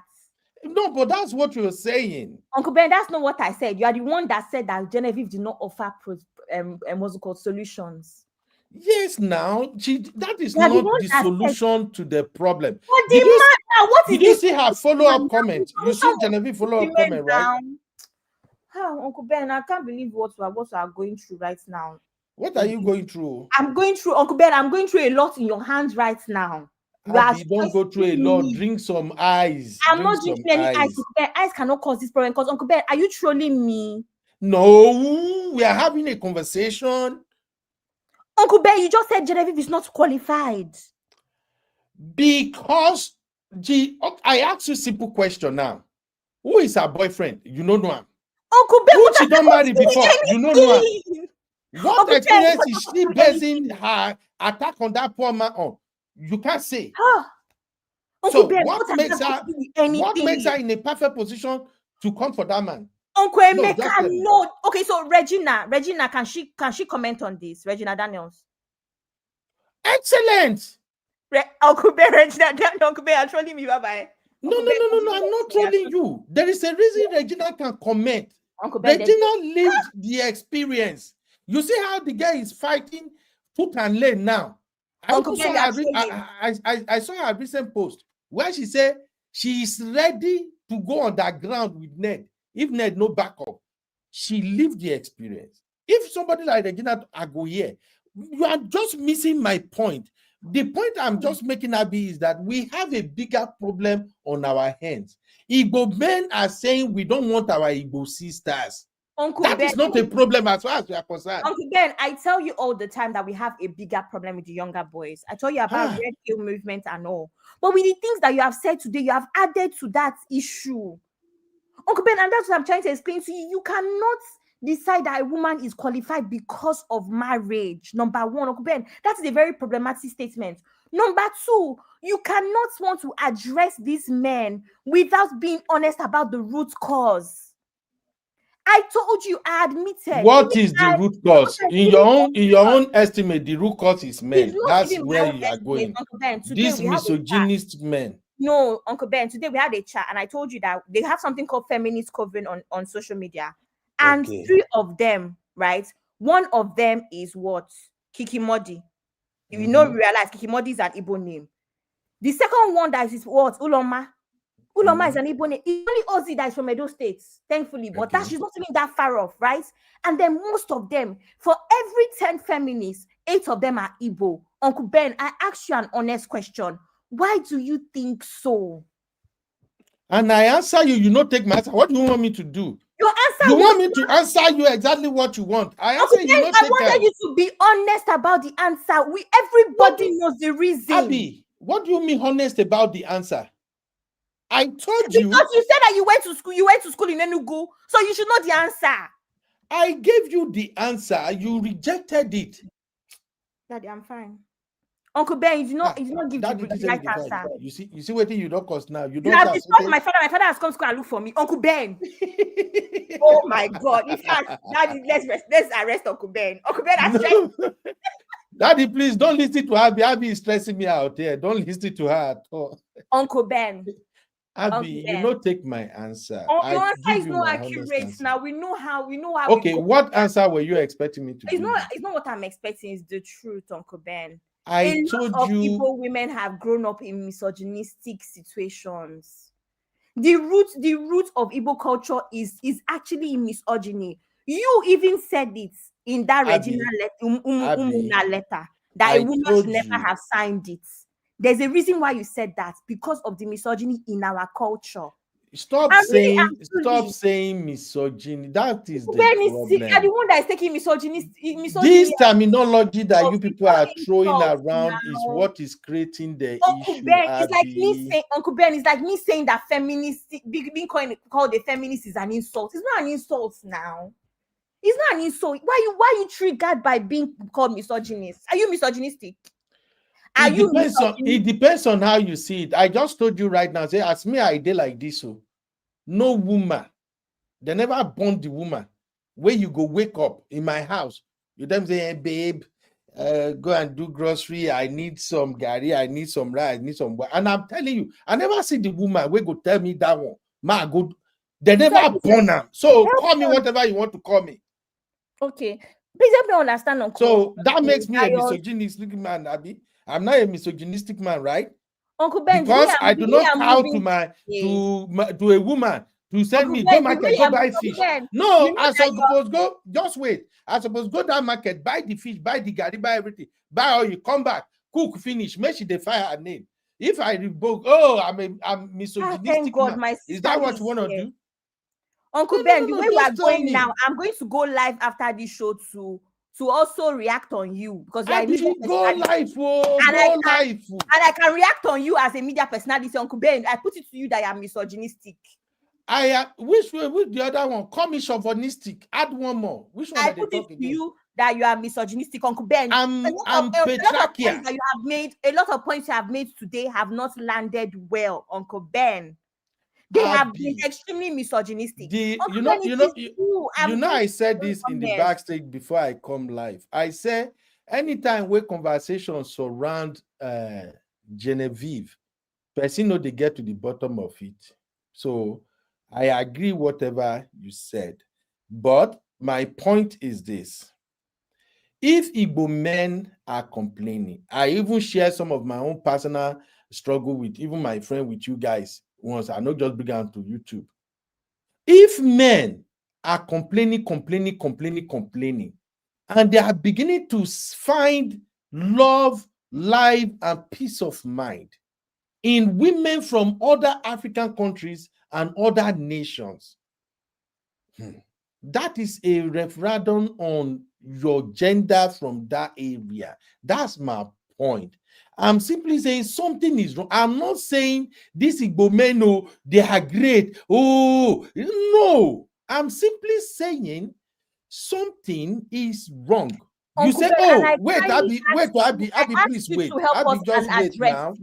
Abby, you said, oh, the reason Igbos are the most feminist in Nigeria and all of that is because they grew up in misogynistic home. Abby, yes. What part of Nigeria are women and children generally not growing up in misogynistic home? Uncle Ben, it is worse. Uncle Ben, what you are doing is no. Uncle Ben, what you are doing is these other tribes, Uncle Ben, other tribes that all these Igbo brothers are now saying, I prefer to marry from this tribe or that tribe, but not my own people. Are those women, did they not grow up in the same misogynistic home? Not necessarily. The point is, how do you conduct yourself? Uncle Ben, what is your understanding of this institution called marriage? Uncle Ben, do you respect your husband? Uncle Ben, I'm the worst person to have this argument with because I'm half Igbo and I'm half Yoruba. It is not true. Abby. No, Uncle Ben. I am half Igbo and half Yoruba too. And I grew up in Kaduna. It is not true. Abby, I'm half Igbo, half Yoruba, and I grew up in Lagos. Uncle Ben, it is not true. It is true. We all grew up in misogynistic home. Uncle you see Ben, my mama? Wait, Abby. Uncle Ben, Uncle Ben, you've been talking for a while. Nigeria as a whole, we know that we live in a patriarchal. Oh, somebody is in the building. System, right? We already know that. Nobody's arguing with you about Nigeria not being I'm in the studio, Uncle Beno. Do you want to give me a moment to speak? Please, Miss, let me land my points with this Igbo thing. Okay. We are not saying that Nigeria is not patriarchal. It is patriarchal. Nobody is saying that at all. However, generally, with upbringing, men are often seen, Uncle Ben. With upbringing, men are often in Igbo land, men are often seen as more superior to women.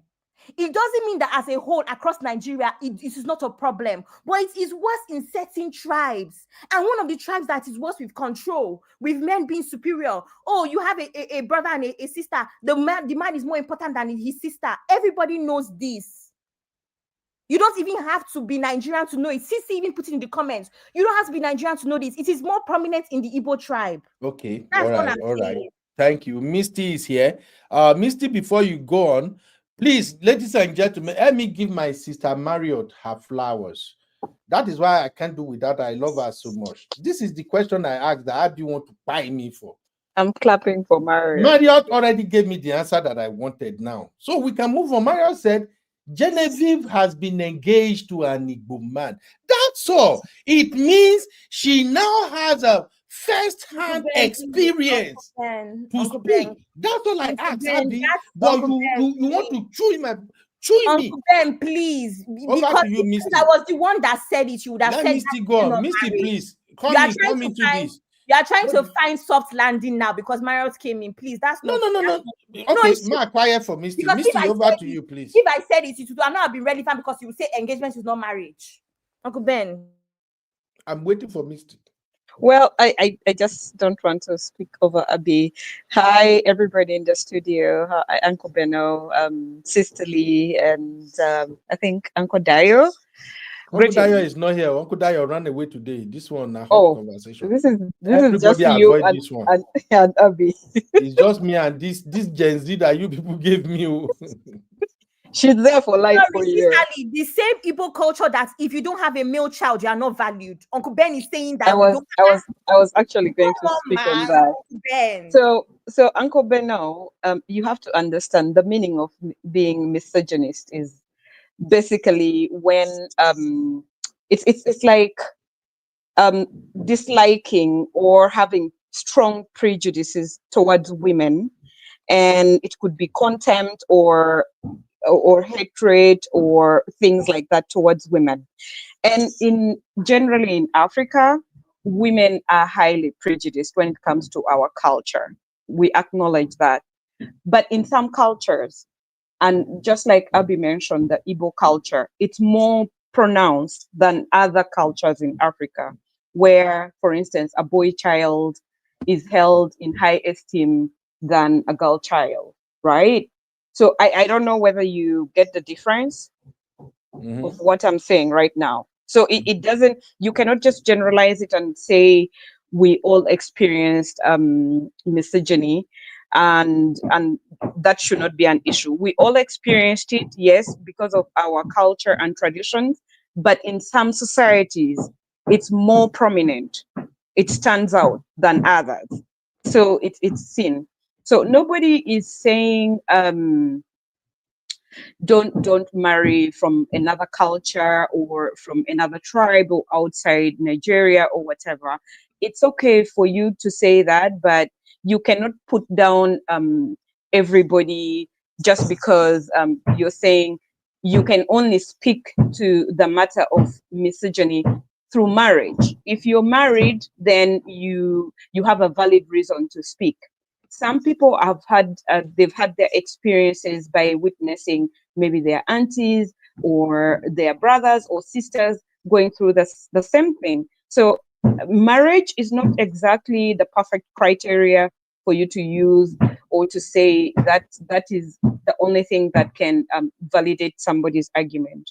So Genevieve, she's a public figure, and she's an Igbo girl. She's an Igbo woman. Just being an Igbo woman, she has a valid reason to speak to what is happening to her society, right? Additionally, she's had some experiences where she also dated Igbo men or from other tribes, and she has a child. She has a daughter. Maybe now she's an adult, young adult. So she has a right to speak to this. It's just that I feel like for you to say the writer, the author, she Amanda, for her to speak to this, and you would have accorded her that respect. You are according her that respect simply because she is married and she's an Igbo woman. Yes. You are making Genevieve's contribution to be insignificant because she's not married. But that is not right, though. That is wrong. Right there, what you're doing is being right there. That argument you're putting forward is a prejudice towards Genevieve.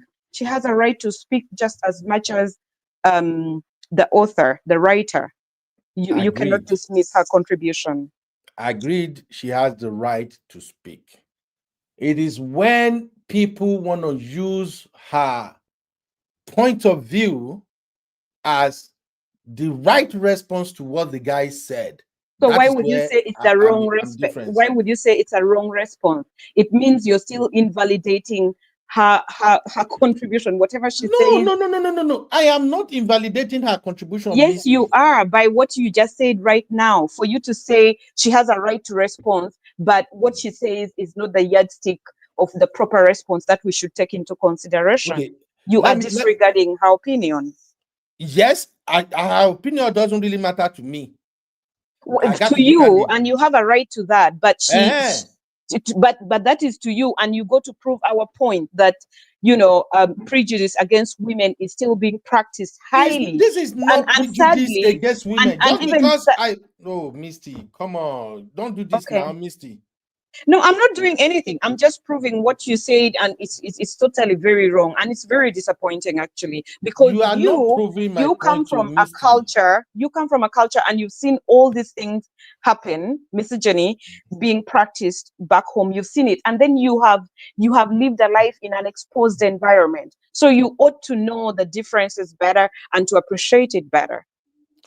Misty, what you are telling me now is, if somebody speak against women, accusing men falsely with an offense that is as deadly, as dangerous as raping his own daughter, and if another man comes out who is also from that culture, that same environment, and the man is saying, this is what is going on, no guys, wash out, I disagree with his generalization.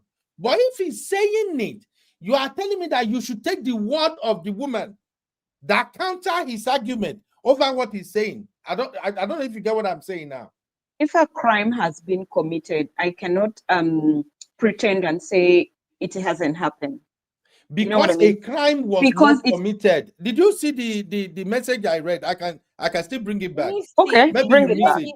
Missy, let me actually give you some context, right? Number one, this person that actually spoke or quoted this guy, first of all, we don't even know if he's married. We don't know who he is. He's a nobody.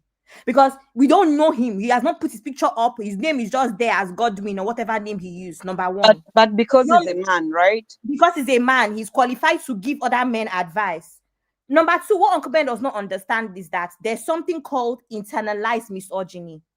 And that's the worst kind of misogyny, because see, Abby, let her quick say something. Abby, hold on. Let me quick say something so that we know they go back and forth.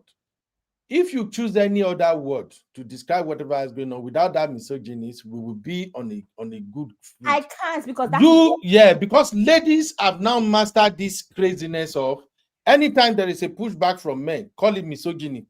That is where we have it. Let's just call it what it is. Anything. Oh, it's misogynistic. He's what terminology do you guys use again? All those stupid terminologies. Uncle Ben, even you not being open to understanding what misogyny is. No, those terminologies have been wrongly applied. It has been overflowed. Those terminologies have been overflowed. Anytime men don't agree with women now, he's a misogynist. It's becoming crazy. Let's be honest. I just have to be candid with you and my sisters. Uncle Beno, if I can ask you a very simple question, Uncle Beno. Uncle Beno, I'm going to start using anti-feminist. Missy, let's use anti-feminist. Let's use sexist. Let's use chauvinist. Would that be happy? Would you be happy with that? Or we should use, would not be happy with any of those. Or we should use cynic. You know how I won't be happy with any of those? These are terminologies coined by Westerners that we Africans, we have misapplied it inappropriately to some situations. Just because I disagree, it's happening all the time. It's not just if a man should come online and make a statement that doesn't align with what women expect, don't mind him. He's a misogynist. Don't mind him. He said this. No. I call women. We can't do that. Do you know why this? You know why this conversation is? This conversation is not even. Uncle Ben, I call women Miss Andrews all the time. I don't support it. A bunch of women as feminist coven. I don't support it. My own thing is, what is the issue of that? Let us address it. We are speaking English, and what I'm trying to explain to you is that what you actually have internalized misogyny because you don't even realize it is unconscious. Call me whatever it is, I agree. All me I know is that it is as an unconscious. That's Ondo why you man, think that as an Genevieve is Ondo not man, qualified. no terminology can change what I see that this thing no reach. Call Uncle it Beno, you are terminology actually is okay. practicing unconscious bias without knowing it. Do you I know agree. that? I agree. Yeah. I agree. I'm human. I have to be biased if I have to defend my gender. Just the way you ladies are defending your But gender. it's not just about defending. If something is defending wrong, the we have to right acknowledge it. It's not. This is not a war against women or men. If something is wrong, we have to acknowledge it and point it out and find a way to correct it. It's not about just defending something because I'm of the opposite sex. I think that is wrong.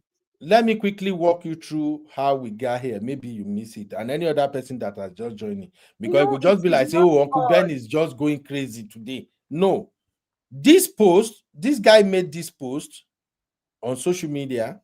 I don't know if you can see my screen, Misty. Can you see the screen? Yes, I see it. Okay. Yes, I see it. This guy made this post. It has nothing to do with Genevieve at all. The guy saw this guy share this on her own handle and said, Annette from Rwanda turning Anambra man's wife soon. This guy saw it and now quoted it and said, this is what I'm talking about. Dear Igbo men, instead of marrying Igbo woman that we falsely accuse you of raping your own daughter, better look outside for wife. Okay. So he said, go to East Africa, especially this Rwanda, interestingly, I'm from East pick Africa. a damsel. They are all over social media and you can link up with them. The guy just made his own comment, JJ. Okay, when let I me saw respond. it, I just wanted to give you where I'm coming from, how we get here. So thank you for that context. So when I saw that writing alone affects Genevieve directly because she's an Igbo person. Agreed. When I saw it. Yes, but you're saying there was no mention of her name or anything, but the context is it's directed to the Igbo community, and she's part of the Igbo community. She may not be male, but she's a female of an Igbo person, and she has uncles, she has fathers, she has brothers who are Igbo men. So very directly, she's right. She's been attacked. Thank you. I agree. Because when I started, I said the generalization of Igbo women is what I don't like about this comment. That generalization put everybody in one basket. But here is where the wahala started. Genevieve now quotes the guy, and she now said, in other words, instead of checking yourself and taking accountability, go for the unsuspecting and carry on with your evil. Got it? And she is right to say that. She is actually suggesting that the root of the problem should be tackled. But you as a person, you have a right to marry from elsewhere. What is the root of the problem in this guy's statement? It is what has she is saying men should avoid women that may accuse them of raping their own daughter. Is that the root of the problem? The fact that that issue has come up and it's something hot that we're discussing, it means this is something that has been happening repeatedly in that community among the Igbo people. So it has to be addressed. So are you saying Genevieve is now indirectly saying that Igbo men are raping their daughter? What did you construe from that? No. I want to understand people. What did you construe? Because I'm just going by what you said now. Meaning from Genevieve's comment. Read it again, Uncle Beno. Read it again. Read it again, Uncle Beno. It doesn't even have to be from Genevieve's statement. From what that gentleman said, He said, you are being accused of doing A, B, C, D in this community. Go elsewhere. That means these things have been happening and many people have been accused before. So why not investigate the statement that he has made to really confirm if it was happening or not? Missy and Uncle Ben, I think that it is very unfair because we're getting out of context with what has happened on this social media space. I have to go. In the last week, there has been an issue with feminists at the moment. Feminists have been deactivating their social media content. Please, I'm trying to put context into it. This has not come out from anywhere. It has not come out from nowhere, rather. It has come out from somewhere. Feminists have been under attack. Feminists in quotes. And when I say feminists, I do not mean reasonable feminists. I mean toxic feminists. So in a way, maybe rightfully so. And Genevieve is a feminist.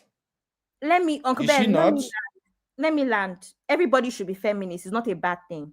Uncle Beno, you are a feminist too, because feminism was fighting for the rights of women in different ways. Women's rights to voting, women's rights to being employed, and also earning the same amount of money for the same kind of job they're doing. Just like when you are doing the same work with Abby, and you're paid $100 per hour, and she's paid only $50 per hour because of the fact that she's a woman. That is wrong.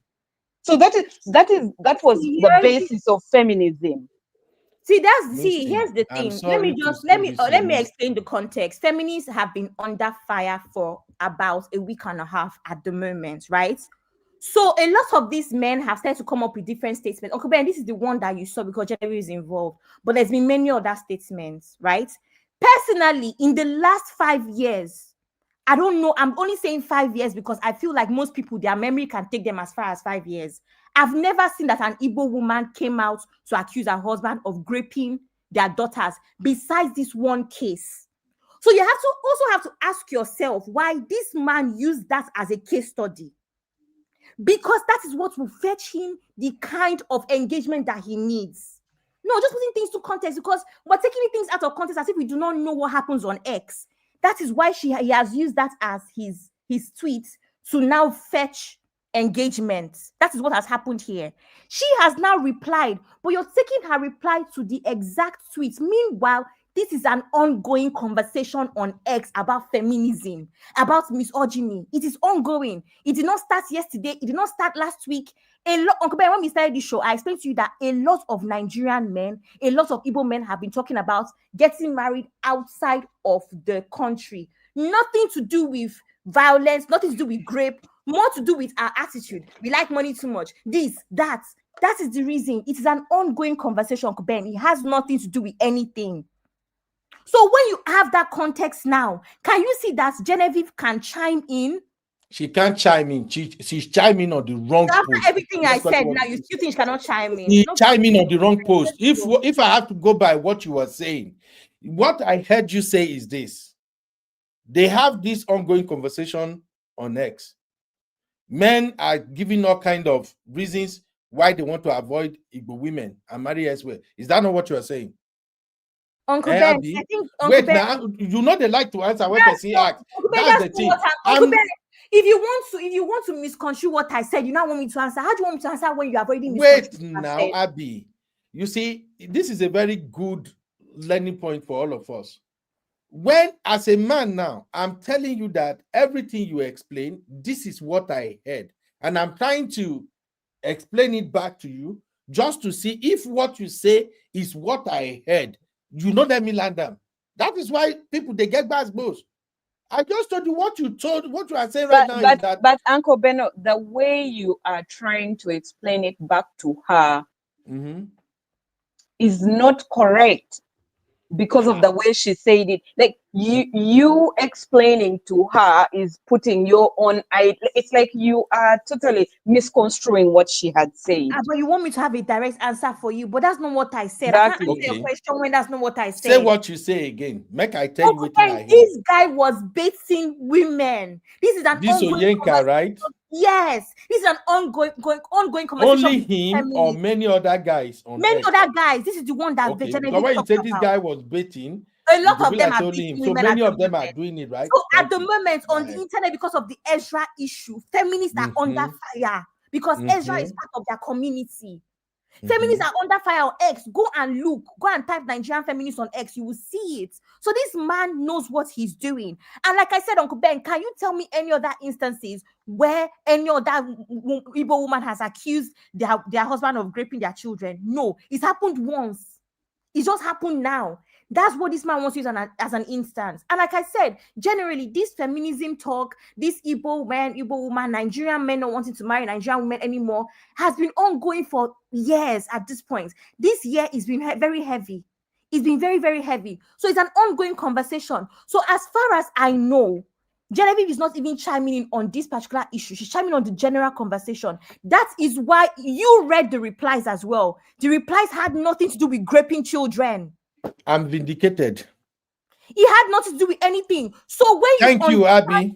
When you understand this, you will understand that Genevieve had a right to chime in because it has nothing to do with anything else but the generalization of Igbo women. Not that Igbo women, anybody can accuse anybody of raping children. It doesn't have to be an Igbo woman.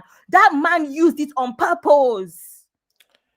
And please note, you cannot really say her contribution is significant only because she's married. No, she can speak because she's an Igbo girl. She's an Igbo woman. There is a trail of thought that And Uncle Beno, you are a feminist too. Actually, it's just that you refuse to say you're feminist, but you are.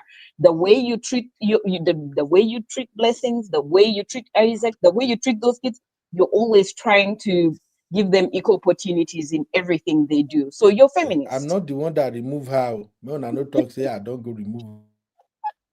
Remove who? Is it my network? Somebody mute me. No, it's your. Why would anybody misuse your network? You froze. Also, even his network is not happy with his presentation. That's why the network is muted. I actually want to explain this feminism thing before we go, right? You don't need to explain feminism. We all know what feminism is all about. Abby, what you guys don't want to accept is that you guys have overflogged many of the issues. Let me explain. I have to go, Abby. Be going. Bye-bye. Good night. When we're talking about feminism, right? People forget it's like Christianity, right? There's some Christian practices that we don't agree with. There's a spectrum. So for some people, they might be 1 on the spectrum, and then there's 10 on the spectrum. If you're 10 on the spectrum, that's when you'll be saying that, oh, every man should be pied, every woman should be castrated, things like that. But there's always a spectrum. So whenever you think about feminism, think about it like Christianity. We have a spectrum of people that have extreme practices where, for instance, let's say things like MFM, where they'll be screaming, da, da, da, things like that. Some of you don't do it. Some of us go to Anglican church, which is on another spectrum. That is the same thing with feminism. There's always going to be extremities in things like this. So everybody should be feminist. You should not say that I'm not a feminist because feminism, whatever. Everybody should be feminist. It's not about your own beliefs within feminism and whatever part of the spectrum you fall under. That's what I wanted to say. Thank you. Before now, we used to have peace in Africa. Until I'm not going to talk, but we used to have peace. Let me play this video. You used to have peace. And that is because women did not have a voice. They did not have a forum to express their grievances. See, now we do. Women have a voice. They have a forum, which is good. And a lot of changes are taking place. Right. The problem, perhaps, from my own standpoint, is this. Men said, yes, we want you to become the head. Let us be the bottom. But we would rather stay alone and allow you to be the head, the bottom, the middle. Still, na wahala. That is where problem dey. These guys said, run oh, if you see my fellow Igbo woman, wahala dey. Now we can correct him. Please do not generalize. All Igbo women are not like this. Case closed. But Genevieve came in and equally generalized the whole Igbo men.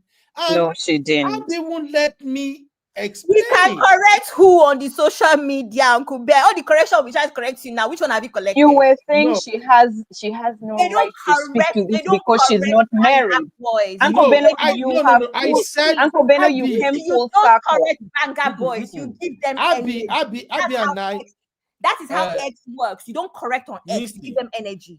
And for anyone that Abby moves and mad, I. you arrest them. That's how X works. So, Misty, Abby and I, we were having this conversation. Correction. And Abby was taking me all over the place. And I'm trying to defend myself as a traditional lawyer. Me. And Abby said, this is not about marriage. And I said, the post is about marriage. What the guy said is about getting married. And Abby was trying to distribute that it's not about it. It's not about it. And I'm now saying, this thing is about marriage. But you if say Genevieve has no right to speak to this because she's not married. I am not. And she is not. Please get okay, me go right, ahead. please. All right, go ahead. I did not say she has no right. Who am I to say somebody has no right to speak on anything? No. Uncle Ben, you said that. Oh my God. I said she does not have what it takes. She's not qualified. What is the difference? Yes. What is the difference Now, between you saying she has no right or she doesn't have the criteria to speak to this because she's not married? It's the same thing, same difference. And I said it. He said she's not qualified please because she's now, not married. That's what he women, said. This is why men sometimes don't want to engage with women, because you guys can talk faster than us. You can process so many information at the same time than us. Why we can make an argument, end the argument, and move on to the next one. But women will still bring the argument back. You are backtracking, please. I am not backtracking. Yes, I'm just telling you I know what I said. What I said is I said is simple. She doesn't have what it takes to comment on this particular issue of marriage or no marriage. And I said, when you are dragging with me, I said, okay, tell me who was her husband. Tell me who is her boyfriend. Who has she dated before or something? That is where you went bunker on me. Oh, wow. All you have to do is tell me, oh, Uncle Ben, at least so time, he dated so and so. Everybody is aware of that. Okay, I will say, okay, now she has a point. And that is why when Marriott came, Marriott said she was once engaged. So I take it Uncle Beno, she let me ask already you. have what it takes at that point. Because she has Uncle been Beno, engaged to an Igbo man, if she were not married, then she wouldn't have the basis to make an argument, right? That is what you've said. My own thing is this is what I'm saying. When it comes to some of these issues like this, I believe you will speak from experience. So if you don't have, not even a feminist, I'm sorry, let me just say it now. Not a feminist of her age, with no records of, say, okay, she passed through this. Tell me a story about her. Just tell me what one man did to her. I don't know why you guys like to do me like this.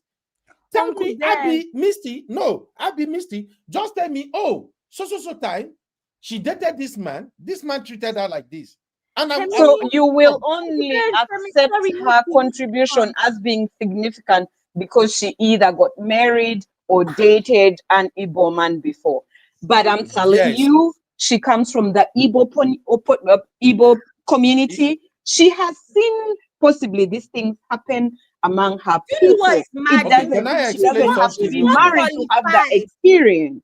Misty, she's let me not explain qualified something because she's an Igbo lady that engaged to an Igbo lady, because that means she has uncles, brothers, dad that's Igbo. That even makes her more qualified than relationship. Also, Uncle Ben, I need to correct something, please, because what you are actually supporting now is Miss Andre.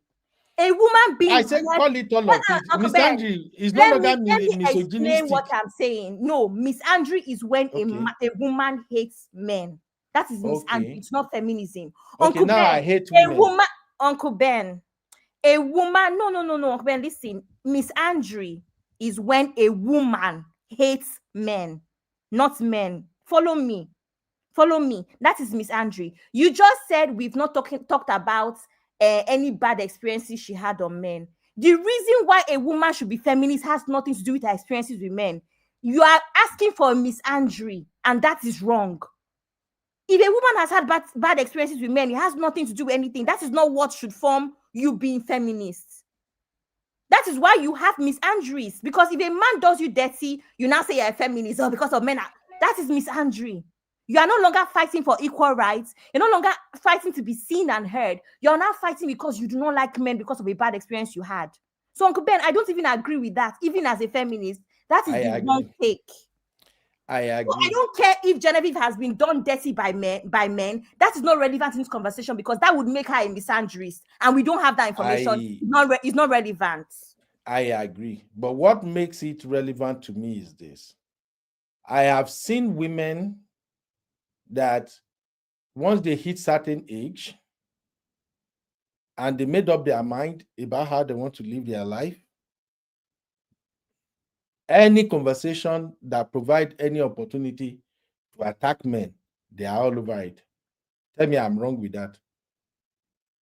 Am I wrong, Abby? I've seen it. But that is what Abby just explained to you. She says, she just said right now, a woman who will hold a man in contempt just because she's had those experiences makes. Okay, thank you. Do you understand? I understand. That is what Genevieve represents to me. Hey, not everybody. Uncle Ben. Case closed. Okay, you want to change? Because you want to of change my own belief? I must believe what you believe. I said that is what she represents to me. He got one screenshot. Wait. He got one screenshot when they share for our backstage this morning. Tell me three other times. Please. Tell me three other times you have seen Genevieve. Abby, hold on. He got one screenshot where they share for our backstage this morning that revealed something about her too. Bring the screenshot because I'm sure I've seen it. What's the screenshot? Oh, you know, see him. I'm sure I've seen it. Is it not me on internet? I'm sure I've seen it. What's the screenshot, Uncle Ben? You cannot see because I won't go into it. But that tells a lot about where she's coming from. No problem. I respect her opinion. I respect her thing and everything. But I'm just saying, if we're going to move forward, we have to start looking at these issues objectively. If your own man says, we don't want to be with you. Hey, God. They may be wrong. I agree. They might be crazy. I agree. But why don't we also look at what are the reasons they don't want to? Uncle Ben, if women says, I'll be wait now. If women say, oh, Igbo men are this patriarchy thing, I hear it a lot. Oh, Igbo men are patriarchy. Igbo men are patriarchy. Yes. Patriarchal. Now, whatever it is, how I call them, I just turn my brain off with all those terminology. Now, when you say Igbo men, we have patriarchal society in Igbo, yeah. What constitutes it? Let's start begin to break it down. And you guys gave me an example here now. I just give you an example. I say, Abby, what do you think? If your man should say, hey, let me go to grocery for you. Let me go and buy the gari, buy the beans, buy the. What did you tell me, Abby? You say, Uncle Ben, what is wrong with that? He can do it. That right there, Uncle Ben. Just wait. That right there is an example of what is wrong. That my man cannot go grocery shopping instead of me. I explained it to you earlier. Okay, he does it 80%. He does it 80% of the time. What is the problem, Uncle Ben? If that works for our household, it's wrong. And what I'm explaining, you are not getting it. I get it. I ask you. Wait, Abby, wait now.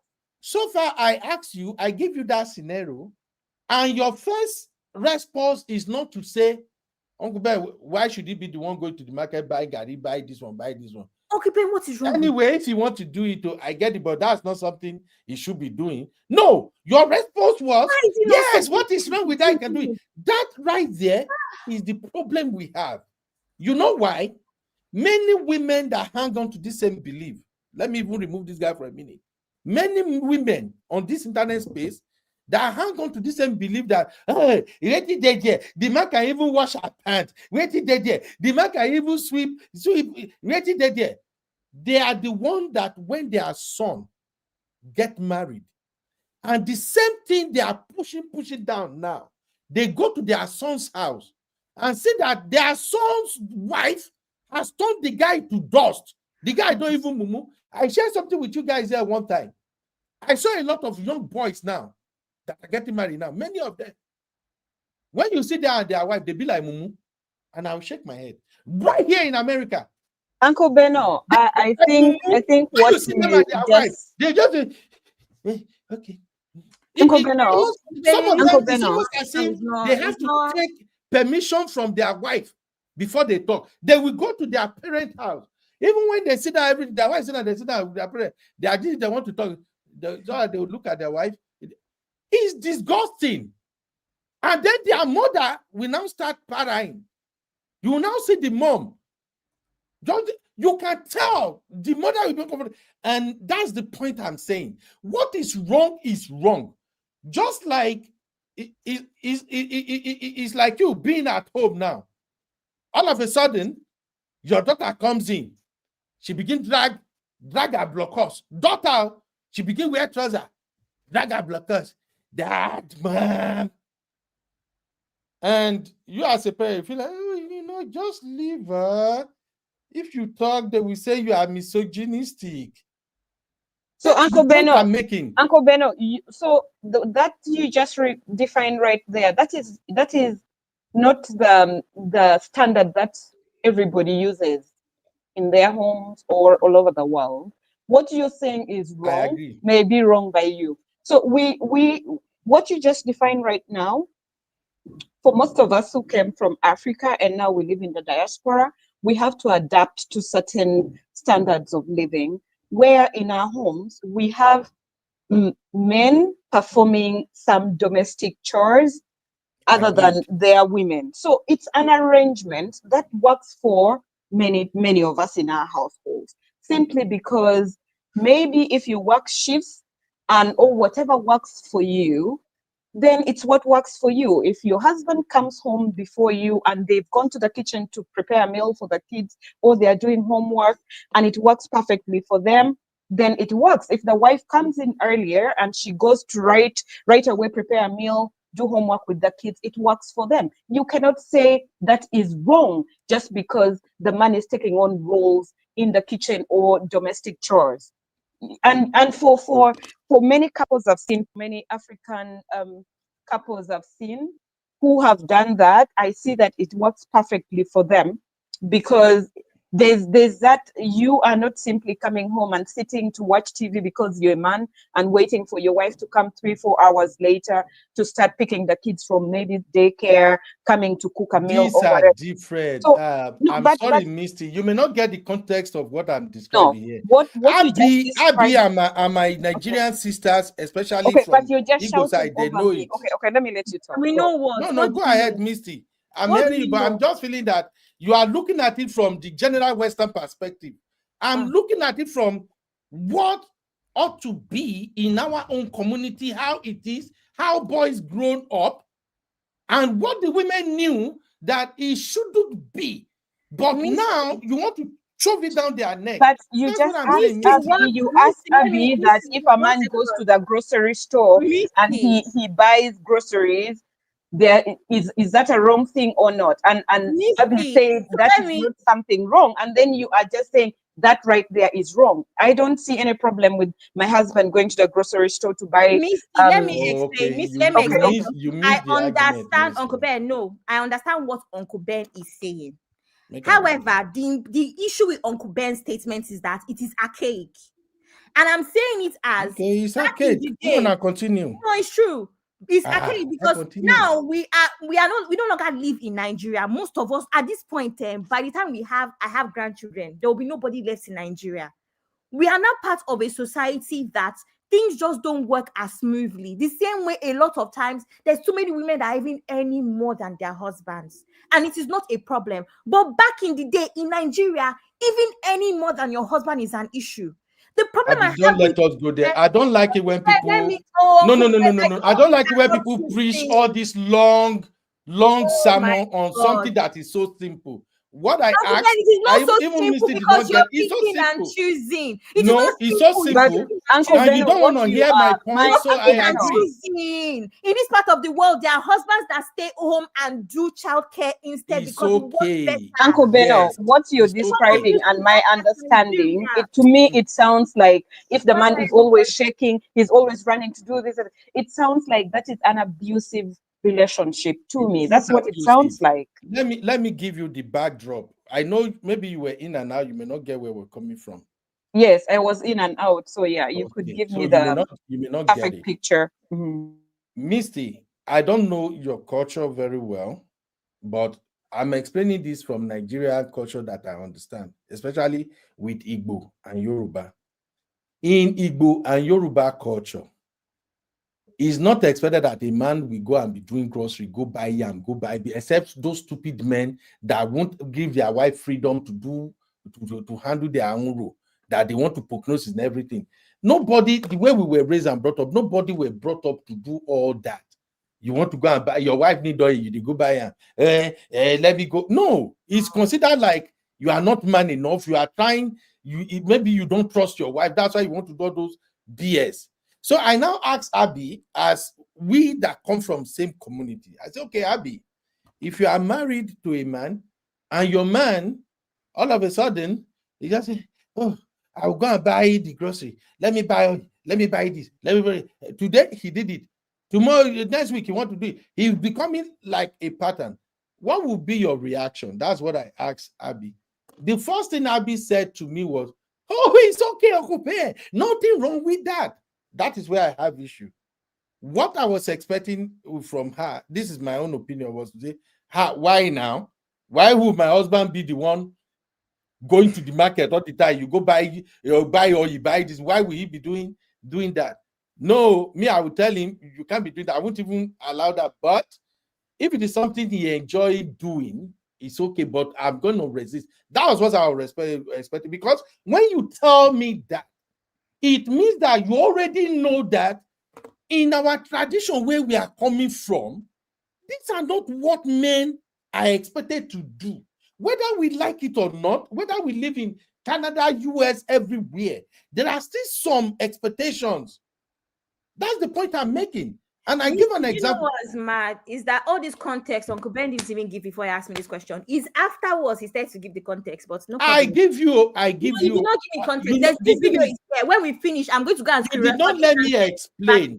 This is why Uncle Ben, you asked me a question and you I didn't let me answered. explain. And When you how can you answer, say I don't let you to explain a question? You did asked not. a question and I responded to your question. Like I Abby, said, live when stream you is answer here. and I when said we finish, I will that is the screenshot this problem. and I will send it to the backstage. Uncle Ben, When you you asked me a answer question, and I said and that I is the still problem, you insist, just go. You are that there teaching is me nothing feminism, wrong. equity. Uncle Ben, in different That's households, just the different thing. things work. I agree. I know men that claim that in my auntie's marriage, they've been married for 22 years. My uncle is cooks more because he's a chef. He went to That's culinary okay. school. He That's loves it. okay for In them. her two sisters' marriage, the husband does not enter the kitchen. It works for them. Uncle Ben, this is That's 2026, 25, almost 26. We live in the diaspora. Nobody's calculating these things anymore. People are working night shifts. People are doing 14-hour shifts. Nobody's calculating these things anymore. I'm not going to sit down here and start saying that, oh, in my African culture, we are not in Nigeria. I'm not in Lagos. I live in London. And chances are I'm going to live in London for a very long time.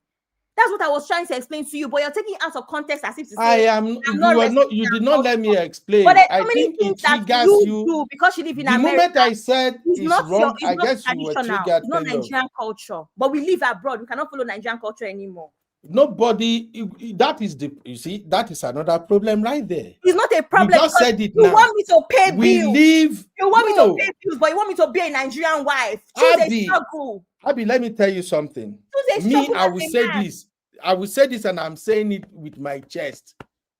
If you are married to a man, whether Nigeria or abroad, that expects you to pay bill, you already marry a wrong man.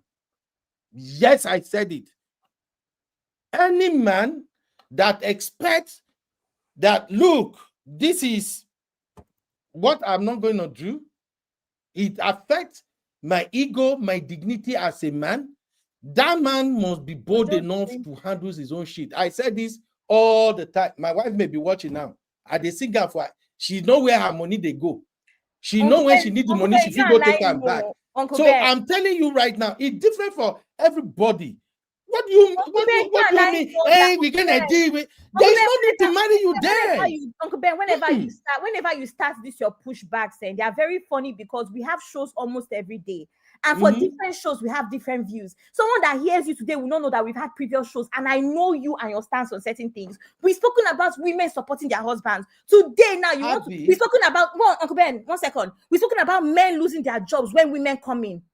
We heard your stance, but today, because it suits you, women cannot pay bills again. If you marry a man that you have to assist, you have chosen wrong, Uncle Ben. Because do you know why I'm saying? I know that does not always work out. Nobody's saying pay the mortgage, but even if it's internet, a lot of women will pay. Even if it's internet, I agree. A lot of women will for pay. The men, it doesn't work out. Even if it's like grocery shopping, most women. Whatever your wife say, do go ahead and do it. You cannot complain.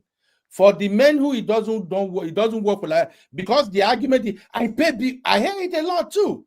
If you pay bill, I pay bill. You go to work, I go to work. We share this, we share this. Please, bros. If your wife have to go to work, arguments and it's not fair. Wait now. Oh, I won't go. You they hold me here. You don't let me go. Uncle Ben, you don't go. Agree. Tell us that we are right and you can go. You are right on what? Uncle Ben, this Uncle Ben, in fact, what are you after this conversation, I will still call you when you are free because this conversation cannot finish. I go Uncle work, Ben, no coming. I will call you. You have to block me. I have to call because Uncle Ben, this conversation it has not landed well. So you really need to explain to us where this is coming from. Uncle Ben, explaining to you where it's coming from now. You see that gas and both will I want now we they do now. I know say Genevieve go always end up there. That's why I always avoid that topic. You know they end well every time. It's not even about Genevieve. I'm not even a fan of Genevieve. It's not even about Genevieve. It's Genevieve that brought us to where we are right now. Uncle Ben, everything that you have said is not Genevieve. If you have said this for Regina, than anybody else you have said this for, I would have felt the same way. Uncle Ben, you have given a very misogynistic standpoint throughout this show. Abi, how many times you don't call me misogyny today? And I don't know why you have done it. You have not put any balance. Misty, can you please tell Abby to stop calling me? Okay, no, Abby has a right to call you whatever she likes to call you. Because you have qualified to be called that. You have literally today, you did. Misty, don't do this to me now.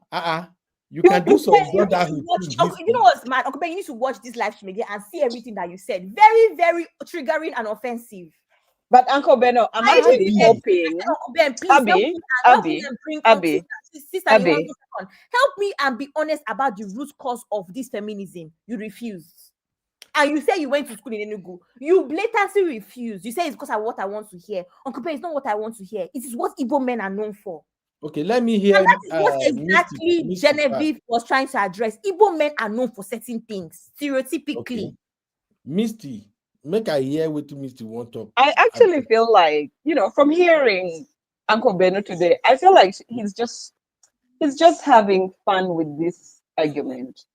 Because there's no way Uncle Beno is seriously taking this thing into to heart and actually, because some of his actions I'm fighting for my brother. All at the expense of my headache. Yes, he just wants to to have this argument with you and probably speak for that very man who is hidden under the rock, who nobody could ever think could bring such an argument forward, and Uncle Beno has chosen to represent them. But otherwise, the Uncle Beno we know is really so different. So, Abby, don't stress yourself over him. Yes, good night. Disregard him. Yeah. Good night. But don't run away. Don't go. Abby. No, run away, care. Someone after Uncle Ben, I'm going to ask call him immediately. This conversation. Abby, don't call me. I'm calling you when you are free. Uncle Ben, because you already why you have had misogynistic views throughout this show. What I have proudly and Abby, you can't believe it. Uncle Dayo is busy supporting what Uncle Beno is saying in the comment section. Can you believe it? I decided I'm not going to answer Uncle Dayo because Uncle Dayo knows exactly what I'm talking about. See, you ladies just decided not to listen to what I'm saying. In all honesty, there is something I used to say. Please, let me just say, it could even be my last word. There is something I used to say when it comes to this conversation, we will never see the end of it. Men will never agree, women will never agree. Why some will make it work? Here is my take. Don't go into marriage believing that this is what is expected every man should do. There is no manual for that.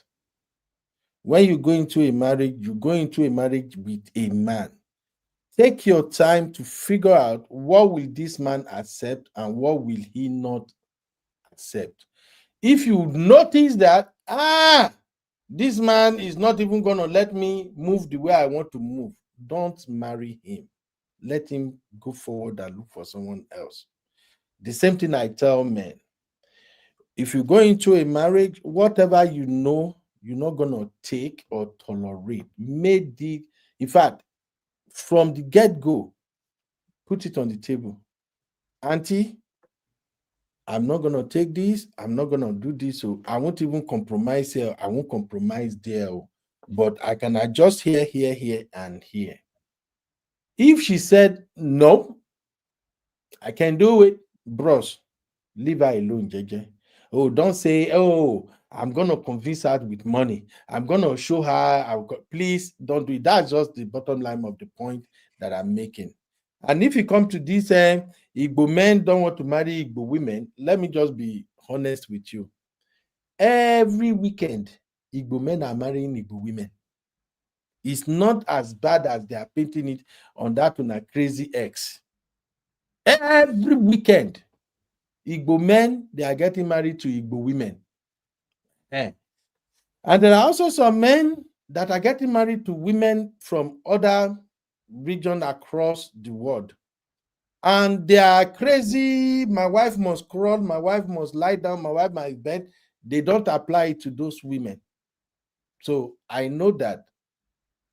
So I am just saying it all boils down to individuality.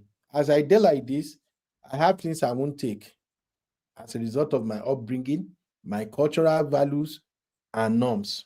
I won't take it. If you like, go look for another terminology to take on me. I won't take it. And there are things that I don't give an F. I'll just do it for you.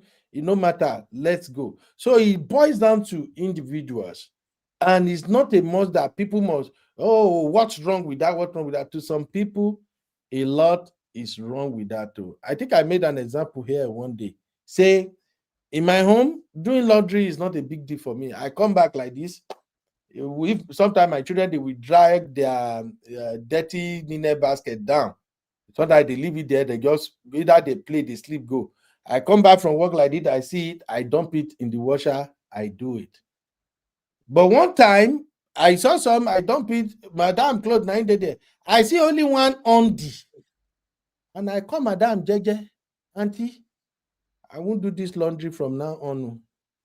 The only way I'm going to do this laundry, if I stumble, I see it there, is if you ensure that no undi is inside. Because where I'm coming from, it's like a taboo for a man to do that. Wash your wife undi. I'm sorry, it's not a big deal in so many other places. I'm just giving you an example. Where I'm from, it's a taboo. How would you wash your wife? You are not. You are just one sweat husband. That's the way it sounds. What if she's so I explained it, and Madam understood it. Since then, it's been like how many years now?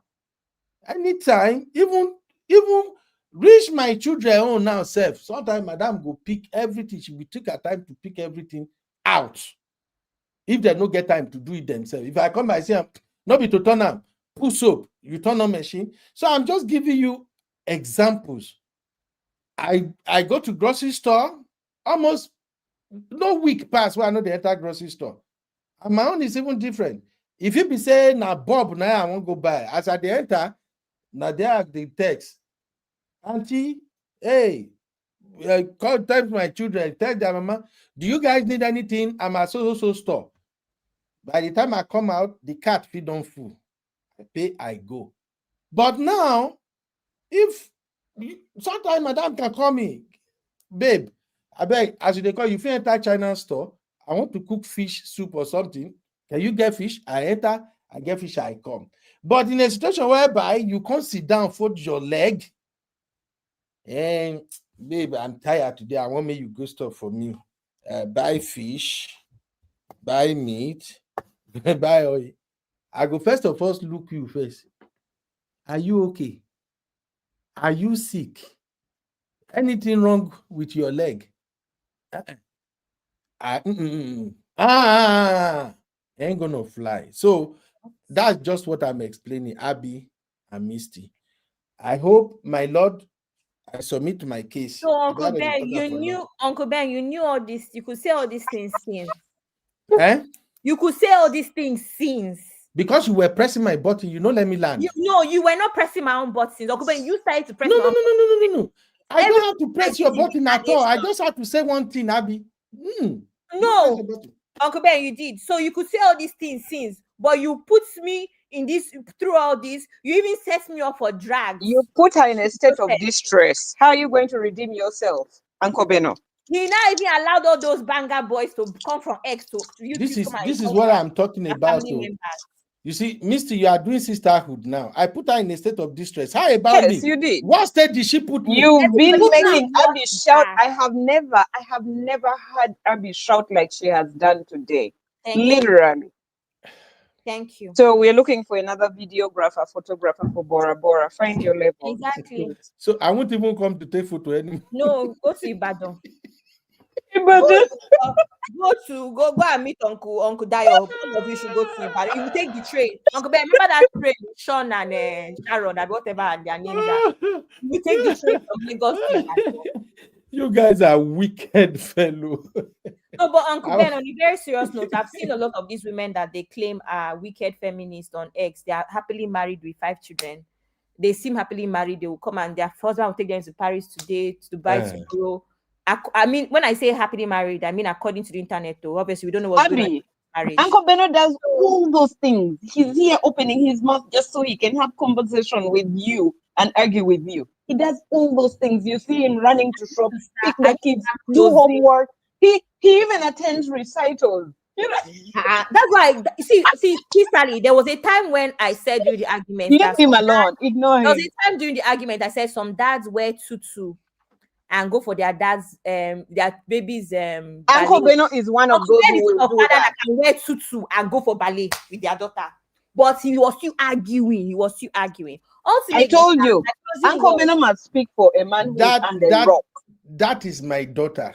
So far, is not the wife. Uncle Ben, please, let's not start. Is she not female? She's female.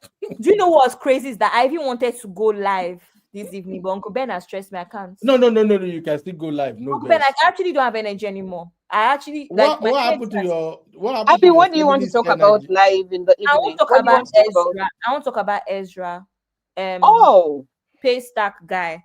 But Uncle Ben has sucked my blood. Abby, I'm just playing with you. What is wrong with you? So, TLA, you don't even get energy. You come here, they do back. I'm actually drained. Maybe if I can't eat Eba. You distressed her. Uncle Beno, make that order of Eba to her house. No, Abby is Instagram body. They don't eat Eba. No, why you call it Eba? His accent Eba. I'm following Misty. Misty say Eba. They don't eat Eba. Eba. What are you supposed to call it? Right. But that's what I heard. Well, let me get. Maybe I can come live in an hour. But ultimately, please, feminists. There are feminists that are married to men that understand them. I just think that whatever works for your household, it works. All those things Uncle Beno was laboring to explain, whether it's a cake or whatever. There are people who will find that state of where a man's role is defined, a woman's role is defined, nobody crosses the other. They like it that way. It works for them. They are happy. Yeah. Then there are homes where, both the man and the woman kind of share roles. There's no black and white. There's in between, and they're very happy. So whatever works for you works for you. And did you know what's crazy about these things? That Uncle Ben knows that I talk about this all the time, where I say I like cooking, I like cleaning. The only thing that I don't like to do is laundry. So for Uncle Ben's even asking that question of if your husband goes to the markets, blah blah blah. Someone that likes cooking, why would he go to the markets for me? Uncle Ben. I know hear you again, Abby. Uncle Ben, because you my know, speaker is you know that I believe in gender roles. You know I believe in being a kept wife, and a kept wife cooks good food for her husband. Really? Oh my God! Before we go, You need to Dayo, Uncle Dayo said he doesn't want to believe I'm a female chauvinist. Uncle Bento has been in distress. What am I going to do for him? Uncle Dayo, you have to fix. Why can't Uncle Dayo come into the studio? Why is he typing? You ladies stress me out. Anyway, as I'm leaving, listen to what this my brother got to say. Abby, you stress me out today. Misty, you stress me out. This is no good. Abby, go refresh when you come back. I want to listen to that Ezra story. If I can join you, I can join you. But like I told you, my sister, I have no clue whatever they are talking about. Shit, that thing sounds disgusting. So okay, before you go on to that new topic, Marriott just advised me. Marriott advised me that you are professional troller, so I should just disregard whatever you say. So thank you, Marriott. Really? Marriott said I'm a professional troller. Yes, Marriott said you're a professional troller, so I'm just going to ignore you. I'm fighting for my brotherhood. I need to be having a cup of ice every time I'm on this live stream. Uncle Ben, you made me act out of character today. In fact, true. That's true. I have to sue you for it. Do you know how many cup of water you made me drink today? Uncle Ben, but that's your way. I'm supposed to be soft spoken and chilling, but you just made me shouting like a mad woman today. No, I can't have it. No. You are actually more sexy when you are yelling. I'm paranoid. Uncle Ben, please don't know how sexy you could be. She's sexy like that in Ibadan, not Bora Bora. Abby is so sexy when Abby is going on 150 miles an hour. I don't need it. That's why I have headache. Anyway, and that is why you have to. The way to manage this is when a man is talking, you allow him talk, then you talk your own, then you talk again, then you talk. You see, Uncle Ben, you and I know that recommendation is not for you. Really? I don't know who that recommendation is for.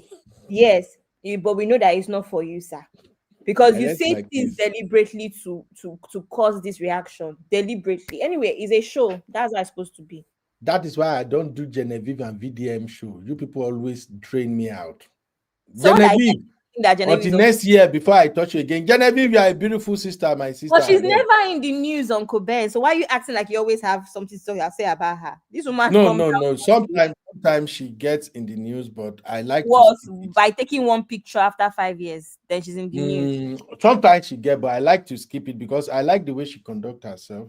She's a very reserved lady. She get class, you know. God bless you. She's one of those ladies out there that even when she doesn't talk, has silence, they vibrate. I'll vibrate rather. So I like her. I like how she moves. I love Genevieve so much that she could never do wrong in my sight.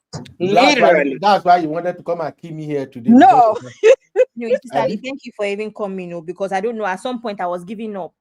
No, you know what? I came in because I sensed you were in so much distress. You needed somebody to kind of hit Uncle Beno on his head. He was just being such a pain in the you-know-where. Now, Misty, that is what I call female bias. That is bias towards my gender. No. Why would you have empathy for Abby and not me? That is recognizing that somebody needs you to step in at a point to help them out, and you actually do. When they are being oppressed. Yeah. Abby was oppressing me. You were oppressing Abby. No. Uncle Mecca even came because she won't even let me drop a single Uncle Mecca felt it. Yeah, Uncle Mecca felt it. You don't go text Uncle Emeka say make you come. I did not text him at all. I know. Now you text her, I can bet. Now you text Uncle Emeka. No, Uncle Emeka, come and talk to Uncle Beno. At all. Uncle Beno, now two very prominent, very dear people to me just told me that you are confirmed as a troll. And the moment I acknowledge that and I let it sink in, I'll have peace. So, Sister Yinkas, thank you very much for confirming. I always forget, but I need to start. Ladies and gentlemen, bye-bye for today's show. Una don't name me. See you in like an hour or something. All right. Bye for Wahala. now. Bye. Abi, not let this guy trigger you, but he has a very good point. Bye, everybody. I'm Thank not you. talking again. Bye. I just want to drop this one real quick, especially to my Nigerian brothers, my Igbo brothers, especially those who are planning to go to Nigeria to go and marry one jobless Igbo girl and bring her here in abroad. Take a look at some of your brothers who have been destroyed by our Igbo sisters. Take a look at some of your brothers who went home to marry, bring their wife over here, ask them what happened. Because in all these, their stupid patriarch going on, Igbo men are evil. Igbo men are not good. They don't help their wife. So in all the people who are believing in abroad, all the Igbo guys who are believing in abroad are now tagged evil. They are not good enough to be husband or to be, with a wife. Simply because they went home to marry, bring their wife here. At the end of the day, the wife threw them out, or because he's not doing this, he's not helpful at home, he's not supporting me, blah blah blah. But if you ask that same Igbo woman, will you also go home and marry and bring a man abroad? Do you know what they always say?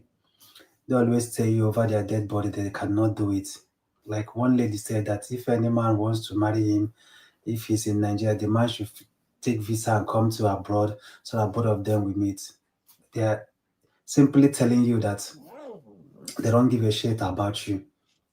And you see some of our Igbo sisters go on TikTok, some of the platforms, to say that they cannot build with any man. What does that tell you? They don't like you. So some of the people you are going to Nigeria to marry, they don't even like you. But because they see the opportunity of you being in abroad, now they want to jump into that ship and come over here. When they come over here, they start to misbehave. They start to show you because finally when they got what they are looking for, then you start seeing attitude. They will gaslight you. They will do everything, paint you black, say that you are the cause, you are the problem, so that they will be on a safer side when they leave that marriage. Either they come they come with infidelity, they come with cheating, come with you abusing them, come with you not helping or doing whatever. Without them saying these things, what else will they say that is a problem that makes them to leave their home? I was with my wonderful brother Omar Dubo last time in one of our brothers' life. A lady started saying that Igbo men are not helpful, Igbo men are not good, simply because the husband, if he goes to work and come back, he's got tired, he needs to rest. She said that no, he's not helping him in doing some other things at home, blah, blah, blah, blah, blah, blah, blah. When I start to ask her, how come you met this man? How come when you find out that he is not capable of being your man, he is abusive, he is all these things you have said, since you notice it from the onset in Nigeria, why didn't you leave while in Nigeria? Or when you came over here and find out that he's all these things you mentioned, why don't you pack your things and say you are going back to Nigeria? Because there is opportunity of being in abroad. Now she opened up that she married him because he believed that older men takes care of women. Number one failure. It was an arrangement. People linked him to the man, that he's a good man. Second failure. That the man promised that he will take care of her, he will do everything possible, all those things. So I'm like, okay, now when you finally, now I think both of them are living in Germany. So when you finally came to Germany and found out that maybe he's not living in those mansions or whatever, now what else? You now decide that you want to make her life miserable. Instead of like, okay, maybe now the tone way intake get me, fine. Let's see how things work out. No. You throw the man out. You do everything possible to dehumanize the man, disrespect the man, so that everywhere you go on particular platform, you will be telling them that the man is the problem. Why we have not heard from the man. So if you are not a gold digger, you could have saved yourself when you find out that he is that kind of man. Save yourself in Nigeria and walk out of that marriage. but because you want to come abroad, because you believe that he promised that he will take care of you. That means you're a gold digger. So all of them are like this. A lot of Igbo women are like this. We used to have good Igbo women before. That's during the days my mother, your mother, their mother got married. My mom is still living with my father, not till today. You understand? So that's why I tell Igbo men, even though you are going to marry or you are currently married, maybe you just married newly, make sure you adopt a system of 50-50. Because that 50-50, why I'm hitting on 50-50, 50-50 will let you know the kind of person you are married to. Olori Buku, weary. See the way he gentle they talk, Omo Ali. Abeg, goodbye, Jare, my people. Goodbye, Uncle B. Thank you, Jare. Yeah. You be in the building. Hey, vibe with Uncle B, no.